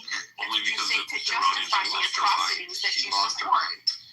Oh yeah, okay. Her mind's breaking up. Are you there, I'm Bima? just asking if you're going to do the right thing. Bima, are you Your there? government is going to Whoa, replace Bima. the homes Bima, that your mic's coming in your real government low. destroyed. Bima, your mic's messing up. I'm guessing no. Rich, if you have a terrorist hiding in your neighborhood, There's no responsibility. Nobody has any responsibility. If somebody, no, you have a responsibility to stop the people. You have a responsibility. You have the responsibility. You have only you have Rafi, you're responsibility coming in for really low yourself. for real. Rafi, Rafi, you carpet bomb the whole neighborhood if there's a terrorist. Rafi, do I have a responsibility? Rafi, do I have a responsibility to defend you? Rafi, do you have a responsibility to defend me? Yes. Do you have it, Rafi? Do you have a responsibility to protect me? Yes. Rafi, do you have a responsibility to protect me? The answer is no. The answer is no. But no, the answer is no. Oh, Rafi has a responsibility to protect me? Yes. Question. Okay. No, yeah, I would fuck you and send her to the dogs right away. Dima. No, of course you would. Of course you would, because you're an atrocious human being, and you justify harming Wait, and Bima. displacing. Bima, can we ask for clarification? Bima, shut the fuck up. Seriously, I'll share your fucking phone up. Shut the fuck up. Yeah, okay. Bima, I have a question. I have a genuine question. I lost my Do we mind, but do we you're have going to to destroy protect? a I million know. Do we have to protect you or other You people only like have real a humans? responsibility to protect yourself. Do we have to protect you or other humans like real You people? have to. You have Because responsibility for to protect you, yourself. we're not protected. If somebody comes For in Ann or somebody or KK, we're somebody's protected. going to harm you, I don't have a responsibility to come in and protect you. Now, surprise, neither does police. United States Police has no responsibility. Yes, according to enforce the law. And so what that, yes, but the Supreme Courts have proven that they have zero responsibility. They feel that their life is in danger. They have 1, 2, zero 3, 4, 5, responsibility. 6, 7, 8, 9, They use their 10, 11, discretion and they 12, don't have 13, any responsibility to 14, go in and defend you. They do not have to put their life on the line if they don't want to. Their job is to enforce the law. So when they feel that it's important or when they feel that it's safe enough for them, okay, 9, 8, to 7, go 6, in 5, and 4, to 3, 2, enforce 1. the law, then they could do that. Okay. Rafi, she's got her microphone understand that? her headphones turned off. Do you understand that? She's doing the mic thing. No, I don't. I hear No, you're turning your phone down. You're doing the mic thing. Oh, okay. That's how I know what you're saying. Yes, That's how I know what that's you're saying. exactly what you're doing. Because now you're putting the headphones back to your ear. No, okay, yes, sir. Yes, that's exactly what you're doing. Yeah, I heard all your numbers. Bima, if we have to protect you, we're not Okay, so protecting you. I'm not We'll talking to protect you. I'm not everybody talking else. to you, Rich. No, that's not the point. You're a The terrible point is human that being. nobody has the responsibility to protect anybody, and that's just the truth. Not even police. According to the Supreme Court, they have no responsibility to protect you. Gloria, Okay? can you imagine marrying this woman? You can reference Supreme Court law. Oh, imagine being married to this When lady. there That's why she's single. was who was it? It was This is why she robbers. has a They side dude. broke into somebody's home, and these women were calling the police, calling 911. She doesn't know this beaver. I do. They snuck outside on the roof. They were there for anyway. They ended up. I don't know if they got murdered, they got killed, or something like that. And they sued. Family sued the government. They lost. The police have no responsibility to come and defend you. Their job is law enforcement, to enforce the law. They do not have a responsibility to defend you. You have a responsibility to defend yourself. Okay, so if Hezbollah, if somebody's they're not obligated to protect you. that's your responsibility. Your responsibility, okay, or obligation. Thank you, Rich. It's your obligation. Yeah, because it's a job. It's an obligation. And stop the people who are initiating aggression upon you. But while you're in that process, you can't harm peaceful people, because now what you're doing is every peaceful person. Yeah, but we're a piece of shit. Hold on, Rich. Every peaceful person that has not harmed harmed you, you're creating a victim. Yeah, obligation and And now there's a responsibility are different. perpetual cycle. There's a perpetual cycle of victim, victim, We have a victim, and then responsibility as nothing's ever men going to to get protect solved. the innocent. There's nothing that you're going to say, Rafi, unless you're going to tell me that your government has a plan to replace the homes of the innocent people that you have displaced, of the innocent people. They already said they're going to rebuild So it. you have no. Well, then guess what? BB's already said that. Guess what? Then you haven't. What? That there is going to be a plan? Yeah, Netanyahu said that he's going to rebuild Gaza. No, I'm not talking about. I'm not talking about rebuilding Gaza. I'm talking about now southern Lebanon, that one Of course they're going to rebuild southern from the Lebanon. blue line all the way to the They're going to rebuild southern Lebanon. It's going to be part of Israel. Well, no, they just exactly. They just annexed it. Okay, just stole it like they stole everything. We annexed the terrorist fucking part Empire of Lebanon. expansion. I'm not surprised. But that's fine. I understand that they want to secure themselves. I understand that they want to secure themselves. You don't believe in robbery But rights. this is the issue. If you're going to do that, you have to at least replace and repair the homes and the harms that you've caused to innocent, peaceful people. So that's what I want. Honey, I listen. I've done enough. I'm zero. No, I own my own property. I own my own property. The land that I'm on, I bought when I was 19 years old. I bought this land when I was 19 years old from an apple farmer, an apple farmer. Yeah. I'll explain to you that those soft wall patterns, that's not your property. It's all this property of the state for the crazies. Right, exactly, because you don't own, you don't own private property, right? Did Rafi sit quietly while you were ranting? I'm not listening to this. No. I'm gonna talk. Listen, he's not respectful. No, he actually was being quiet. I was the one rudely So I'm interrupting gonna you. come in and I'm just gonna do what I'm gonna do, because if he's gonna show respect to me Just and gonna he's crash not out. gonna insult me, yes, exactly. I'm Seriously, gonna dude. crash out. That's exactly what I'm gonna do. That's exactly what I'm gonna do. Until you guys Nobody's can gonna learn listen to to you be if you just crash gentlemen out. and to actually just respect people and just talk about the topic. You don't have to Nobody's insult gonna take human your argument beings. You serious. can actually talk about the topic. You don't have to cry like little babies. Bima, you're doing the You Norman can't thing right now. defend it because you know that it's shit. I know. Bima, you're doing the Norman thing right I know. now. And do you know why? You know are. why? You're Because I'm learning from the tired. best. I'm tired of you children not knowing how to have a conversation. I love having civil discussions, but you guys You don't crash out all the time. Even in chills. Okay, yeah, that's. You do. I'm sure. Okay. Right? Everything that you said tonight, Rich, is a lie. Everything. I don't respond to it. Okay. Everything I said is truthful and accurate. Nobody believes you. And it represents everything that it's true and You're false witness. You call yourself About a what? Christian. You call yourself a Christian. What? Everything Oh, that you're gonna play you're this game now? false witness. No, I'm just saying. You think that you're a Christian. You're fake. You're fake. You're fake. You're not a Christian. You have no Jesus, no Christ, no principles in your body. You're gonna just bear false witness against your neighbor. Yes, you did, and you think that it's funny. You think it's a game. You know, because this isn't real life to you. So you think you could come on and bear false witness. Well, you think we're not real people? You don't think that we're real people with real lives? This is all a construct of my This subconscious is the mind. delusion that you tell yourself in your mind to justify the Bima, this atrocities is that you real. do. No, You're just not my real. neurotic, Okay. crazy part of my brain, subconscious. Okay, you're not real. You're not Rafi's real. my All right, asshole. well, if you're You know, not little- real, I guess Rich isn't real. I mean, it is a delusion. That feels better. So, Rafi, do you want... because he said that this isn't real. So if this isn't real, you shouldn't mind... Well, it's not real. All right, so you want to go too? You want to go too? Sure, send it. Talk to yourself. No, send me. Come on, this is the most power you're gonna ever have in your life, Bima, that little green mug. Remember that. That's the most power you're gonna ever What's the have. matter? What's the matter, Rafi? I don't have to mod you.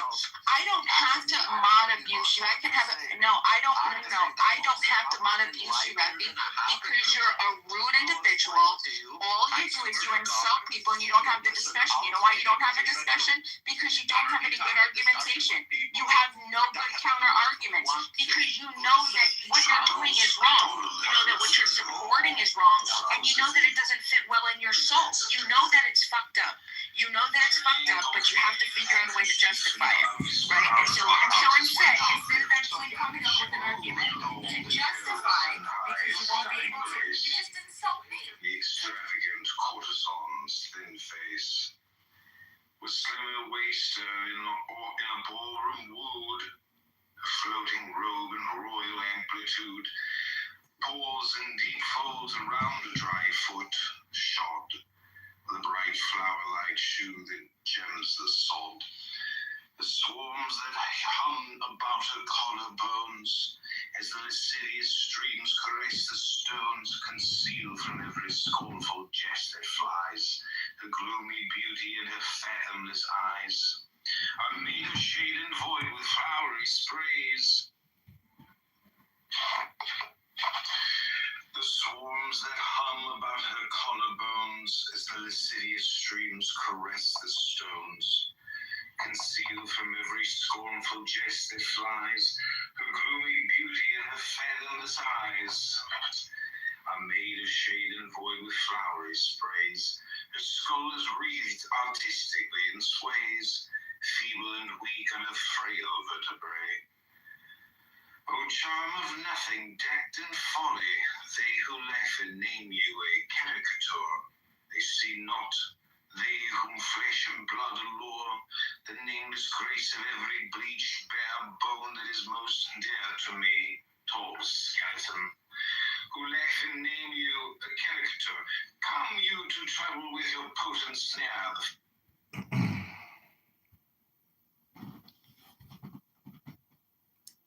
Insult people because you can't have a civil conversation. You have to insult people. You have to insult and abuse people in discussion when people are talking about topics because you know that the bullshit that you justify isn't right. Right. Right. Right. Because you can't justify. So is Israel gonna pay and Why would Israel have to pay? Oh, why? Well, I mean, if I came in and started destroying fucking houses in Israel, would you think that I would be responsible for repairing those damages of innocent human beings? Would I? Would I? If I came in and started to, if I came in, don't talk about us as a collective. Don't talk about a collective. I don't want to hear it. I don't want to talk about it. What do you mean? We're not having a civil discussion. I don't speak civilly with people who insult people. No, what we're gonna do is we're just going to bulldoze the conversation. We're gonna bulldoze the conversation because this is what you like. There's no pain. There's no pain. There's no pain. There's no pain because you're not a civil human being. You're not a civil human being, and you justify atrocities against peaceful human beings. Sabina, what are you gonna ask? What are you saying? Is Israel gonna pay for what now? Is Israel going to pay for all of the homes that they've displaced 1.5 million people in southern Lebanon? Do they plan on repairing, building, or giving any type of shelter to the 1.5 million who are not Hezbollah? I think the only country that I'm aware of, and you could correct me if I'm wrong, that has ever paid for the enemy's housing or rebuilding. Nothing to do with the data want to go against the terrorists. Nothing to do with the data want to go against the terrorist organization. Bro, can we get a beat on this guy? This guy's rambling. I'm rambling. I'm speaking fucking facts. You come I'm gonna lick your brown starfish if you keep rambling. Sure.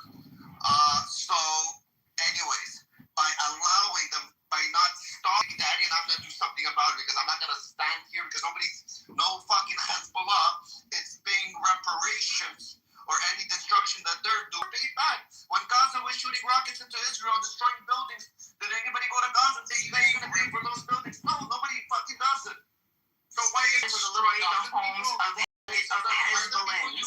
People that are actually committing the atrocities. I mean, like, well, let me ask you, if a terrorist hid in your home, would you justify me just rocket launching a bomb right into your home and taking you and your family out and your home? No, because you don't know. If my fucking government allowed this shit to happen, I would get the fuck out and move because that puts my children in danger. If fucking rockets are flying out of my next door neighbor's backyard into fucking America, okay? I know that America's gonna retaliate, so what the fuck I do is I either because she hates Israel, and that's why. She sees negative factors. Because I don't look at things as collectives. I look at things as individuals, right? One person, Hezbollah, that does a person, a human being, woke up, decided that they wanted. Hold on. I understand. Well, oh really? Hezbollah isn't a person? No, Hezbollah is Hezbollah isn't one person that's been It's not, Hezbollah isn't just one person. Oh, okay. That was Nasrallah. No, I'm joking. I'm sorry. Okay, you just said one person is like it's not only is it a terrorist group, but it's also in the government, right? It's a party in the Lebanese government, and the Lebanese government function in their government to basically over the country and wage war against another country, another sovereign state, and they are interfering. And you know the repercussions of allowing that, right? Shai, what happens when you wage a war against another country? Can you get attacked back when you're attacking another country, Shai? Or no, we're gonna have to higher standard. We're gonna take those bombs, right? Because Bima hates Jews, or the state of Israel, because all her life problems are because of Jews, those Zionists. Let's blame the Zionists because Bima's life sucks, and she's miserable. But anyways, guys, I gotta go to work, make some money. Yeah, you do. You better go make. So Sam, you're saying that if what you're saying is true, why did the Lebanese government announce that they don't support Hezbollah, that they took out any type of, they even took out, what was it? They even had the Iranian embassy leave Lebanon. I mean, like, I don't under what you're saying, that Hezbollah is part of the government. They are part of the how do you call this, a party who I guess moved to Israel like some 20 or 30 years ago seeking asylum from Lebanon. It has been weakened because of the weakening of the IRGC, and or they have now the ability to kick out the Iranian embassy there, their leadership that was there, and their offices, and also weaken Hezbollah, or effectively try to oust them. It's been weakened. That's interesting. What is their party platform? What's whose party platform? Hezbollah's? No, I don't know if Hezbollah is in itself is an official party, but I know that leadership within Hezbollah is in their how do you call it? In their government.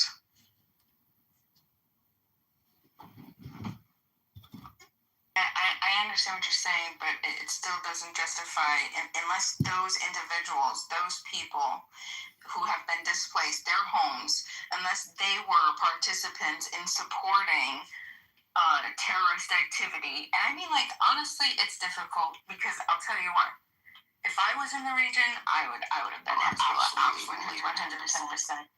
110%, no doubt in my mind. If I lived there, Ask them to evacuate is because they're living among them, so they don't want the people to be hit as well.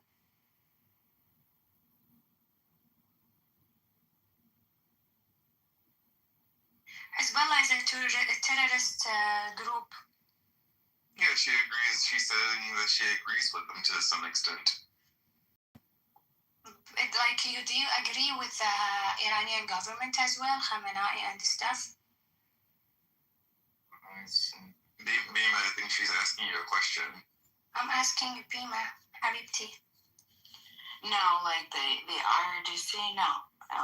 Then, but I'll tell you something, Hezbollah exactly believes the same thing. And Hezbollah are hitting the other countries around them. They're hitting Kuwait, they're hitting other countries around them, not only Israel. If you're against Israel, like I'm saying, I'm not a big fan of them as well, but that's my point. They're not, like, they don't have specific goals. You see, unfortunately, I think that a lot of people in America believe states if they believe like in borders. Hezbollah hate America, of course they hate America. Like they think America is the enemy. It's exactly the same mentality as the Khamenei, and they are hitting other countries around them. And even the Lebanese government are done with them. Like the Lebanese government is good, but these are militias. I don't think they're hitting everybody. They love the Arab neighbors. They only hit American bases. I would say I agree with you.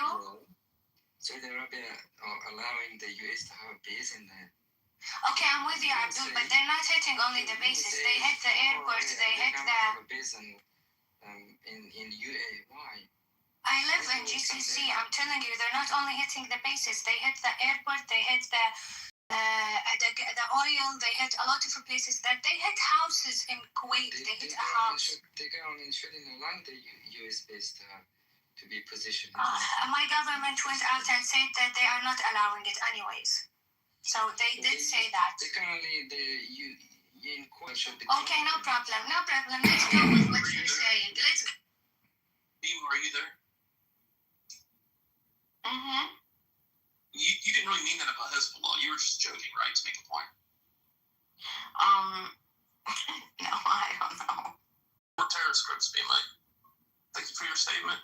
Bima, if you live in South Lebanon, you will be terrorized by Hezbollah, by the way. You're not going to love them.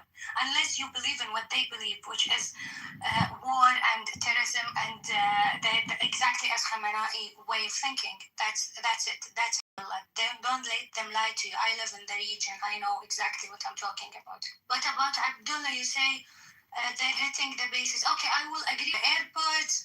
There is a little girl who is 11 years old who died. American soldiers, American soldiers don't stay in the... Believes that Hezbollah's only existence is there to resist Israel on behalf Bima of think that Hezbollah is like an and they're created by Iran, by the way.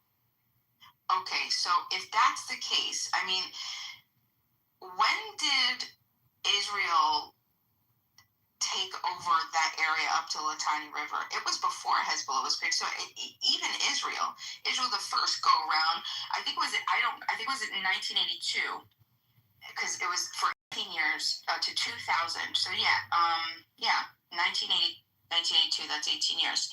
So from 1982, I mean, like, and they won, and they got them out in 2000.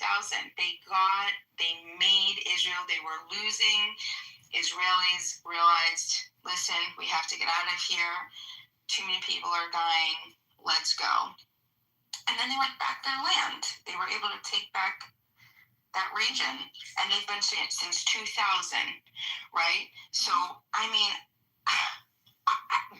Bima, Israel is trying to invade Palestine 70 years. What good job they did. They can't take Lebanon, by the way. That one. Number two, when you're talking about Hezbollah, imagine you're a Christian who lives in South Lebanon, which there are a lot, and you're being bombed just because there is an Iranian regime there, which is not an Iranian regime, but they are paid by Iran to fight, to fucking kill the country. Because if you're doing the missiles, you're putting other people in danger. Plus, you're hitting everyone around you. They're hitting Lebanon, Iraq, or something like that as well. If that's true, So according to what I'm reading here, because I was actually curious, I've been looking it up for the past few days, but according to this, Israel quote-unquote occupied southern Lebanon because of the PLO, right? They were using the PLO was using that part of southern Lebanon as a staging ground, and then Hezbollah was developed to join them, and they've been fighting each other at that point basically ever since.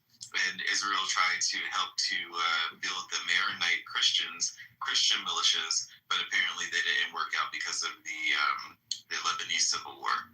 Or something. Can I tell you an information? I'm sure nobody knows. In Kuwait, we caught what do you call Khalia? It's like 10 people who are benefited by Hezbollah in order to hit targets into where there is civilians. So when you say Hezbollah, I agree with them. You have to think 1 million times, because they are killing people who are in their neighbors, and definitely they're gonna hang them.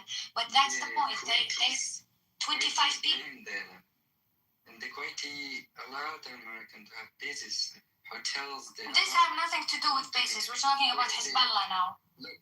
They want to, listen, Habibi, they want to kill famous figures in Kuwait. Nothing to do with the American. Don't mix it. I live here. I'm telling you, actually check it in the news, because we put that in the news as well. Well, don't make me get angry in the morning. Good morning. Let me drink my coffee. Oh, shit. You finna get angry. Habibi, if I get angry, I'll come to you. Yeah, put some links in the chat. Bima should read up because Bima is an ignorant young person who doesn't realize she's saying that she wants to join the mafia. She's so ignorant, she doesn't realize when you join a terrorist organization, guess what you got to do?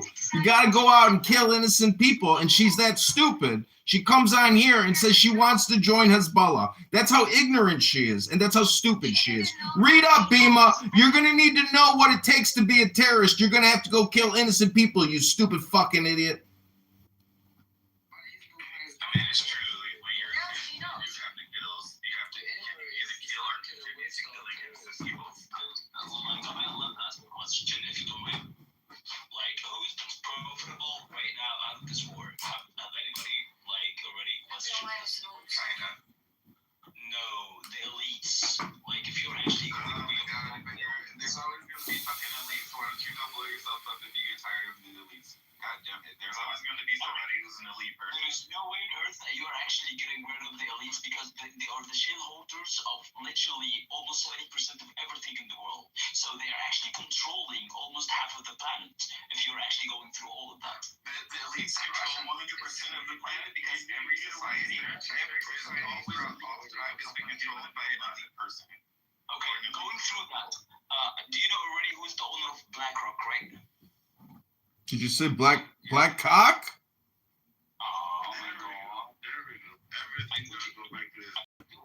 Did you know OnlyFans creator died? Did you know the OnlyFans creator died? Do you know what killed him? Do you know what killed the guy? I do have a question though. So Hezbollah, okay. If Hezbollah is southern, the Hezbollah in southern Lebanon, okay. If they're as crazy and bad as is being communicated, why were so many Christians living there peacefully? They are Lebanese. This is their land. They have to live there. It's their land. It's their right to live there. Nobody can get them out of there. It doesn't matter what's your religion. Your loyalty is for the land at the end of the day. And Hezbollah can't get them out. They are Lebanese. It's not up to them. And plus, Christian mostly they live in peace anyways. Even Sunni they live in peace. The issue is with Hezbollah, which is a part of Iran regime. You have to understand they are Shia, but not any Shia. They are the Shia, the extreme Shia from Iran. Actually, also, what is not actually said out loud in many ways, Abdul, I would like to address Bima. What is also not said out loud is that that the Hezbollah have been doing dawah on people, and they've been converting a lot of the Christians to Islam, and actually a lot of Christians have left Lebanon. If you look at the percentages of Muslims versus Christians in Lebanon from 1948 until now, you see the Muslim population is growing. Only because Muslims have more kids, that's it, not because they are converted. Not only because of this. Doesn't the Muslim population, aren't they constantly growing all around the world? Yes, a lot of it is because of births, East End, but also through conversions, and also because Christians are moving. Christians are moving because of the terrorism. Yeah, the terrorism that Bima wants to join. Never forget that on this day, March 27, 2026, Bima declared her allegiance to Hezbollah. She's a traitor and a terrorist. Just stop. You're such a You're sitting in your rocking chair on TikTok with your fat gut, your phones, lying on people. It's been a long winter. I'm gonna get the summer bod shape started soon. Take it easy on the stomach now. I'm so surprised. I do yoga. Of any type of fucking things to say about other women's bodies when you sit there with your fucking nasty gut, dude. Do you know you were on stream the other day with your nose, and then you wiped it on your shirt, and it was on your shirt, dude. It was the black shirt. Go back and look. Yeah, the shirt. You got me there. You got me there. I'm not gonna lie. It was a long 3 days. You know, these rooms were hot. I was working overtime over here filming it all. Give me a break. I'm working here filming 24 hours a day. I couldn't take a break. Oh, I just took a nice hot shower. I'm all clean again. Look at the new live. Look at the new live. I know. That shirt was dirty. It had more than boogers on it. It had more than boogers on it.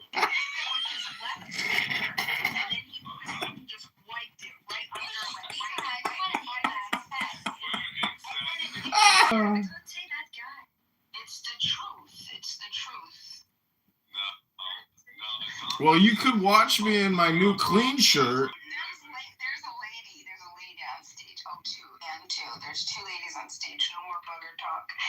And for the record, John Kitover, I hope you're streaming. No, I don't pledge my allegiance to Hezbollah.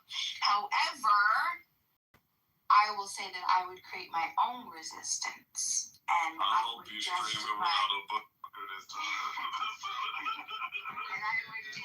because I'm not going to harm other innocent people, but I will defend innocent people and their homes, the 1.5 million people in southern Lebanon who have been displaced, peaceful human beings. Over 100 children have been murdered. Up to 1,000 people have been slaughtered. Okay, their homes destroyed. The only things that they have in their older life, they have their homes, their farms completely taken and stolen from them. Completely gone. Okay? Gone. And yes, that would be war for me, and I would stand with the southern Lebanese people, the innocent, peaceful people that are not a part of any type of harming of other innocent people. Got it. Kurds is having Hezbollah there, where Hezbollah is making their life dangerous. Because if you're hitting missiles, you need to know that you're going to be hit back. Exactly. So this is the thing. Now this is a question because I heard. This is what I heard. I heard Ben Gurion. Oh, well, I didn't hear him. I didn't actually hear him. But I read that he had an idea, a vision for Israel back not during 1982, the first time Israel tried to expand into Lebanon up to the Litani River. But years before that, not in the 70s, not in the 60s, not in the 50s, you might say by the 40s, maybe 1940, maybe armistice, I don't know, before that, and not in the 30s, not in the 1918, Ben Gurion had the vision, we will have up to the Litani River. Let them try, Bina, let them try. It's not a report, it's their quotes. It's the source, that's the report, the source thing. You could, sure, I could, but you can also do it, and I'm sure that you'll find it. Just do Ben Gurion quotes about Litani River 1918. I believe you, but do you think Israel can take all of that? They can't even take Palestine for 1,000 years now, what, 70, 60 years? Well, did you hear that their government, that the Israeli government just announced that they will be moving their borders, the Israeli border, and they are going to be annexing up to the Litani River? They just pushed all of those residents over, up north, past the Litani River. They bombed all 5 bridges, making it impossible to come. And they said nobody could come back here, and unless we say so. They have boots on the ground, and the government just announced it. These are official government authorities that said, yeah, we're taking it. This is the. You mentioned something about the Litani River, but it had to do with water resources, and this was before the borders or the ideas of the borders of like modern Israel, right? And they do it through a desalinization and through various other means of water production. So we have the technology now. We don't need the water resources from the Litani River. Well, I mean, the government already announced it. Your government. When did they announce that? They announced it on the 24th. They said that. Can you send me that link? Because I didn't read that. You could just Google it. Please send it to me so I can, because I want to see what source you're reading it from. It was from Reuters. Oh, okay. So will you please, if you don't mind, do me a favor and put a link in the chat? You want me to go find it for you? But you're gonna have to do the same thing. Why do you want me to do the work for you? I can't. This isn't the let me Google that for you show. Because you asked nicely. Oh my gosh! Wow, what a gracious moderator. Hey, you just get a napkin. Well, I want to say that about your nose and you know. keeping the borders clean. Well, anyways, Matt Beaver, you guys have put on some very intense rooms over the past 4 days, and it's hard to pull away as somebody, who's been enjoying it and recording it all and the chaos. And I'm just wondering, like, what's the magic? How do you get, how are you doing all of this? What's the magic recipe? They use tissues.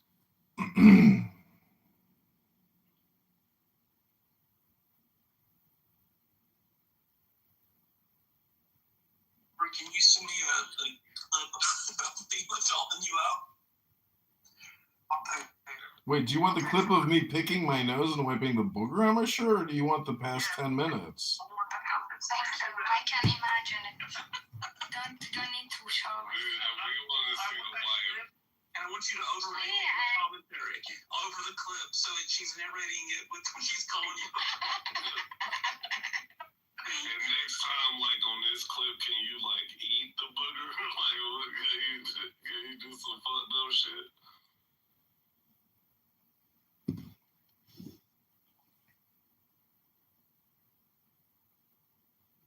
See, what I actually do not like is that we spend all of our time as Americans debating and arguing international affairs, and Bima is willing to die on a hill and become a Hezbollah agent terrorist to give somebody back their farm that they lost in a military operation.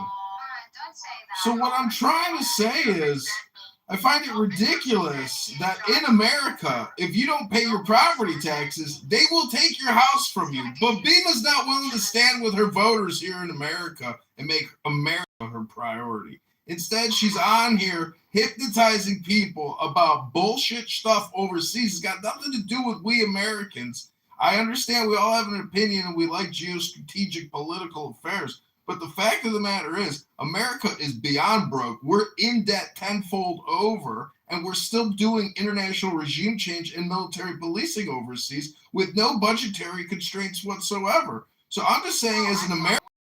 Or to define it, what did our Treasury just announce? That we were insolvent, or basically, like, at least... I mean, come on. Are we supposed to care about it or not? Right? I don't know. Well, I don't know, to be fair, but if I could, to illustrate.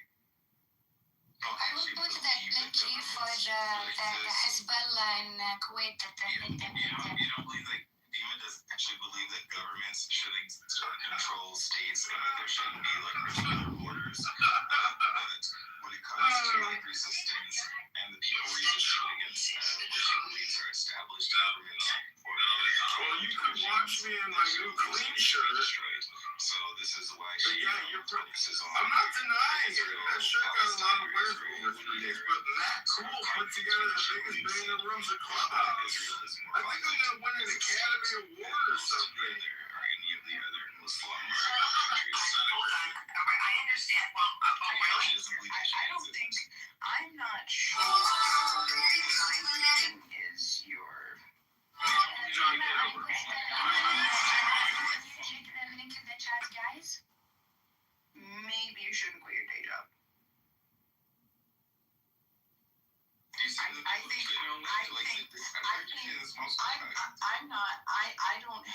not occupied by a government that's a Muslim government. I'm occupied by I believe the Israelis. That's what I believe. I see Israelis capturing our legislators, bringing them over in junkets en masse to campaign to them to pass legislation and lobby our own legislators. 50 states and one Israel happened. First time in history. And then anti-BDS laws. Half of you got it. Half of you have implemented these anti-BDS laws in your states. For the rest of you you that haven't, implement them, do it, because anti-Semitism, right? This isn't grassroots, this is an American made. This is lobbying, this is ruling elites deciding what to do, putting crap in states, protecting, like what? Like freedom of association. Like, what are you talking about? You're gonna affect the people in another country and the type of contracts that we have and what we can and can't say, because we already have anti-discrimination laws. If you're worried about discrimination, use our anti-discrimination laws. Right? John Why are you going to think that your country deserves a special protection? I'm sorry.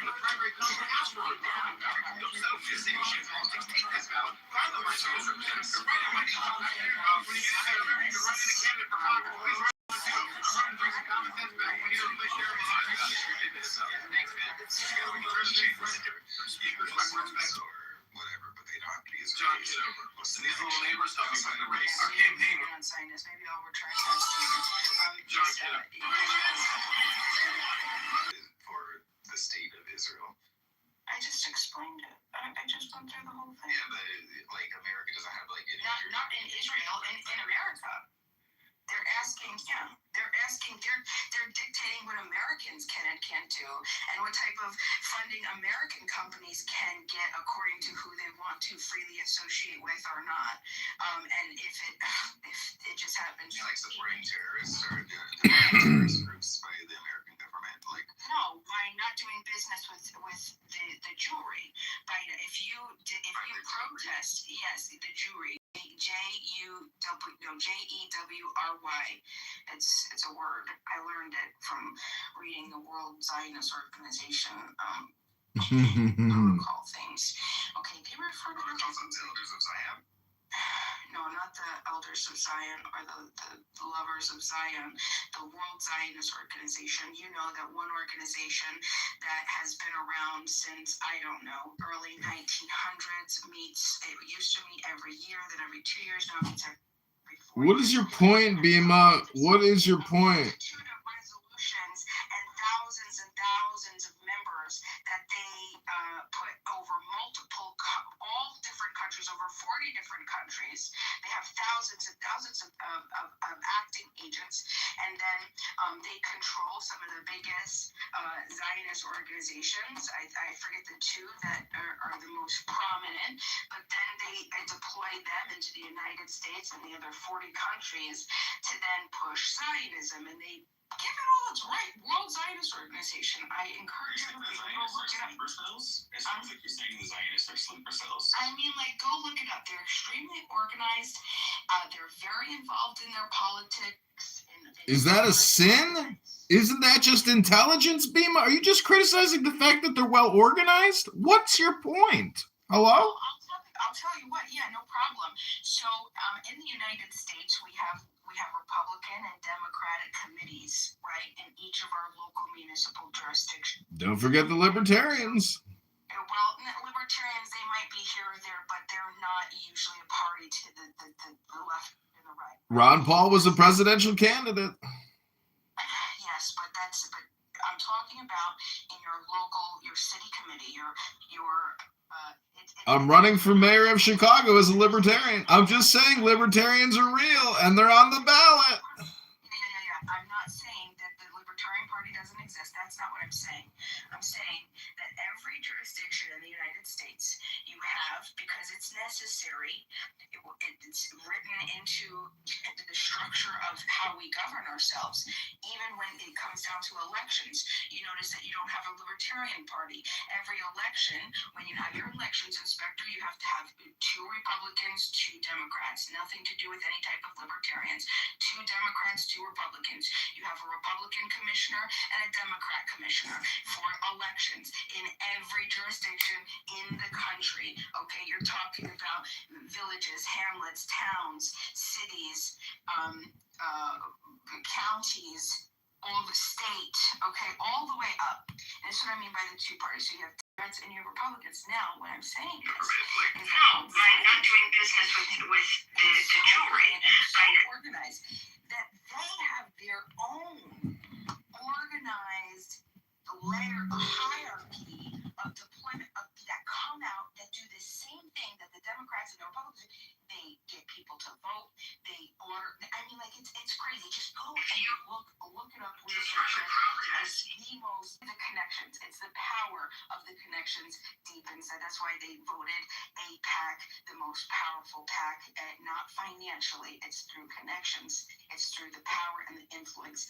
Everything beginning to register and voting and organizing people to vote. Yeah, but Bima, you're making it sound as if there's something sinister here as opposed to just doing business and living life and wanting security and safety and health and prosperity. You're projecting perhaps your own delusion onto an organization dedicated to the security and preservation of a group. What the fuck do you think groups do? What do you think nonprofits and corporations do? They invest because they're self-interested.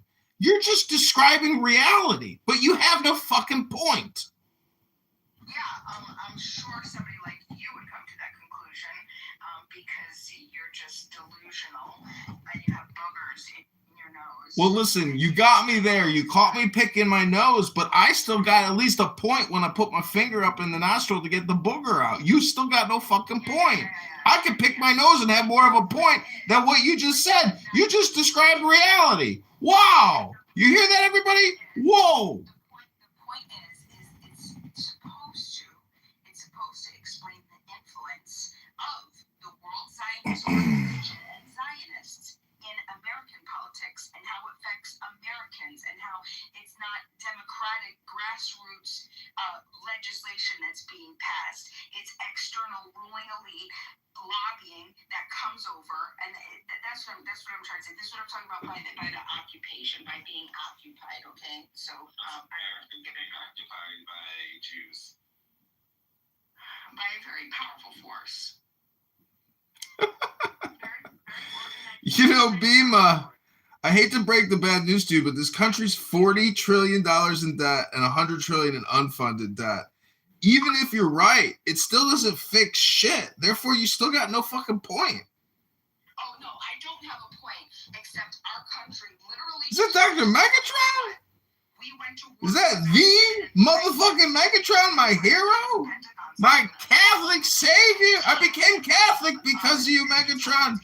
I was confirmed in the Catholic Church this past Friday. Thank you. You saved my soul. You made me Catholic again, Megatron. I do, and that guy, he's always playing with his hair, and he's got hair plugs. He's he's got a lot of self-confidence issues. He's a little Napoleon Bonaparte. He's going to take back Cuba, and, you know, they say Kash Patel is going to become the leader of Iran. It's going to be an amazing 2026. What title does Marco Rubio hold? And what did he say?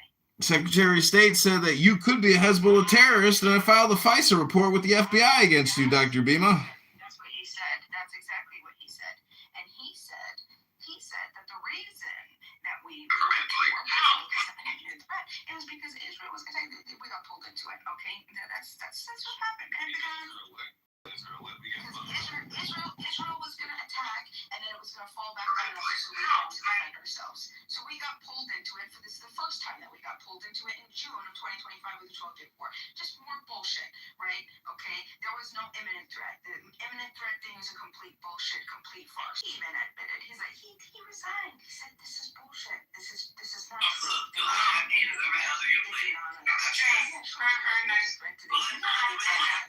proxies. Terrorists are saying, yeah, absolutely. Do we agree that they're just saying, yeah, sure, we can even agree to that. But I think somebody who's... He's not the commander-in-chief. He's a fucking guy who resigned and wrote a letter and got social media clout from it. He's not an elected leader. He's not the president. He's a fucking guy with a lot of good hair. He's got great hair. You got to give him good. He's got great fucking hair, doesn't he?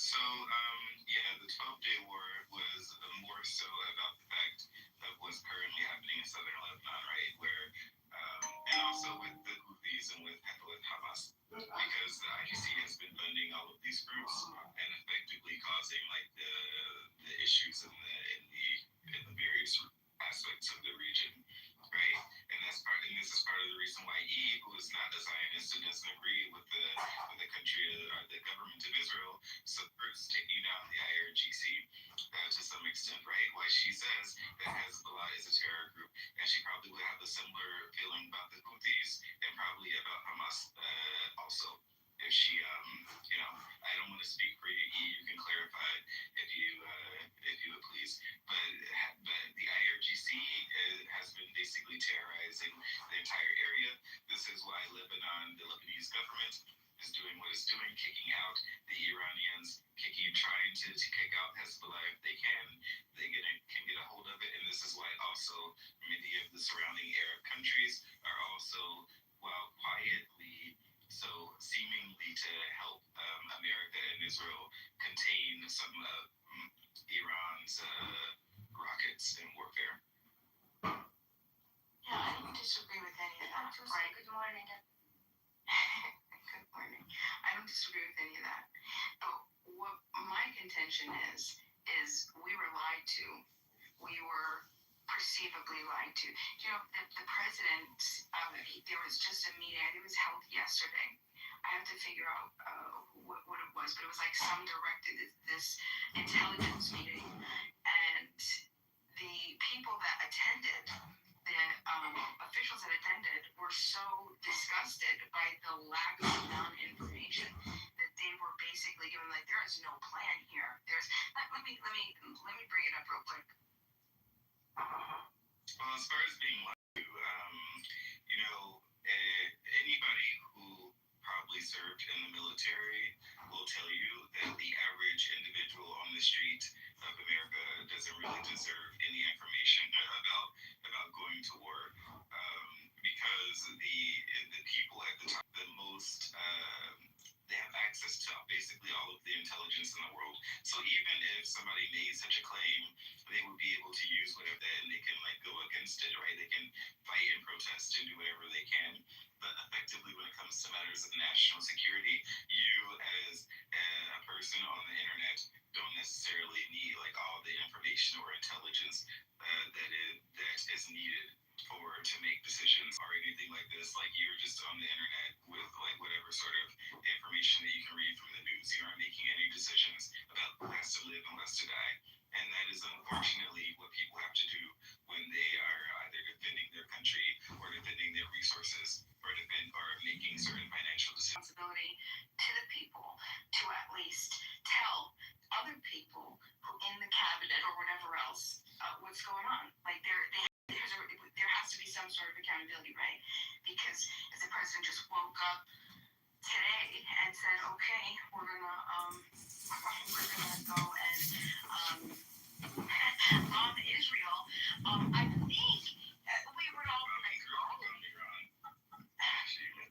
yeah, no, I said Israel. I said Israel. No, I said Israel for a reason, right? Because you would want to know, and you wouldn't be saying, well, you're just a person on the internet, you don't deserve. No, there's a responsibility. Like, sure, yeah, maybe there is some intelligence that he has, and something's going on, and something's going to happen, and it's in Israel. Like, oh, just trust him and close our eyes. And no, there's layers to this. There is a responsibility. There is a duty. We're not asking for all the information, but we need to make sure that the criteria is met, and that's what I'm saying. Like, I don't need all of the details, but I do want to know if the details that you have met the criteria that is necessary for what would be. What criteria are you talking about? In war, there is no criteria. Who determines the criteria? The imminent threat. There's different doctrines. There's the Carolyn doctrine. There's the Bush doctrine. There was things that were expanded by Bush to. There's a criteria. What would be considered an imminent threat versus a preemptive. Bima, how long does it take a socialist to become a fascist? How long does it take a communist to become a fascist? I don't know. I'm going to refer to the John Listen, you're dancing around communism and fascism, and you don't even know it. You've already admitted you're willing to join a terrorist organization dedicated to murder, and it's basically the mafia. I mean, you actually would fit in with a mafia organization well. You would be a great female captain of some, hierarchy. The point is, this room has no point. Even the title itself is ranking our presidents, and you got Buchanan at 40. He's at least in the top 10. John, I don't know what to say to you anymore. Well, you're not wrong. I do have a gut going, but it's been a long winter, and I've eaten a lot of chicken shawarma. The Palestinians have moved in, and I've been eating all their delicious chicken. Arabic salad. Listen, the greatest thing about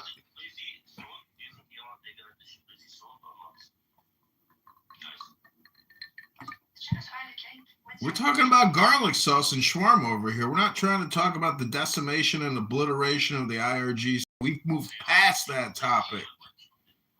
There will be no IRGC by Sunday. Trust me. Pete Hegseth is willing to go all the way. I can't believe they've done even what they've done. They're either geniuses or they're madmen. It's hard to tell. A little bit of both. Do you think Trump is a big Khanith or not? Joker, again. I think he is totally big Khanith. Oh, really? Joker, push. Joker, ya sharmuta. You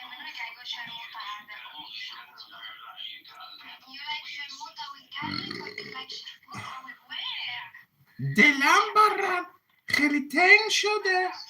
I just want all the Iranians here to know that America is coming to liberate your nation and that we will free you from the treachery of the IRGC and their cruel assassins that are murdering you in the streets. America is willing to go all the way. Are you willing to meet us to help claim your sovereign land as your own again, free from these Islamic terrorists?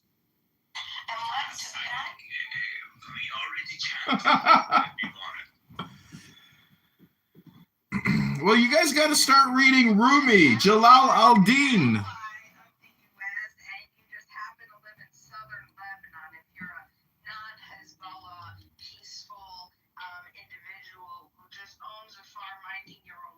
I'm sorry, America isn't going to do anything about that except continue to participate and fund the people who have pushed you out of your homes, destroyed your homes, killed your children, and Yeah, that's the terrorist organization known as Hezbollah, which you want to join. We're talking about Israel. Oh, gotta clarify. It's called subject object. You gotta make sure you're specific here.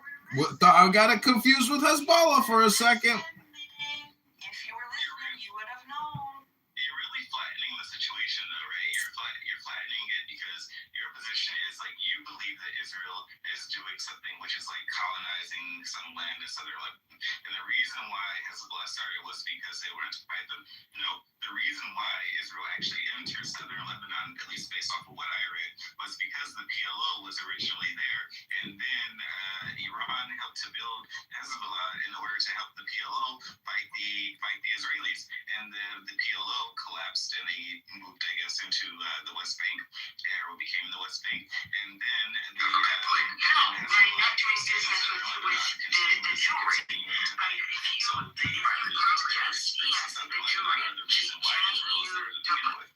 Except Hezbollah didn't come until after Israel occupied southern Lebanon to begin with. Yeah, but they did it because of the PLO in southern Lebanon. They already had terrorists. Oh God! Don't say it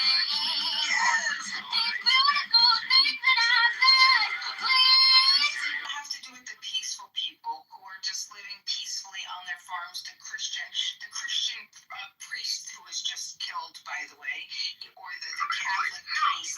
He said they told him, you have to get out because there's danger here. And he said, no, this is where I've lived my whole life.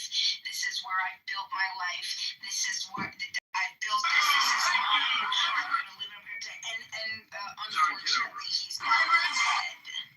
That's the choice that he made, and that's the choice that the government made, right? So the people. The government didn't. Yeah, the Israeli government did it to kill an innocent person, right? He killed a priest. He killed a Catholic priest. You're gonna justify that? Justify it. Go ahead. I'm justifying it. That's you know that rockets and bombs are coming from your place and going into another place, and there's going to be retaliation, and the government tells you to move, and you don't move, then that's your own fault, right? It's the same as in Israel. There are people in northern Israel. Where the fuck is my son? Hezbollah, right? And the government said, okay, people, you have to evacuate, and those people that chose not to evacuate and they died, that's their responsibility. They have the opportunity to leave. The government of Israel has evacuated a lot of people from the north of Israel. They said, okay, we will put you up in temporary housing or find you a place to go, but you have to get out of here because this is effectively a war zone. Lebanon did the exact same fucking thing.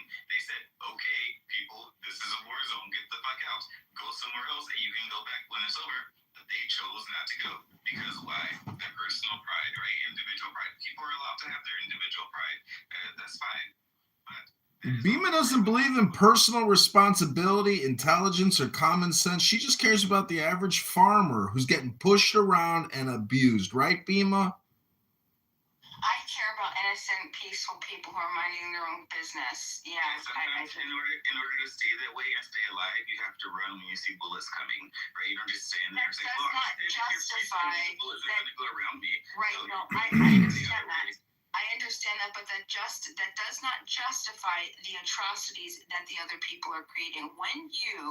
If you want to get Hezbollah, go ahead, go in and get Hezbollah, but do it in a way that isn't going to be indiscriminate and creating. Achek! My man Achek! Commander, 5-star General, the Southern Sudanese Liberation Army. How long will we have to listen to these horrible, terrible people, Achek, until they finally come around and realize how stupid they are? The low IQ! Bima admitted that she would join Hezbollah and kill people. She's a terrorist. She said it. She's shameless. Innocent person that you've just grabbed, okay, and you're holding them in front of you, and you're taking a gun and you're pointing it at me.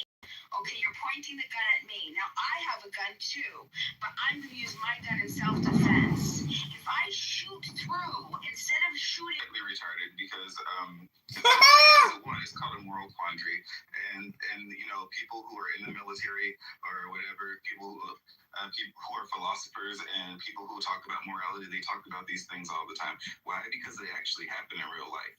They actually happen in real life, and they happen more often than to think that innocent people are victimized in the process of other people's conflicts, and that is it's Achek can't pull away. He keeps coming back. I'm in the room he wants to be in. From one place to another, otherwise you will be damaged, and you choose not to go, then you put yourself in danger. You're taking that responsibility upon yourself. No. What's happening is, that's part of it. Sure, you're taking the responsibility. No, what's happening is Bima's world is happening right now. You'll take your turn. But that still does not justify the harm that the other person is creating. You cannot harm and create another victim while claiming self-defense. That does not math. It will not ever math. Unfortunately, we have people still to this day that want to use the primitive mind of the personal responsibility to use this term of collateral damage. No, sorry. If you want to get the offender, go in and get the offender and stop the offender. If you're going to harm an innocent person, you're now creating another victim. And that victim and that victim's family now has full authority to then harm you. Okay? And so now, because they're going to defend themselves. And so now they're shooting at you, you're shooting at the people behind them, right? But because now the new people are shooting at you and the people behind them are shooting at you, now you're going to have more people shoot. Do you understand how that doesn't work? So is that your justification of Hezbollah and Hamas creating also their own terrorists, right? Like you're saying that now they're justified, or these innocent people are justified, quote unquote, in their families. Now you're saying that these Israelis are also justified in being blood redeemers for their families because of what Hezbollah and Hamas are doing. Isn't that what Israel's doing? No, that's actually not talking about it. Bima, I'm not going to talk about Israel because I don't care about this subject, but I'll tell you something about Hezbollah. Hezbollah is like the Iranian regime. They use their people as shield. So they don't have to be between houses hitting other countries. They can be like, as you said, in farms or something far away from people. You should be taking notes, Bima, so you know how to be Hezbollah. You're going to have to sacrifice your loved ones for your cause, Bima. Argument for defunding AIDS medication. People don't understand how Islamic terrorism actually works. She thinks it's just resistance groups like, Black American resistance against slavery and segregation or something like this. This is not the same thing. No, I don't. You can replace any variable. It doesn't matter. The point is that if you're gonna claim self-defense, you can't create new victims. Period. Oh, that's crazy. Yeah, and that's a lot. Especially when you offer people the way out, right? If you offer people a way out, and you're just like shooting through the person that's killing them, and like people on both sides are telling you to like move out of the way, and you just say, no, I'm not gonna. It's not harming any other peaceful people. If you're the one who's going to be the offender, if you're the one who's going to initiate the aggression on Hezbollah, right, or you're going to defend yourself, I have no obligation to you. This is like Bart Simpson and Homer Simpson, with Bart Simpson saying, "Get out of my way. I'm throwing out air punches. Get out of my way." And Lisa's like, "If you walk in my direction throwing air punches and you hit me, I'm not at fault. You're at fault." Bima, Shai just talked about philosophy. Okay, Super Green being fascist moderator. I do like you, and I do. Well, I didn't mind you. At least you muted yourself. I want you to know that I do like you, and I do respect some of your opinions, but that is really like the dumbest argument I've ever heard an adult make. You have responsibility to yourself, but your family and all those other people to move out of the way of danger, so that you are not being a victim and not being killed. Like that is, you don't have a responsibility to them to not kill you. You have a responsibility to yourself and your own life and how to protect your life. That's how you do it. They say get out of the way or you will die. So you get out of the way so you don't die. It's like at a stop sign or a red light. You look at a crosswalk. You look both ways before crossing the street so you don't get hit by a car. Right, and what I'm saying is, right, if that's the case, if you're not intelligent enough to create a situation where you're only harming the person who's threatening you, you feel that you're going to harm, you're not creative enough, you're not thoughtful enough to figure it out on your own, where you have to endanger other peaceful people, okay?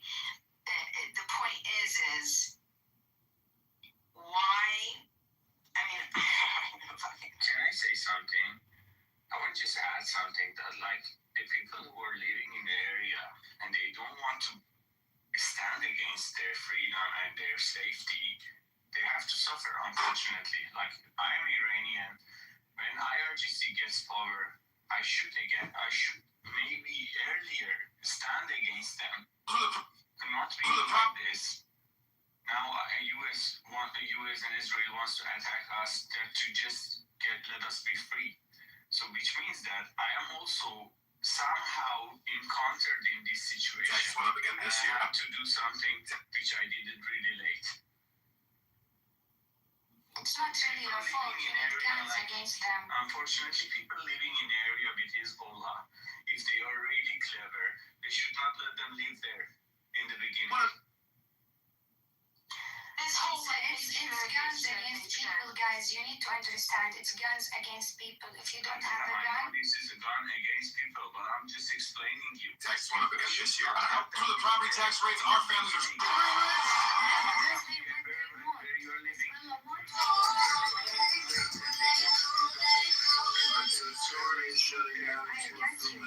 show you how many years I have. Chicago. Most of these videos are all from the kids,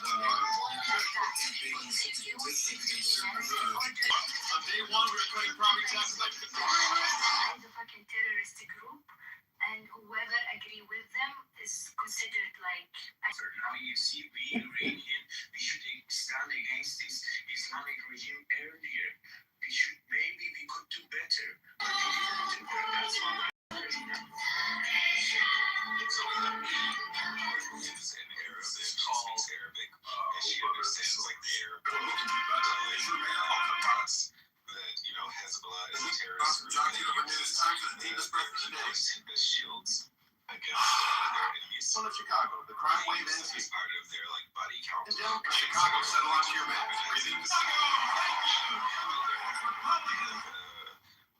Poor here.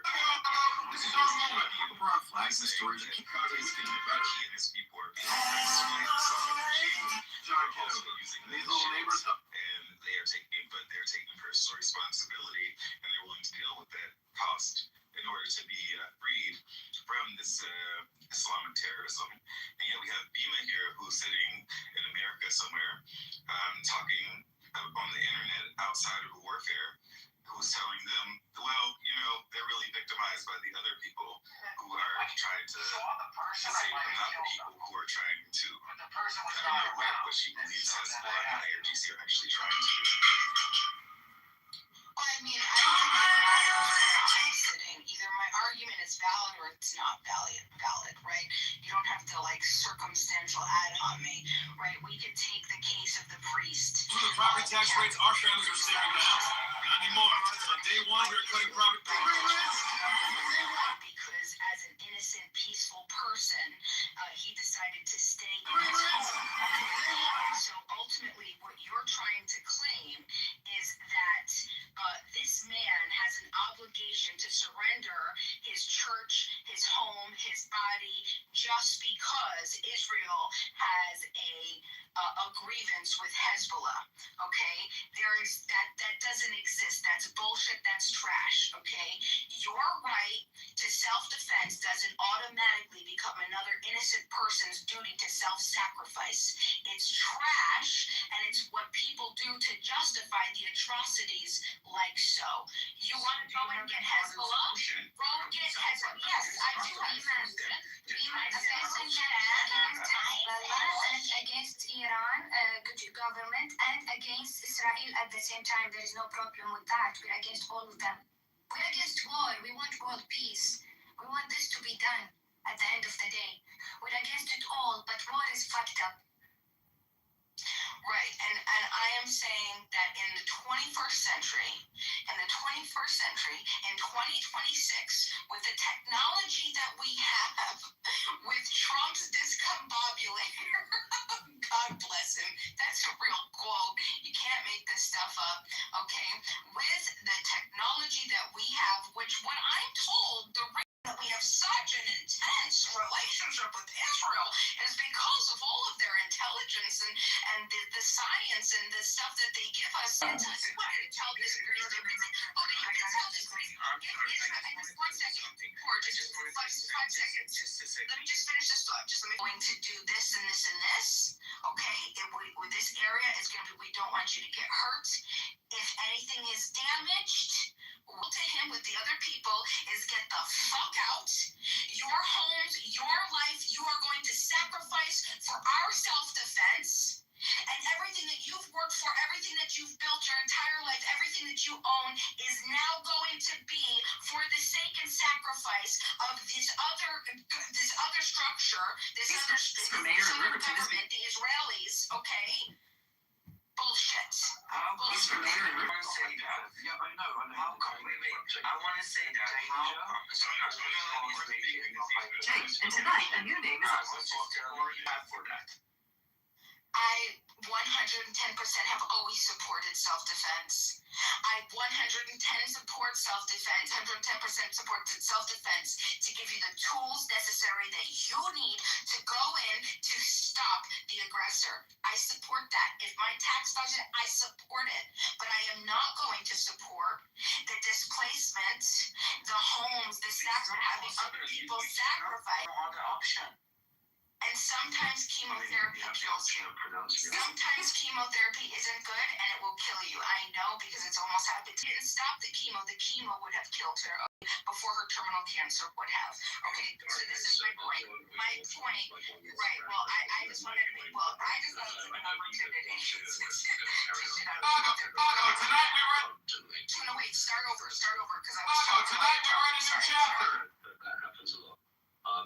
The problem with always angrily arguing in the hypothetical is that you set something unrealistic around everything. Is there's one good, one bad, and you see that the world through a blinkered view.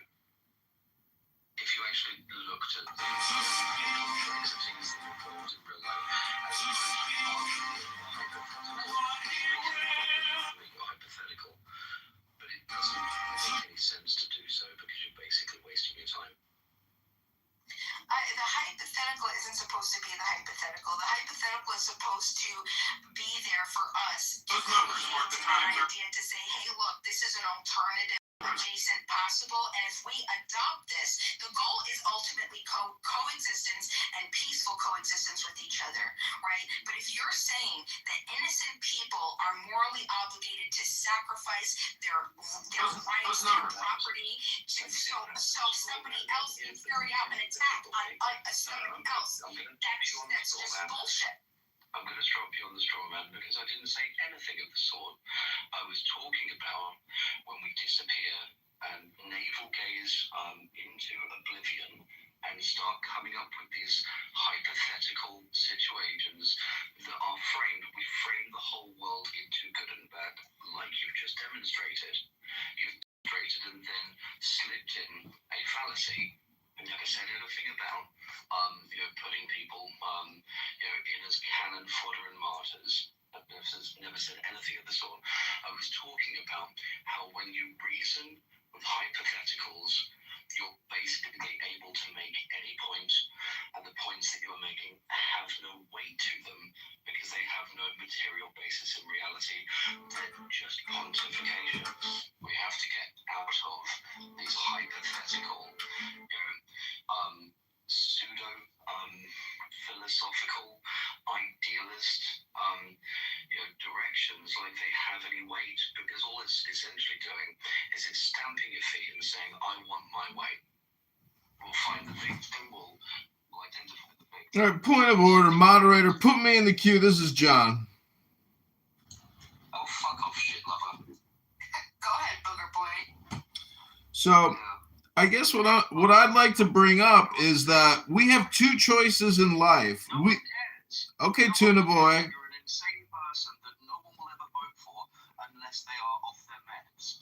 You literally. Well, that's what I'm counting on, Tuna. There's a lot of people off their meds these days. So what I'm trying to say is we've got two choices. Point of order, moderator. Moderator, point of order. If I can't speak and I'm being interrupted, I'm requesting you shoot this man and put him in the goo. Put the children at the children's table. Listen, you child molester. You missed the boat to get onto Epstein Island. Hello, stop projecting, sir. Stop projecting. Stop projecting, sir. Point of order, moderator. Moderator, point of order. All right, this is what I'm going to do. I'm going to turn my volume down. I'm just going to keep speaking as if I can't hear you because the volume is down and I can't hear a word you're saying. So what I'm trying to say is, ladies and gentlemen, we have two choices. Two choices. We can either game the system, and that means be as strong as possible and try to win through brute strength by overcoming nature itself. Or you have a second choice. You have a socialist choice, which is not the fascist choice. But it's my opinion that people who claim that strength is fascism or Zionism is something other than nationalism, you have to realize that we have a failure to communicate. We have a language problem. We have a communication problem. Go to ChicagoMayorVote.com. This is Chicago mayoral candidate John Kitover. I am complete.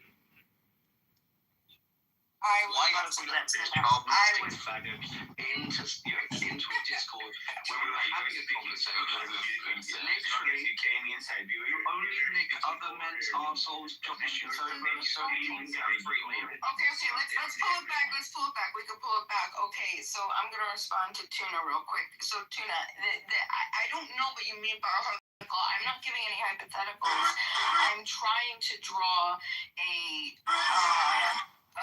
causal chain of analysis to show that you cannot. I mean, like, private property, consent, initiation of aggression, self-defense. I'm all self-defense. That's my ultimate point. If Israel wanted to say, hey, look, move out for the week while we do deal with this, any damages we'll pay for, no problem. I would be down for that. I would understand that, but that's not what they said. They said you sacrifice your home, your connection to the land, your career, your food, your food security, your financial. You have to sacrifice. By the way, not only are you not coming back, we're also taking this land now. We're taking over because we have to defend ourselves. That does not work. That's insanity. We, again, as you said, we live in 2026. People are not serfs who are living off the land anymore unless they choose to. And if they do, they can go to a place. Even if they make that choice, they can go to a place nearby. Generally, and then find this food security and other work temporarily. Like, this is, it's crazy to make this giant leap. Nobody was making such a claim. That was just Sam. I understand what you're saying, but that was what I saw not Steve. It was Steve Sweeney when he was going around and interviewing people. These were people that, yes, they had farms. You're talking about.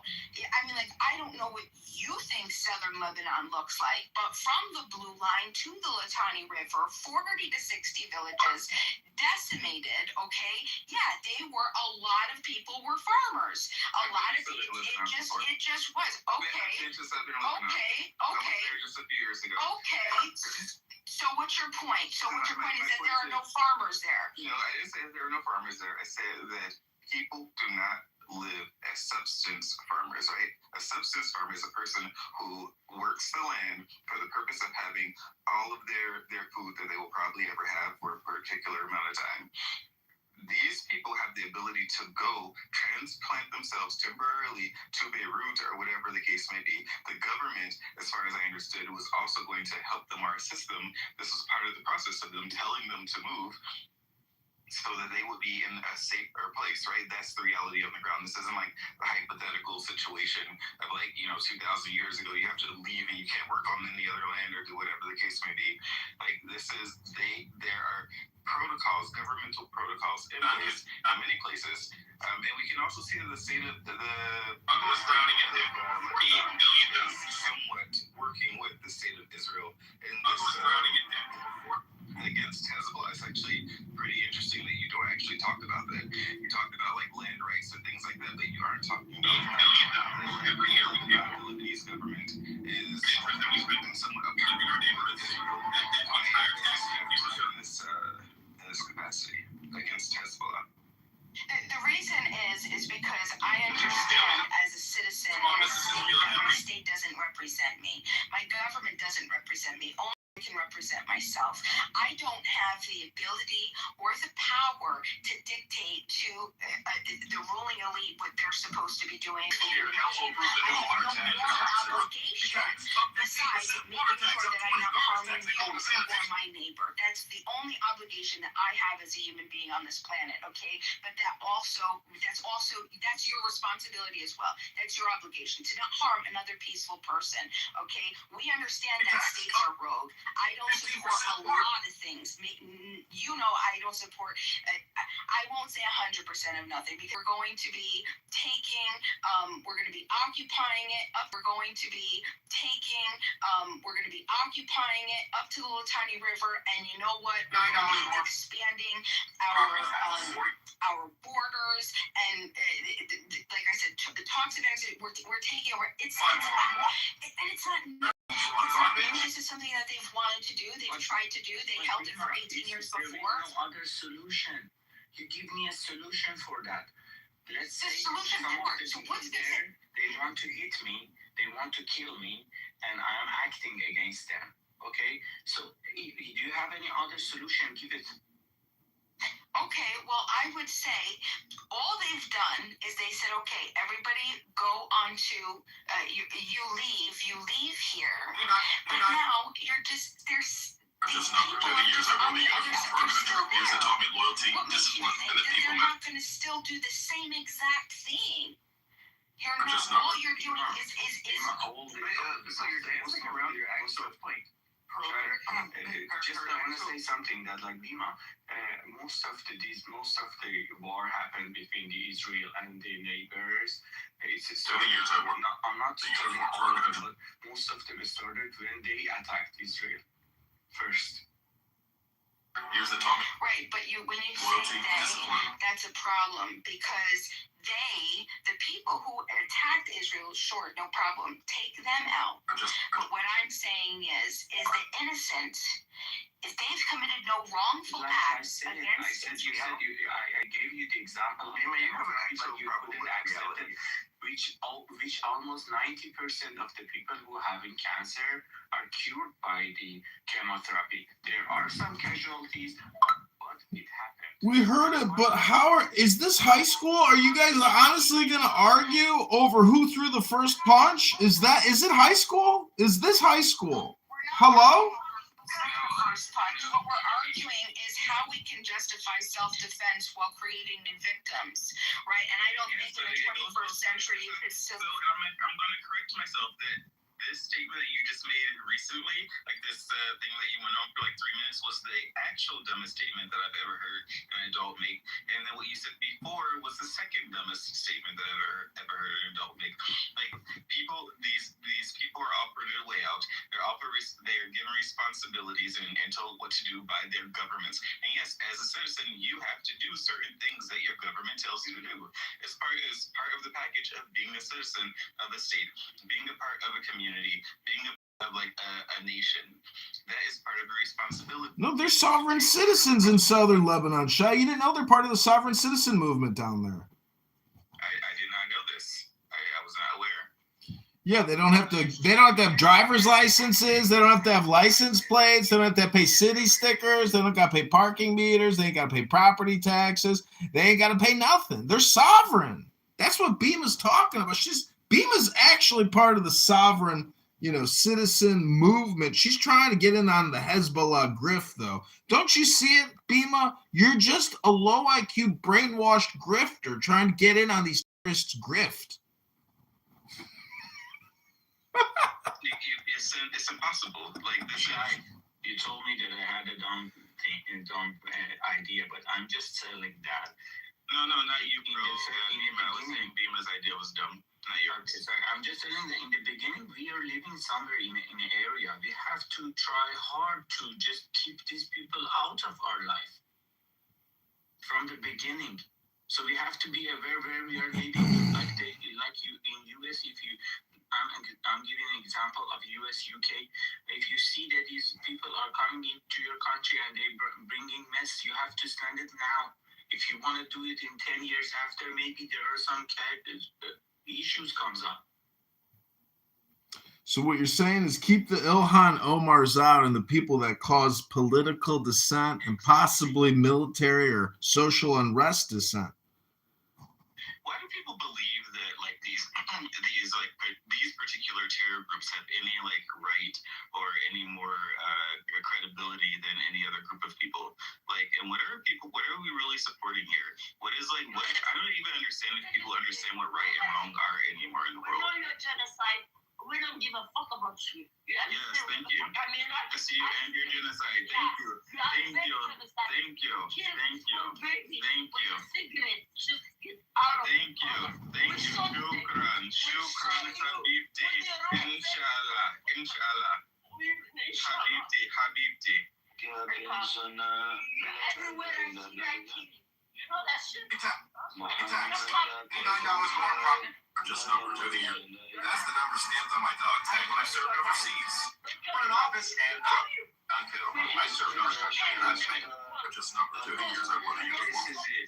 That's the number 2 years. So that's a problem, and I don't condone that. I don't condone everybody in the world. Yes, you do. You're no longer rational. See, you are a moderator and she is one of the terrorists. Hold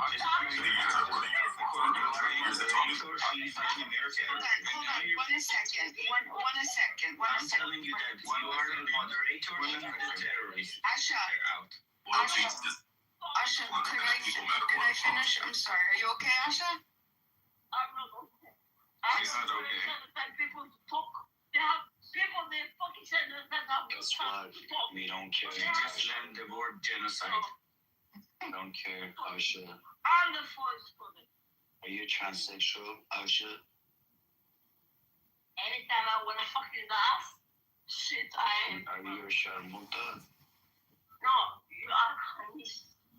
Are you And a you are Bima, just leave this guy out. Gloria, why do you speak like this?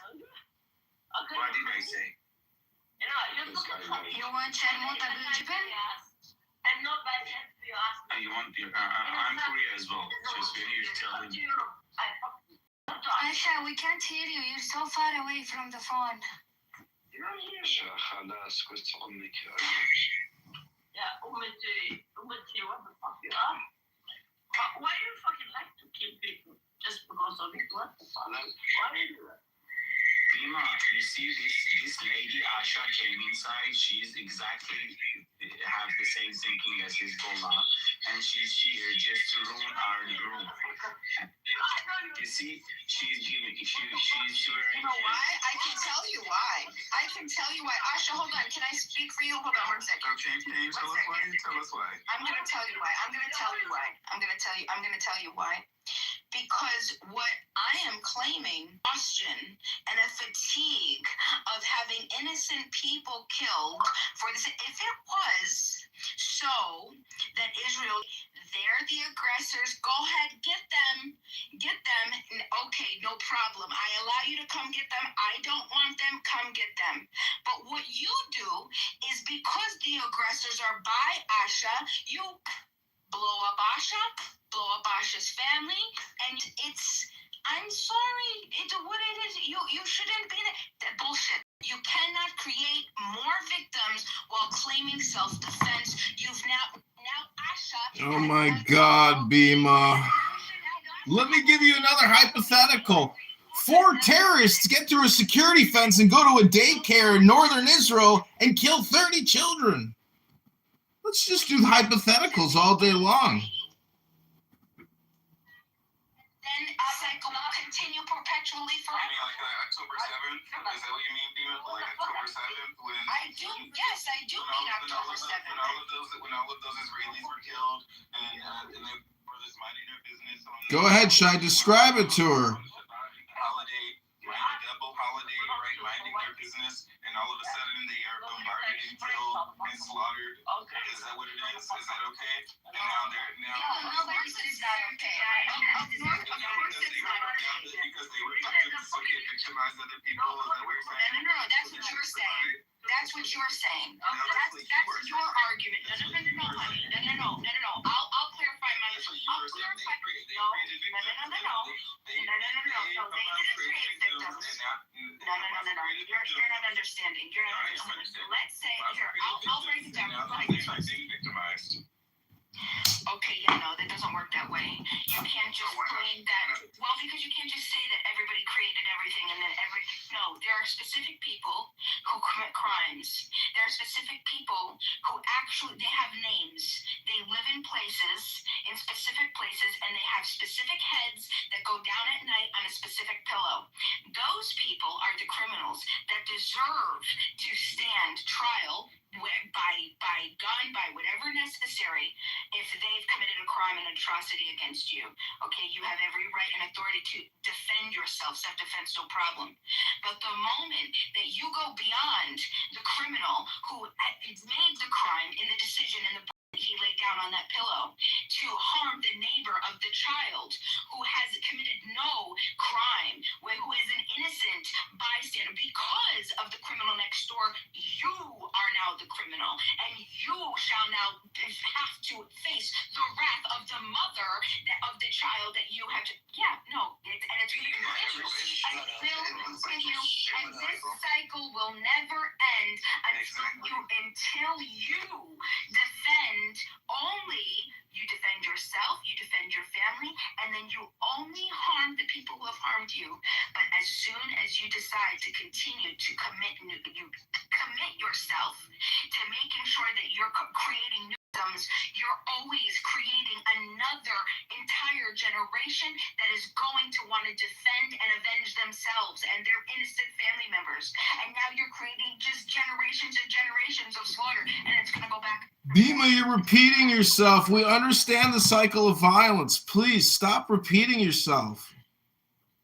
Bima does not believe in states, and she doesn't believe in the court systems. So, like, if you don't believe in states and court systems and structures like this, then how do you even? She's a sovereign citizen. Don't forget my big gut. I got a huge gut, Bima.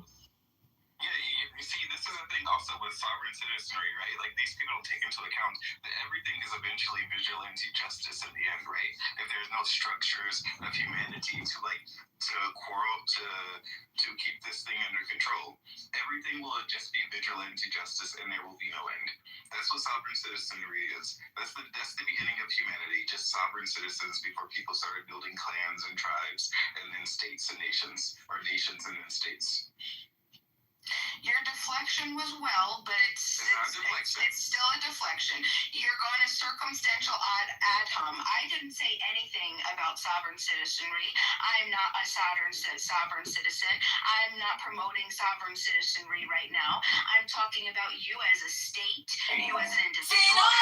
If you want to believe in a state and society, it doesn't matter. If you're creating a new victim while claiming self-defense, you're creating another generation that now will have the ability to defend themselves, and now they can come and Point of order, moderator. Please be succinct. Don't repeat yourself. This is repetitive, redundant. Be succinct. We've already heard it. We know the cycle of violence. We get it. That's not a solution. It's not a point. It's repetition. Can I explain why I believe that I agree with John in the position that I believe in the idea of sovereign citizenry? Because over the course of the past each other, or maybe two on this app, and we've had various discussions about that you agree that there should not be states, that people should pay to be part of certain communities or pay certain subscriptions or things like that, and also pay for their own private security, private police protection, and also have some sort of moderators that are also privately owned, right? Instead of an impartial justice systems that are there to protect the collective of people. And that is very much within the line of sovereign citizens, people who don't have to have IDs, they don't have to have any sort of structure controlling the society around them. Well, I mean, I don't care what you think about what I think. I mean, your ideas and your assumptions. I can only tell you what your assumptions aren't true. Okay, they're just not. I'm not a sovereign citizen. Okay, and in this conversation, I'm not condoning sovereign citizenry. I'm not condoning any type of way of life. I'm specifically talking about the morality of what we're calling a war. We're calling avenging each other through self-defense or however blood vengeance is what you call it. Well, that's what you call it because you're not. That's what you stated before. A type of blood revenge, right? You're creating it by harming a victim. You got two choices. While you're trying to defend point of order, moderator, point of order. If I can't speak and I'm being interrupted, I'm requesting you shoot this man. What am I doing? Put the children at the children's table.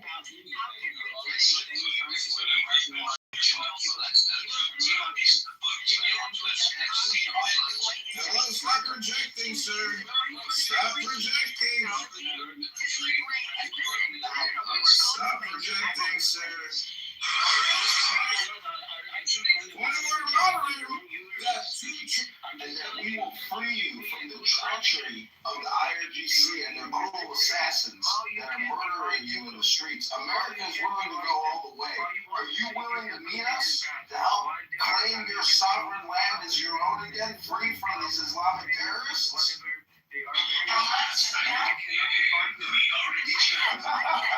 Assassins that are murdering you. Parliament's here to know that America is coming to liberate your nation and that we will free you from the treachery of the IRGC and their cruel assassins that are murdering you in the streets. America is willing to go all the way. Are you willing to meet us to help claim your sovereign land as your own again? In the United States, we have Republican and Democratic communities. Because it's like, it feels like that. I pledge my allegiance to Hezbollah. However, the United States owns humanity. Our situation hasn't turned into a great outcome, and it's not Hezbollah is a terrorist organization. And I really also dislike hearing screeching Iranian voters. To me, it's such a turnoff. It makes me want to think, you know what? I'm not with that woman. I'm not with her. She's going to come on a social audio app and scream, you know, to me, that's a big turnoff. I wouldn't go sacrifice myself for a loudmouth cunt on a fucking social audio app screaming for the death of these, you know, Islamic IRGC. That's just me. What do you think? Support your decision. You have to agree to it.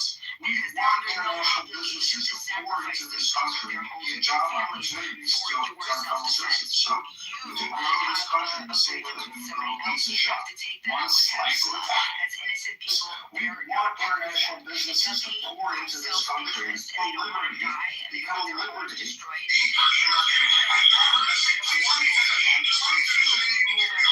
all the time. And I've never, ever heard one word of sympathy from these forces that you're This is the way that it's going to be. Military boots on the ground, and there's no guarantee that anybody could even go back. You leave because we say so. You leave because we say so. No, I'm telling you. Ask me what you asked me. I'm giving you a step-by-step straight answer. What do you mean?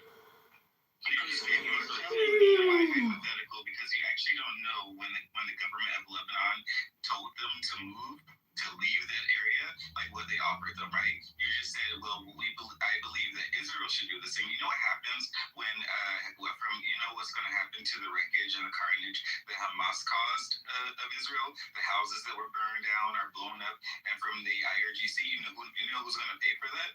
The Israeli government, right? With Israeli tax dollars. Because why? They are going to go and send a bill to the Iranian people. They aren't going to send a bill to the Lebanese government from Hezbollah or to the Palestinians. No, the Israeli government with Israeli tax dollars are going to pay for that, right? And I think that is probably true of Iran. Like once the war is over and the regime is gone, the Iranian government is good, and the people are going to rebuild. They're going to rebuild their country because they are proud people of their own country and their own people, and they love each other and they care for each other, and all they want is to be free from a regime that is trying to kill them and holding them under their thumb. And the same thing will happen in Lebanon.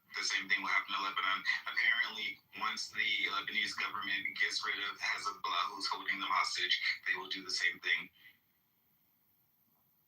All that I heard was that there was a shift, and because Israel has to pay for the damage that Hamas causes, it looks like the Lebanese government is going to have to, or the Lebanese, the peaceful people that weren't involved in anything, Here are 4 of the craziest things that were ever found in 4 closed homes. Number 4, in 2018, a man from Ohio was cleaning out a foreclosed home that had been abandoned. While repairing the basement, his crew came across what appeared to be a fake, thick wooden beam built into the wall. After some investigation, inside was a small lockbox of gold He took them to a local pawn shop where he sold them for over $25,000 for the melt value of the coins. Number 3, in 2021, a woman from Oregon was helping her grandparents downsize their longtime home. While organizing the garage, she found what appeared to be multiple wooden crates nailed shut. After some investigation, it turned out to be some unopened bottles of some rare wine, Chateau Lafite Rothschild from the 1940s. She took them to a local collector who paid her grandma $60,000. Wines from that era are extremely rare due to wartime shortages, and she had no idea where she acquired them. Number 2, in 2017, a contractor from New Jersey was hired to renovate an old diner. While removing ceiling panels, he found what appeared to be a canvas wrapped in newspapers. After some investigation, it turned out to be an original painting by Jackson Pollock. An art dealer later purchased it for over $2 million. Pollock works are rarely found outside of private collections, which makes this one very expensive. Number 1, in 2019, a man from Arizona was cleaning out a recently purchased rural property. Clearing out a lot of storage rooms, he found what appeared to be a big wooden trunk. After some investigation inside, it turned out to be filled with historical firearms and military documents dating back to the late 1900s. A museum paid him over $100,000 for the collection. Some of the weapons were stamped with markings from the Arizona Territorial Militia, a group that disbanded before statehood and left very few surviving records. There's a glitch on YouTube. Creators are using this sound to go viral. Don't believe me? I'm gonna show you proof. Israeli government that was telling the Lebanese that you have to leave. Guys, Captain Holt has no pants on. What? He has no pants on is what? At 11:55 a.m., Captain Holt walked past us holding a hot bowl of soup. At 12:03 p.m., I heard him yell, out! At 12:07, he called Gina into his office. She entered holding nothing. 1 minute later, she left holding no big bag. Captain Holt's pants were in that bag. His knees are in the breeze. Evidence is circumstantial.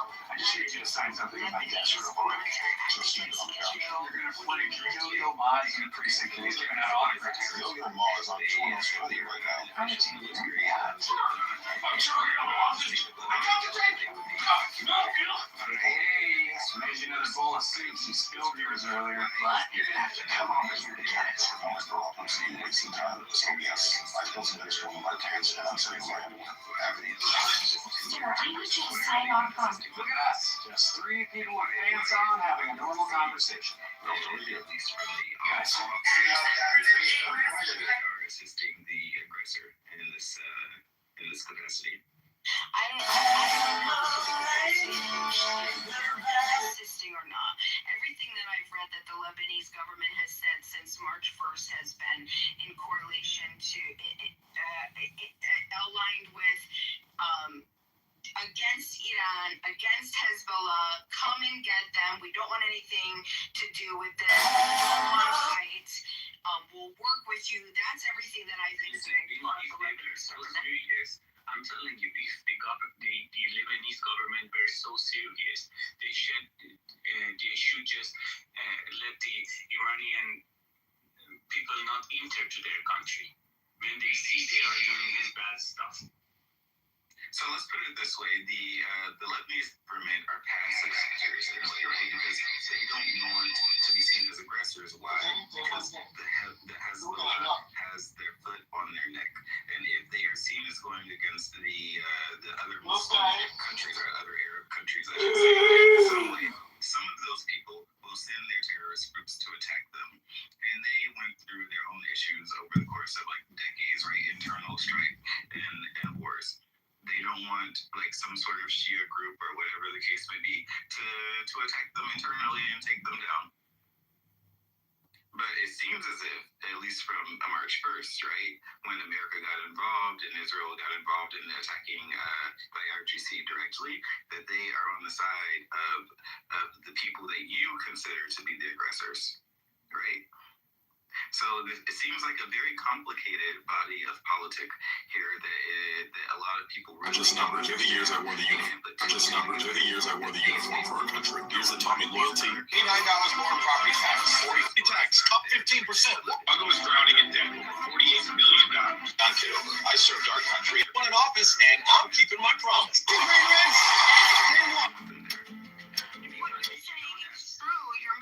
Those numbers mark the times our city. Chicago, tonight we write a new chapter.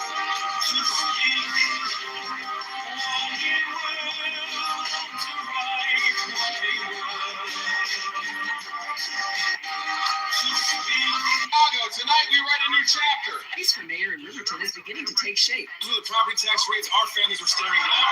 Chicago, tonight we write a new chapter. As your mayor. You're just going to displace 1.5 million people. Those are the property tax rates our families were staring down. Not anymore. On day one, we were cutting property. What's happening? Just numbers as the years I went. 5 billion. I understand you need to get Hezbollah. I understand that.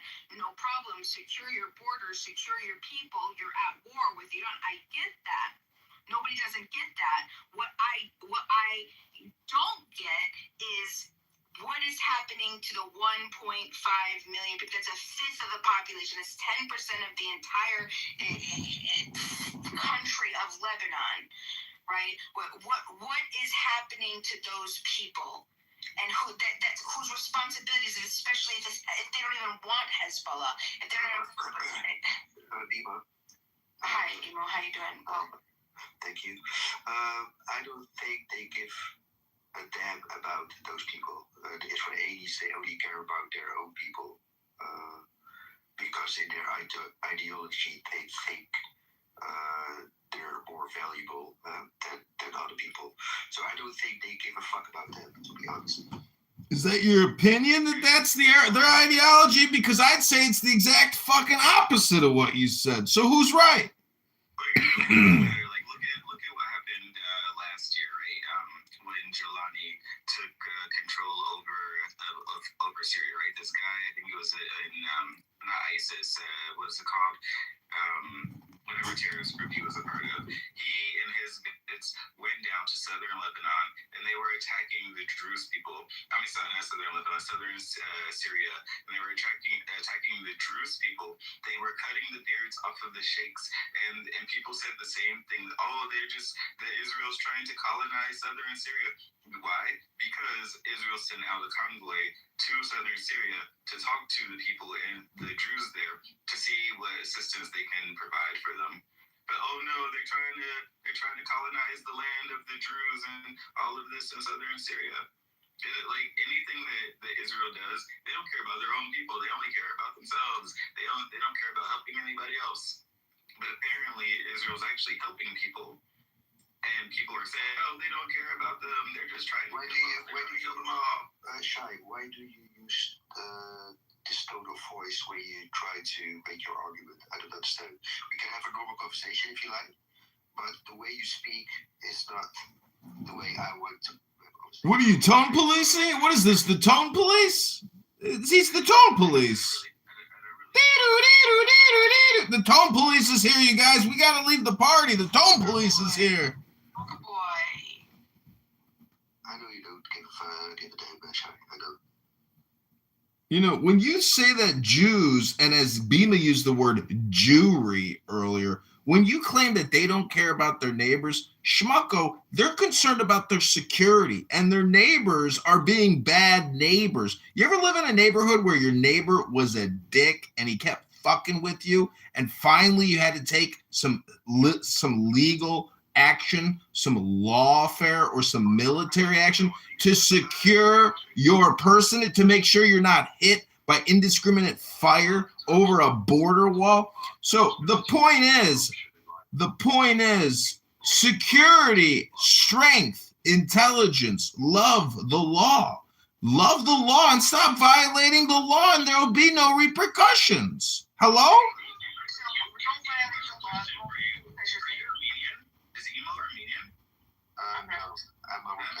I am Moroccan. Oh, Moroccan. Yeah. John, do you know what the word goy means? Ever heard about it? You know what the word kosher means, you stupid mother... Okay, is this the way it goes? Is this how you speak with each other, guys? Yeah, John's a No, unfortunately, he's just a joke. And also, I don't know if you... That's not true. I am retarded. Excuse me. Jewry is a word that is... that refers to Jewish people. I've learned that. It's not a pejorative. Thank you, Tuna. Tuna helps me. It's not a slur. It's a formal noun to describe people that share Jewish culture. And I learned that recently Yeah, except you used it in a negative context towards Jewish people, and you called them the Jewry. You can't do no business with the Jewry. The Jewry gotta go take their business elsewhere. She was trying not to say the elders of the house of Zion. Exactly. Another Jewish trope. Bigotry, racism. You're a hypocrite, Bima. The elders of the what of Zion, Sam? Bullshit, anti-fucking child molesting bold. Stop projecting on me, Tuna. That's sickening. You're a sick human being. You're the one that molests children, you fucking... Oh my God, stop projecting that on me. You're a sick bastard. Well, why did you get thrown out of the military then? Had nothing to do with what you just said. I didn't get thrown out, schmucko. What, do you want to know my history and biography? Are you interested in joining my campaign? Oh, you're just here to sling slingshots ad hominems at me. If your campaign is for locking up more mental people, I am happy to give you a bed. You want to bed me? Dude, you guys all just heard it. This guy's calling me a pedo and he wants to bed me now. We heard it all, Tuna Boy. Largely plagiarized from several earlier sources, it was first published in Imperial Russia in 1903, translated into multiple languages and disseminated, I'm not educated, internationally in the early part of the 20th century. It played a key part in popularizing the belief in an international Jewish conspiracy. So the Protocols of the Elders of Zion is an anti-Semitic. There you go. It's blood libel propaganda to stir up the people to go commit anti-Semitic attacks. You're just spreading it. By the British newspaper, The Times, in 1921, and by the German newspaper, Frankfurter Zeitung, in 1924. And this is interesting. I've never heard of this before. You didn't hear about the fake news, Bima? You didn't know the Elders of the Protocols of Zion is a fake news anti-Semitic bullshit to get people to hate Jews, and you're spreading the misinformation and the blood libel now? Don't you know the fucking law? Well, thank God the Israelis got a military and a police force to defend themselves against people like you that spread hate. Misinformation, you're a hypocrite. Hello? Aspire for grandeur, but the reality is that you're broke. The VA doesn't even want to talk to you. You're a ridiculous clown that has to draw attention. The VA doesn't want to talk to me. You are literally a waste of... This is literally like your opinion. How would you possibly know that the VA doesn't want to talk to me, a distinguished veteran? You're so bollocks calling people pedophiles. Why does a pedophile always call other people pedophiles? It's called projection, Tuna. You sick fuck, you. Kick this fucking tuna to the ocean. We don't want him here on this boat, you sick mongrel. You British twat. You sick fuck, Tuna Boy. Yeah, so we need some asylums to lock up these child molesting faggots. They are a danger to society. Here we go with the projection again. We're just describing you, John. No, Tuna Boy. We're recording your projection, Tuna Boy, for the world to see. My home address, you can come over and have a cup of tea anytime you want, Tuna Boy. I think the decibels with which you're yelling, I actually think that it's damaging my ear because like my inner ear vibrates when your voice reaches. It's like Are you talking to me or are you talking to Tuna Boy? I'm just imitating Tuna Boy here. Could you just take it down? Like you could still just... I apologize. I was barely responding to Tuna Boy here. Just can you maybe speak in a manly voice? Can you put your man voice on and have like the depth? Are you saying Tuna Boy doesn't sound like a man? I need bass. The screeching, it's like, it's hurting my ear. Imagine you were having a conversation with your father who disowned you.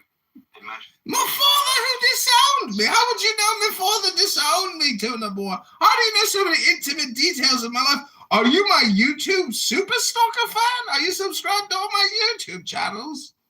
You're not that hard because you try to advertise yourself to the world. Thank you very little, Tuna Boy. I see you won't be voting for me in the Academy Awards. Pretend you're talking to one of your family that is ashamed of you. and then just code switch back out of this faggot clown game. Code switch out of the F word. Moderator, you're not going to let him use this profanity, are you? No, it's a free speech room, so I can call you a faggot dick rider all I want, because you are basically, you're a cancer on humanity. People like you, do you think I should go see my osteopath about my C-word situation? Honestly, if you had cancer, I would be cheering for the cancer. That's the greatest compliment I've ever gotten in my online activities. Thank you, Tuna Boy. Well, yeah, because the people unfortunately who live near you, like your family, they just don't. There is no discussion anymore. It's like just you guys are accusing each other.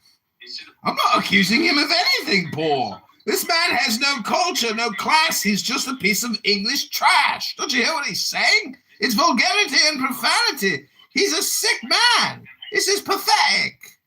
I can accept that my English is not that good. I can't really express what I'm feeling, but I'm here to learn, but not to just listen to the fight between you guys. Listen. We want to learn something. Okay, Paul. I'm going to go on mute for 10 minutes out of respect for what you just said, but Tuna Boy is a piece of trash, and he's projecting all his bullshit onto me. John, fuck you, Tuna. Go fuck yourself. Fuck off. Fuck off.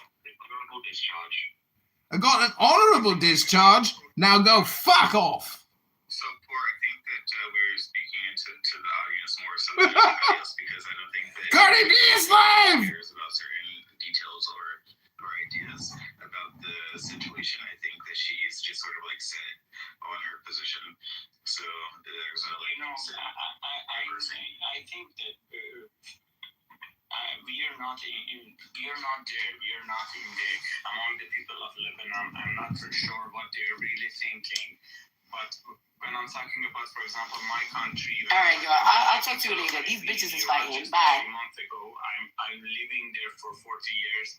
I know my people. I know how they feel about our government, our society, our whatever. So when I'm telling that there is no other possibility for the people to do something against these guys, and for example, if US and Israel are not us, and they are and I'm not for sure what they really think pay the price to get our freedom. Otherwise, we have to suffer for a longer period than what we are expecting. Let's say that Hezbollah is staying there in Lebanon for a longer period. What would be the result? The result is that if you go to Lebanon, you will see the city is divided to two parts. The part of the Muslim and Hezbollah who have nothing really bad situation. I'm not for sure what the other part of the city of Lebanon, which I have been there 10 years ago. I'm not sure now what is it look like. But when you go to the Christian side, you will see modern shops and everything, which means that there is something wrong between the people who are living among the Hezbollah. I guarantee you that some people are living among the Hezbollah. They are supporting them. They are feeding. They are getting money from Hezbollah. That's why they have to suffer again.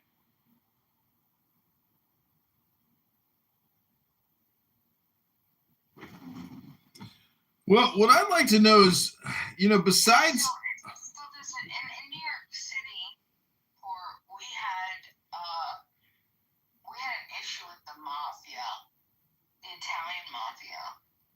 Still got an issue with the mafia. And we wouldn't justify taking out entire apartment buildings because we knew that Oh my God, big difference, Beamer. Your hypothetical and your paraphrases and analogies, these are weak. I have seen that twice you brought up the things to the really small level. When we are speaking among the countries, it's different from the level of taking hostages, having some, mafia among the people. It's a little bit different. Please don't bring these excuses like listen, the issue is with the mentality and the country to we are not there. I'm not so sure what they're really thinking. But when I'm talking about, for example, my country. All right, yo, I'll talk to you later. These bitches is fighting. Bye. I'm living there for 40 years. I know my people. It doesn't matter if it's small or large. The implications are still the same. People like to, I believe that people like to use the scale to commit, to justify the atrocities that they commit. And I think that that's a big problem. And the reason for that is because it's easy. But that doesn't make you a hero. Cardi B! You also because you're not peaceful people, and that's the biggest problem. Let me tell you something. These mafia people, when they are acting in the city and they are killing innocent people, what would be the answer there? The answer would be to go and get the people that are killing innocent people. It would be to do whatever you have to do. Without casualties, it's not possible. You can't say that. No, it's people say that. Go to the reality. It's an excuse. It's an excuse. Between the people who are innocent and who are civilians, and they are not acting against you, it's not possible. Even in my country, when now US and Israel came in, when they hit one apartment, the other apartment would be foul, and we have to accept that casualties. Otherwise, we have to live with the terrorist people. Yeah, no, it's not, and that's why. Bima, we gotta go to sleep. It's 4 in the morning. It's almost 4:20. So smoke it if you got it. But what I'd like to know, Bima, is these conversations and these debates are endless, but the instruction and teachers on how to achieve peace, joy, and harmony, I have yet to hear you give a lecture or a teaching on how we can achieve world peace. So therefore, you're just hyper polarized, political like everybody else, but you're not teaching meditation. You're not teaching true peace. That's what none of these people do in this region. All they do is social identity politics and ruthless warfare and terrorism. It's pathetic. It's barbarism. It's 1650 for these people. It's 1450. They're fucking madmen.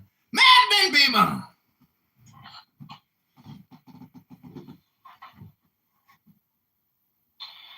Dude, you're really damaging my eardrums. Like, I'm not even kidding. Like, they actually have proven that it sounds at particular decibels will harm your ear. Like, you're irreparable. Please, if you could just lower the screeching. It's horrible. I'm sorry, what did you say? I was just picking my nose and wiping a booger on my shirt. I couldn't hear you. Thank you. Just talk in your normal voice. That's good.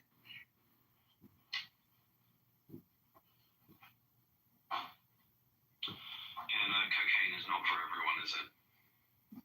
I don't like cocaine. I don't even know the way it smells. I actually have an earache right now. My right ear actually is aching. Wait, I want you to process this. Hello? You have actually harmed my ear. Here comes another complaint. Dude, I'm not even kidding. Like, right now, I might have to leave. I don't want to move you. Oh, no. But you're, like, it's Boy, really they. Well, 12 hours on here, that'll do that to your eardrums. Oh, somebody was here too long. The eardrums couldn't keep up with it. Well, I guess Tuna Boy's got all the answers, everybody. If you need any life advice or you're concerned about geopolitical strategy, just ask Tuna Boy. Tuna Boy here knows the answers to everything. Please proceed and educate us all, Dr. Tuna. Your proof that AIDS is not strong enough. I am proof that the virus that Dr. Fauci created is not strong enough? What are you saying, Dr. Tuna? I know that you try to emulate the Joker from Batman to try to make yourself seem grandiose, but at the end of the day, you're just a broke, middle-aged, single gay man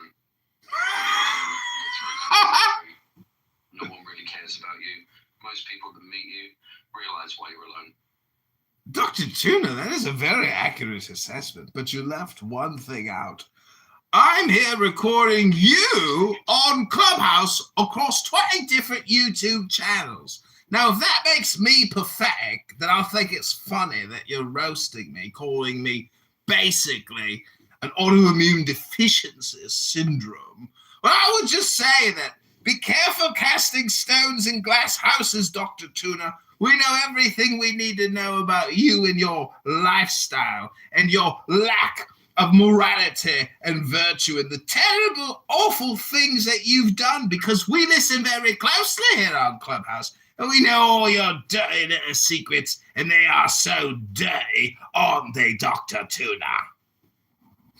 So, you use the word we. You're just on your own. You record this stuff, but no one's listening. No one gives a fuck about you. Well, someone's a little triggered, and someone's projecting the fact that no one loves them. Meanwhile, we've got dozens of women that can't wait to meet the next mayor of Chicago, a YouTube star with over 100,000 Clubhouse recordings of people wasting all their time. What's not to love? It's a beautiful show. We could get to Hollywood on this show, but Google hates bald white men. I'm pretty sure of it. They're very bigoted towards heterosexual white men, not the gay homosexual white man that you described me as, Dr. Tuna. Google have a mandate to protect children against people who are a danger to them. That's why. Is that what your local police authorities told you when they tried to pick you up for talking to a minor, Dr. Tuna? I mean, you can make up anything that you want, but we actually know who you are, John. We? What organization are you a part of, Dr. Tuna? Well, you know what? The big difference between me and you? Do tell, Dr. Tuna. What is the big difference? I've never thought about it. What is the big difference between us?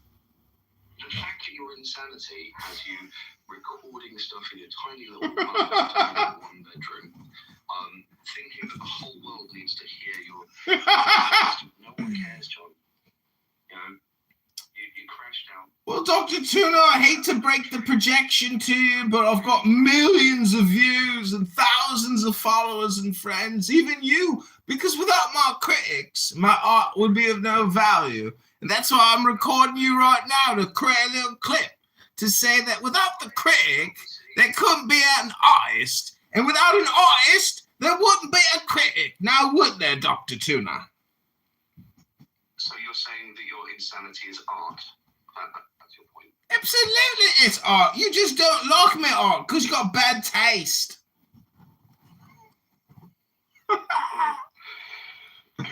That's subjective.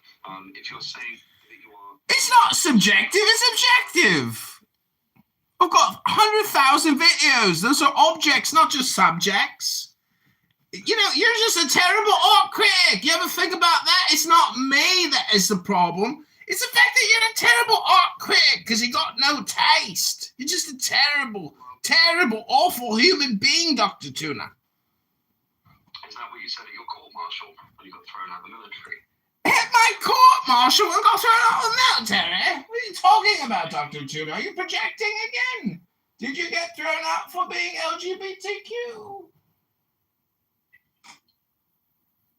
What we're witnessing here is John Kitover roasting Tuna Boy in London or Wickshire, wherever the fuck this fucking... Where did you drag this tuna out of the ocean from? Hello? I've seen you in those Japanese videos, Tuna. In the fish market with those huge blades as they slice away at those massive tuna fishes. Medication has not helped you at all. What was that, Dr. Tuna? I couldn't hear you about your medication. Hello? Let's see, you've called me a pedophile. You've called me some other things. But let's be honest, Dr. Tuna, I'm very happy over here. I'm full of joy. And that is probably more than what you could say for your weak and pathetic little life. Roasting just poor little mayoral candidate John Kitover late at night. It's almost 5 in the morning. You're here roasting me while I'm sitting here roasting you. I guess we got that in common, though, don't we? Hello? You need to stop self-medicating. It's not helping you. You need to actually get some professional help and maybe lead some sort of life that isn't just like living in your underwear, screaming at people on the internet. Watching. No one gives a fuck about you. That's why your family abandoned you. That's why you don't have any real friends, and that's why you have to come and glean attention from total strangers. Is this a projection, or are you accurately diagnosing me, Dr. Tuna? Well, the fact that you're up at 5 o'clock in the morning with this mad rant, thinking... Mad rant? I'm sitting here talking to a guy in fucking London, bollocks. You know, on my YouTube channel, mate, I'm creating product. I'm working here. More than I could say for you complaining about a guy in his underpants live on YouTube. That's pathetic. At least I'm creating a product here that I can monetize and thousands of people can watch. You're just a complainer. Accept a little personal responsibility in your life, I'm sure things will turn around, mate. Cheerio. Chop, chop. See you. Go on then, fuck off. Fuck off? Did you just say fuck off? You can go fuck off, Tuna boy. Oh yeah, you're gonna monetize loads on YouTube and We just monetized it and clicked it. You're now forever in my YouTube channel for all time. Every penny I make, I'll think of you, Tuna boy, the man who came to make fun of me, mayoral candidate John Kitover. You're pathetic. I'm so glad we eternally separated ourselves from you and your kind, your disgusting pedo king. His fat little fingers. Don't worry, he'll be gone soon enough. King of England's gonna die soon, that fat little fingered pedo. Ha! And you're sitting here making fun of me. I know everything about you, Tuna boy. I heard all your dirty little secrets on this app. You're a naughty little rascal. Talking bullshit about me. Talking bullshit about me, mate. I know all your bullshit. That's why you don't like me, because I know all your dirty little secrets. You're in my recordings. I remember you now, Tuna boy. I remember everything you said and why you're so upset with me, because I recorded you. My father did that. How can my father disown me, mate? I'm a free man. I'm 43 years old, and fathers don't disown their fucking children when they're grown men, you fucking twat. You fucking wanker. You fucking wanker. You're projecting your father's relationship with yourself onto me, mate. You're a fucking tosser. A fucking tosser, mate. You fucking wanker. yeah, and that's where the aggression comes out. Because you're gonna have to look in the mirror at some point. Instead of Aggression? I'm sitting here barbecue roasting you. Pass me the fucking coleslaw, wanker. John, nobody likes you. And you know that deep down. And that's why you put on a more and more gregarious and vibrant personality, and try to make this this flamboyant display even more ridiculous. At the end of the day, no one likes you. That's projection again, mate. I'm not an evergreen projection totem pole for you to project onto me, Dr. Tuna. I've got lots of people that like me. I've got lots of girls that love me, lots of men that love me, friends. You're projecting your life onto me, John Kitover, Chicago mayoral candidate. Be sure to vote 22327. Go to chicagomayorvote.com right now. Don't listen to Tuna Boy. He's just a pessimist. He's a critic and a hypocrite. Mate, you're a wanker and a tosser. Fuck off! Your entire life on Clubhouse, in this drugged up state, thinking that you're doing work. You're not. You're just unlikable and lonely. What? Unlikable and lonely? It sounds again like you're projecting onto me, mate. Stop projecting onto me. Stop projecting, mate. Go to the bathroom. Turn the light on in your little bathroom. Look in the mirror in the bathroom, Dr. Tuna, and repeat back everything you just said to me, but to yourself. And then you'll realize, oh, fuck, man, he's right. I'm sitting there projecting onto him all my own personal bullshit, all my own personal problems. I'm accusing John Kitover of doing all the things that's wrong with me. What's wrong with me? I'm on Clubhouse late at night making fun of John Kitover, but it's actually just a projection of my own life. Oh, Lord Jesus. Why am I on Clubhouse projected onto John Kitover? Oh, it's so pathetic, Tuna Boy. You're so pathetic. Fucking wanker. Fucking tosser. I'm so glad we eternally separated from you fucking English twats. Thank God we had Thomas Jefferson to know that people like you are not worthy of our respect here in America. And that's why Thomas Jefferson eternally separated us through our Declaration of Independence from fucktards like you. Now go fuck off, Tuna Boy. It's not why you are succeeding each other, why you are doing this to each other. Instead of just having good conversation, you accuse each other for nothing. Oh, no, he's definitely on the register. No. It was burning. You come up with good things to speak about, not like just accusing each other for nothing. I'm not saying that John is right or you're wrong. Thank you, Paul. That's very gentlemanly of you and very grown up of you, unlike Dr. Tuna here. He's just a negative nilly, a wanker and a tosser. Fuck these British English twats. Go fuck yourself. You're not going to help do shit in Iran, are you? Because you're a bunch of pussy cards. Oh, you're going to sit at home with your little fucking king and count your fucking ex-chequerer in fucking London. You're a pussy. You're never going to go to Tehran and do nothing. You're useless, Tuna Boy. You're weak. You're pathetic. You're a wanker. You're a tosser. Now fuck off, Tuna Boy. Fuck off. Listen, John, please. Let us speak to each other, not like just accusing each other for nothing. I'm telling you, okay, let's say that you're right or you're wrong. It doesn't matter. Like we are here to just speak with each other. These rooms are for speaking, not to fighting with each other with nothing. Okay, we have some like opposite opinion, but it doesn't mean that we are enemy. We are different people from different region with different thinking. We have to admit that that's the first thing that when we are coming to this clubhouse or whatever, when we are sitting in a space that we want to know each other. We want to learn from each other. We don't want to fight with each other. I know there are sometimes something you think is insulting. Maybe Tuna say something, maybe I say something. But if we fight with each other, we cannot. Oh, I'm gonna let it go. Let's get a new topic going. Let's talk about something new. I don't need to talk about Tuna Boy anymore. I've roasted that fish. I've digested that sushi. I'm ready to shit out Tuna Boy out of my rectum, out my anus, because he's nothing but shit now. You're nothing but a turd passing out of my anus and a fart. The air is just air passing over the turd. That is Tuna Boy for you. Thank you very much, Tuna Boy. Well, at least I don't fucking molest children. Projection alert. Projection alert. Projection alert. Someone's projecting on me again.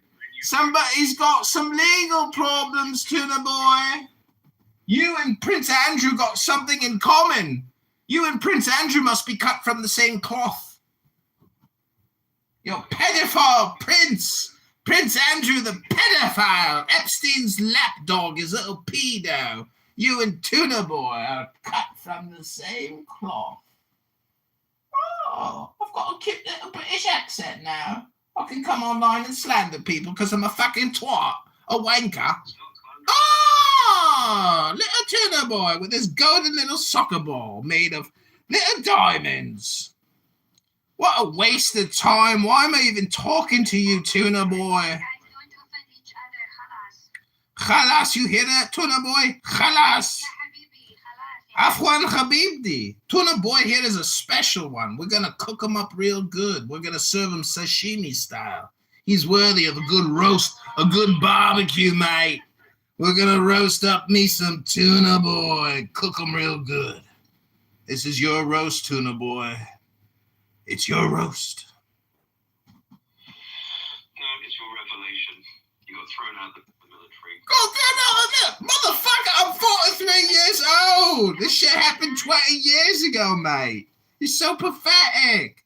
I'm a YouTube star running for mayor of Chicago, mate, and you're getting cooked. I'm cooking your tuna, boy. Well, you feel that your last political campaign, you'll fail at this. It wasn't a failure, you fucking loser. We changed a lot of shit. We caused major problems. We've achieved our goals. Our goal was joy. Our objective was joy. The experience was joy. Something obviously, Tuna Boy, you know nothing about. Joy. You have none. You're simply a critic. Nothing but a little pathetic little critic. Sometimes in life you are the bug. Other times you are the windshield. In this situation, Tuna Boy is just the bug, splatting across my window, spraying his bullshit. But, you know, I'm so happy I'm an American, and oftentimes I forget when I speak to these English chaps that they think they are far superior to us, when it was us who picked up the musket and said, "We are going to kill you unless you leave our shores and never come back. We are eternally separated from you low IQ, brain-rotted out, pedophile, inbred English cocks. Farewell and good riddance, forever and eternally yours, Thomas Jefferson." You're on the register. That's another projection alert. Clearly this man Tuna Boy has legal problems because he himself is the pedophile that he accuses me of being. He's projecting his own lawlessness onto me, an innocent victim and politician. A mere projection. Your whole campaign is done on Sora. So now that Sora's been blocked, does that mean that you're going to fucking shut up, or are you just going to shout at strangers on the internet, you fucking weirdo? Stop projecting onto me, young Tuna Boy, you disgusting pedophile projector. Go to Prince Andrew and go suck at his teat, because you will need the money, I am sure, to talk to your exchequer, and as well as your pontiffs and bailiffs. I'm so glad we eternally separated from you. I was thinking about visiting your country on vacation, but then I thought again and I said, you know what? They've already been invaded by the enemy. Why would I go to my family's former farmland outside of England in Lancashire? But anyways, Tuna Boy has spoiled the entire experience because he's a horrible art critic. And no, Sora is just temporarily shutting down, but we've already created enough videos to get us through the campaign. So your concern is not needed, Tuna Boy. I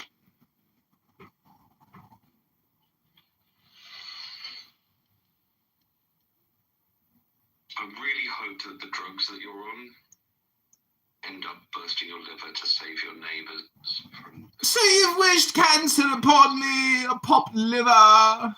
When will your criticisms ever end? For surely you're the worst critic art has ever experienced. Tuna Boy is no artist, he is a projectionist. And thank God we eternally separated from these people. If you are an American, you have heard this conversation, you will recognize that Tuna Boy is a projection, and everything he has said against me is merely his inner monologue, reflecting his own disgusting behavior and his own personal defecation. Fuck off, Tuna Boy! We are eternally separated. Go back to your king and your pedophile Prince Andrew, you disgusting English twat. Like your father, who disowned you. My father is of no concern to you. He did the best job he could. But unfortunately, Tuna Boy, I'm sorry that you and your father have no relationship whatsoever to speak of. Please stop your projections upon me, innocent candidate Kitover. I am disgusted by you, Tuna Boy. I actually forgot you even existed until I saw you on the stage. I had never thought of you in many years. But yes, I did record you saying terrible things, awful things about your daughter.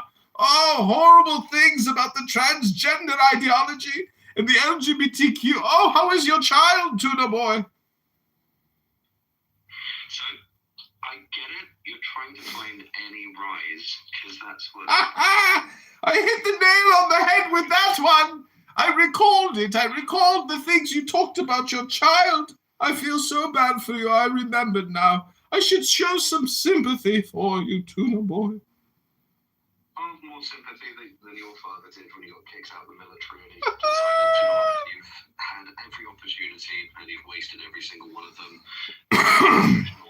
in your little room thinking that you're going to run for office. You're going nowhere near office. You're not a performer. Again, Tuna Boy, the topic is not whether or not I win the mayoralship of Chicago. I have a lot of joy in the goal, and the joy and the experience is joy, but your child will never be able to come back from the transgender operative surgery that your ex-wife did upon your child. What will you do to save your soul? You allowed this to happen to your child. How could you? So you're saying that you're in support of transgenderizing children? I'm saying your ex-wife transgenderized your own child. How does it feel to know that your own child has been transgenderized?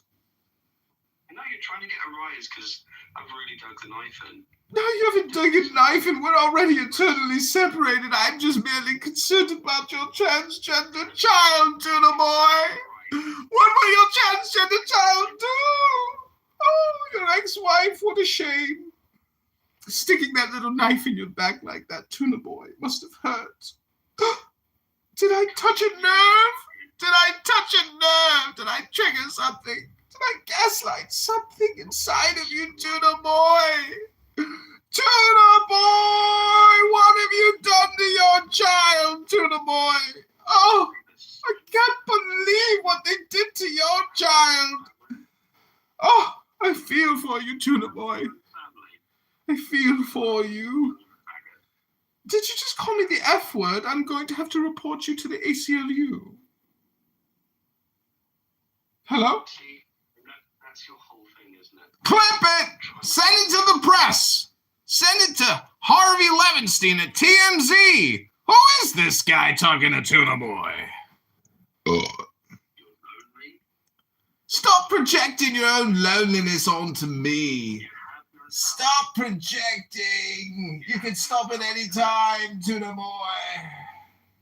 Wait, Tuna, does this mean you'll be voting for me on February 23rd, 2027 at ChicagoMayorVote.com? Is that what you're telling me, Tuna Boy? And that's your fault.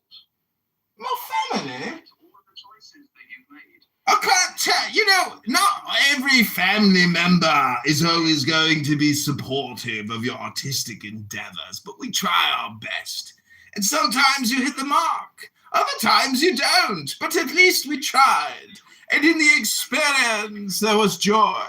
In the goal, there was joy. Something that you know nothing about. Because if I had a child, and I raised my child with virtue, morality, and integrity, certainly my child wouldn't become a victim of this transgender ideology, which your ex-wife has submitted your child to, and cut off and walloped off the wanker on your child, making your child wankerless. But you, sir, have lots of wanker. You're definitely bollocks, and you have tons of wankerage. I'm sure you can lend a little bit back to your wanker child. And when you're off Clubhouse, it will be reminded to you. And when I'm off Clubhouse, is that a threat? Is that a fucking threat? Because I'm going to report your account right now. I'm reporting you for harassment and abuse. I won't tolerate it anymore, Tuna Boy. Your days of calling John Kitover all these awful, horrible, libelous, scandalous, terrible things, I'm reporting you. I'm sick of you. I'm not talking to you anymore. I'm going on mute, and I am complete. Good night, Tuna Boy, you fucking wanker. Now fuck off. For good reason.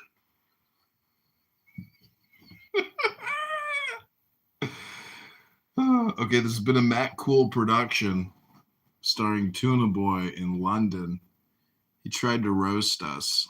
He got pretty close. That was pretty good. I gotta give him some credit. But I think my English accent is so mocking so incestuous that in the end, if there was a rating system, we would have won.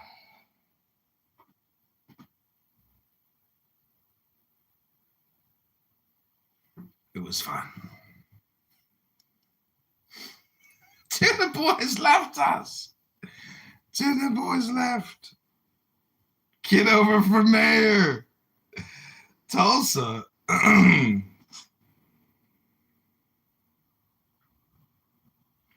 Tulsa.